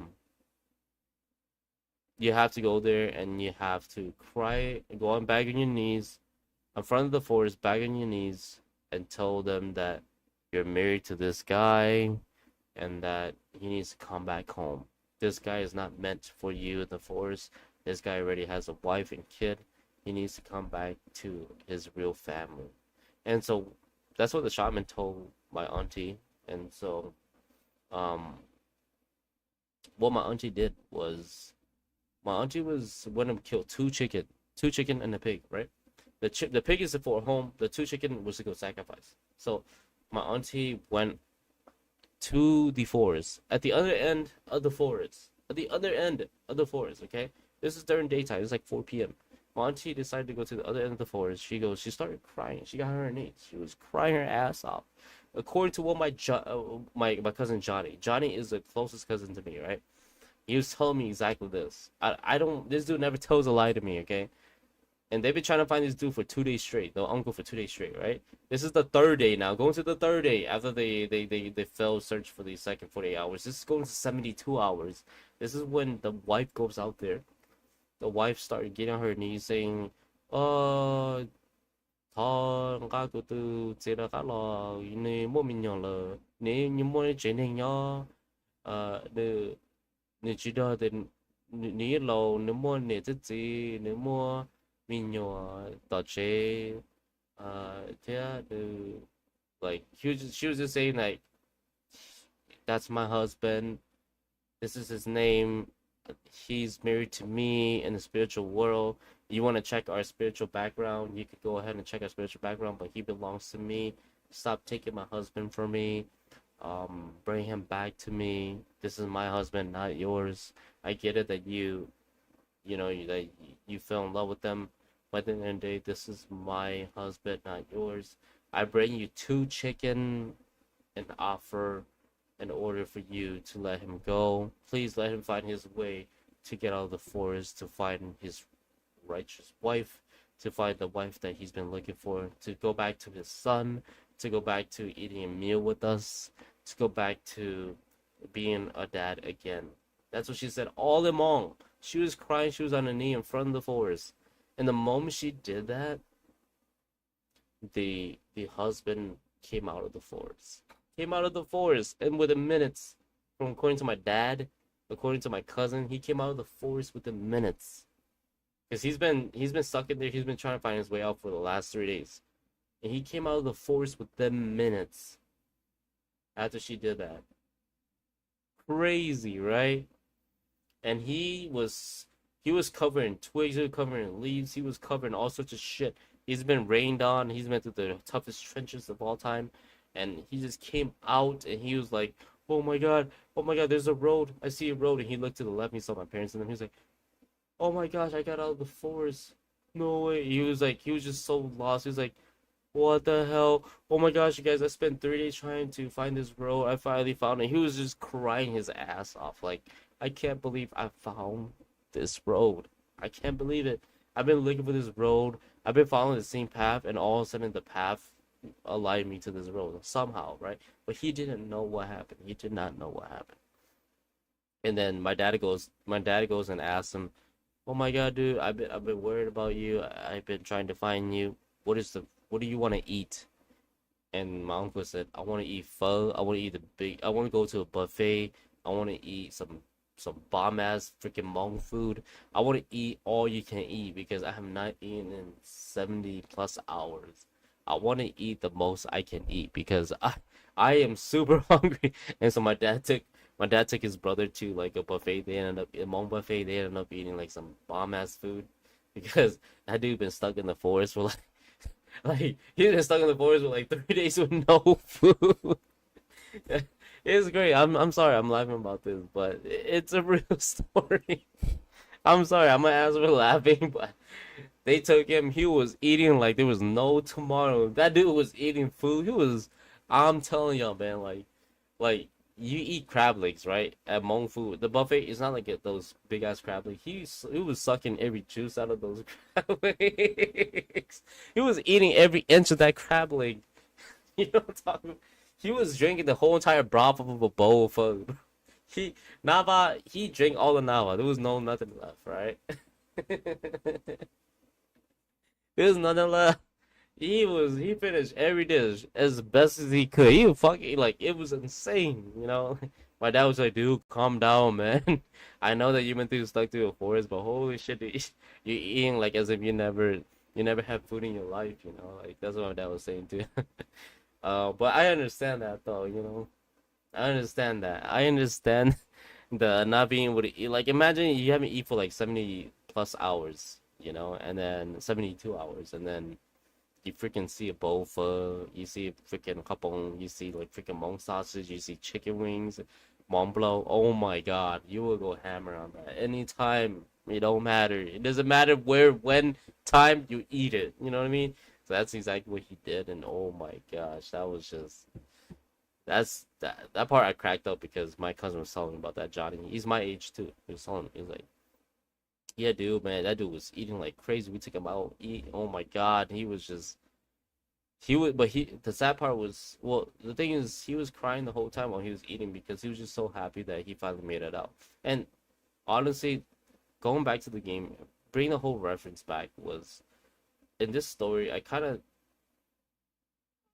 get what they mean when they say respect the land or respect wherever you're at, right? You just don't want to litter. I feel very bad when I litter anywhere. I don't ever litter, but I'm saying if I ever do, I feel bad. Even when I shoot fireworks. Thank you, Emily, for being there. When I shoot fireworks on the land, I gotta clean everything up because I don't know what's on that land. You know what I'm talking about? Going back to this game though, it could be something like that too. You know, like I'm just saying, like, out of superstition, supernatural is like you gotta respect the land you're on, and you always gotta respect what's there. You never know if you're respecting someone else's culture that's been there previously, right? And so, in that case, what happened was a lady took my uncle, thinking that the uncle was there for her, when she didn't know that he was already married, had kids, and all that. And but you as a person who hunts for squirrel, you don't know what to expect. What she did with the squirrel was she kind of like made the squirrel as in her. She played my uncle. He never got the squirrel. Okay, at the end of the day, the squirrel was never there. To be honest, the squirrel was completely gone. The squirrel. It was a false shot to get him to get trapped. It was what it was, from what the shaman said. So, and he fell for it. He went there. He was thinking that he was gonna find whatever he could. And he couldn't, and that was the moment when he was already stuck in that globe. The moment he shot the squirrel, he couldn't find the squirrel. It was a trap of getting him stuck in there, and so he was stuck in 1 mile of forest. This is the smallest fucking hunting forest you ever see, you know. And for you to be lost for 3 days, there's no way. You know what I mean? And my parents went to every square footage of the place and they couldn't find him. They found all his marks and they couldn't find him. He just literally vanished out of that forest, vanish 100%. But you just couldn't find him regardless. It was like he was invisible. And but I do believe in that stuff. I do believe that there's bad things out there. I mean, it's not bad. It wasn't like a bad intention, but it was more like they just didn't know too. The other side didn't know that the person that they're seeing, they're not saying they're desperate, but like every dead being wants to have a chance at living being again. You know what I mean? That's what we learn in the Bible. When I studied and became a priest, they envy life, right? So that's why demons, ghosts tries to possess the living, is because they want to come back and live again. It's like living is like a privilege. Living is like it's a gift. And so that's why the demons and ghosts, they try to possess the living beings, because they're trying to live the lifestyle again. For those of you that don't know, hope you learned something from this. But that's kind of like what it is. In that case, she found a living being. She found that it was strong, it was good, its purpose. Boom, trying to make it happen. It happened. But the shaman helped, big time. So I don't try to trash any religion, but at the end of the day, I do believe in this stuff. I do believe that there's land that that can be cursed. I do believe that there's things that are in the land that you gotta respect. If you ever pee on a tree, respect it. If you ever litter, if you have to litter, respect it. Don't ever do that. But if you ever have to cut a tree to make a fire or something, cut it in pieces, respect that. If you ever have to sleep somewhere, respect the land. Don't trash the land.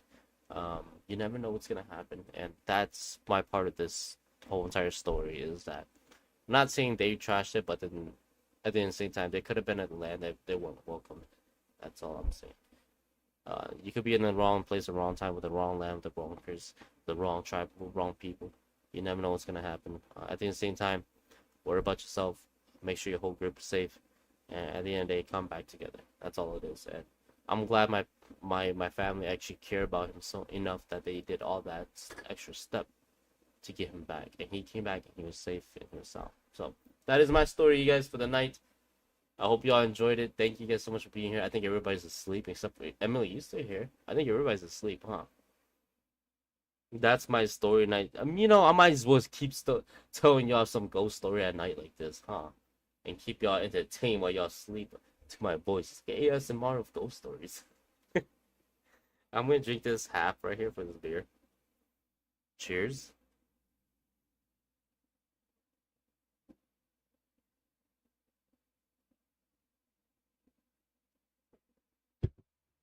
I hope I'm not boring you guys out. I'm sorry if I am. I'm a very bad storyteller. But I hope this brings you guys like a little bit of eye opener of some stuff to be thinking about. Guys, we do have a very big step we're taking. Oh, are they listening too? We'll tell them I say hi. So this is a true story. I'm not making anything up in this story. This is real story. This is what I heard from I wish Johnny used to come to my stream a lot. I wish he could tell it from his side. You guys would be fucking. What he told me was way more terrifying. I'm shortening this whole entire story for y'all. There's a lot that went into this story that was crazy, but I'm shortening a lot of it up for y'all. But I think you guys would love the whole entire story. So, and they say hi back, yeah. But this story is insane. It's insane. It's a lot of things that goes into it. I'm just trying to give you guys the quickest point, try to make it as quick as possible. But from what I heard from my dad and yeah, I don't say that it's true. So what I would say is this: is that when I asked the perspective from my cousin Johnny and my dad, they both told the exact same thing. They never talked to each other about this. They were there that time, and they both told me exactly the same thing. Exactly the same thing. Crazy, right? But the thing is, I was telling y'all this. One thing that I really hate about this story was that this true event was that the buddy that left my uncle, he didn't choose to call the police, which kind of pissed me off, because all he did was just call the family and he dipped. He never came back. The second, third day, he never came back to look for him, my uncle. And you call that a best friend? Like, fuck that, man. That he knew he was lost. He just called my family and he's like, hey, y'all come get your brother. And he left. He left. He left, completely left. And I got mad when I heard about it. And so I went to go talk to the uncle that got lost. I went to go talk to him in person. I didn't. After he got lost, I saw him at a wedding 2 weeks later. And I go, I heard that yo dumbass got lost in the forest. Okay, I didn't say, okay, and my family is tough love. Okay, this is tough love in my family. I said, I heard yo dumbass got lost in the forest. What the fuck were you doing? I told him that. I'm like, dude, okay. He was telling me a story like, dude, man, I got lost. I thought I tried to find the same way out. I couldn't. You know, he had an English accent because he's Hmong, and he's like, dude, I couldn't do it. I try to help. I'm so thankful your dad helped me and Johnny helped me too. Like all that, right? And then I go, what kind of fucking friend do you have, dude? You're 50 years old. And you still have friends, and your friend treat you like this. You still. I was giving shit. I was like, dude, this is your fucking friend. He leaves you in the middle of you being lost. That's fucked up, man. Leave him. Drop him. I don't know who your friend is, but drop him, dude. That is so messed up. That is messed up to the very max. That's how you know how fake your friends. Going back to what I said about that, I was saying this is what you find out about your friend's true color. That's exactly what happened. How do you get lost for that long and your friend just leave you? That is fucked up, man. That is fucked up. But never trust people like that. That's why it's always better to have family members. I'm glad my family members went out. I was working that time. I couldn't go out. What I ended up finding out later, they were like, oh yeah, dude, I was still working that day anyway. So you called me that, I wouldn't have even been picked up. I'm sorry, but I would love to help you out though. Trust me, I would have after. But, yeah, that's my story right there, you guys. Crazy stuff. Guys, big things coming to this, not this channel. There's a new channel coming out. Guys. If you love to hear these kind of things, oh, you'll love to hear the next channel. The new channel. You guys will love to hear about that stuff. So, before I do call it a night, I'm going to finish the rest of the beer, but it's getting late. I'm going to let you guys go to sleep, but hear me out quickly. We have a new channel that's coming out. It's called Ghost XP. It's me and my good friend Kong. We've been really good friends for a long time, since freshman year of high school, and we've always been interested into the dark and the mysterious and the dark side of things, right? And so this new channel, Ghost XP, coming out soon. We already recorded our first video. It's coming out the first week of August. I cannot wait. Guys, we're taking investigating. We're taking the dark things, supernatural, to a next level. No one's done it before, okay? We are a quick little run through of it is that channel is a channel dedicated to podcasts, dedicated to experiment, dedicated to storytelling, and what we're doing is a little different, okay? We are interviewing people of all sorts of religion to tell us about their background and what they believe in the supernatural world.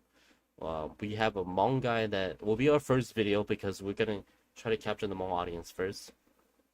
I try to get Uncle Lucky, but from what I remember him telling me when I was drinking with him downstairs, it was that he's really inactive. He really doesn't want to do anything with it anymore, right? So Uncle Lucky, for Kimberly and them, I do pay these people, but then from what I remember, what he said to me was he's been inactive. He doesn't want to get into it anymore.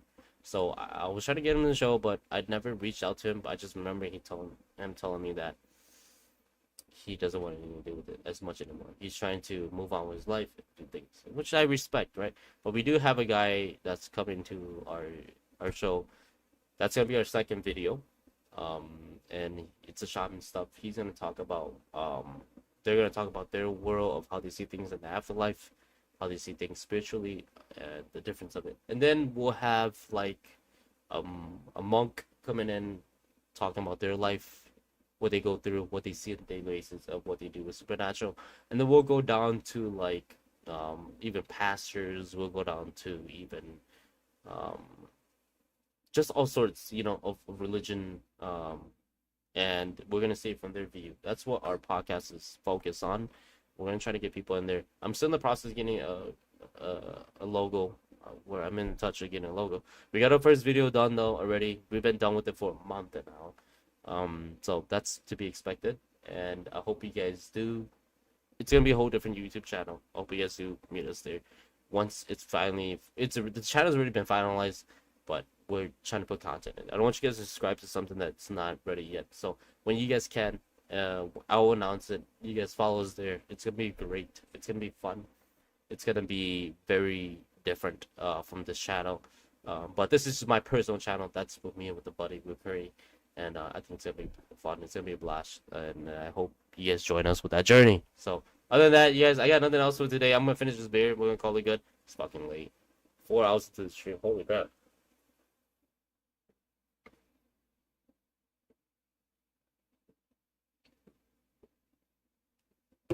You guys, thank you so much for being here. You guys been amazing. Thank y'all so much for the donation. For those of you that contributed to the donation, I want to say thank y'all so much for throwing a total of $65 into the stream.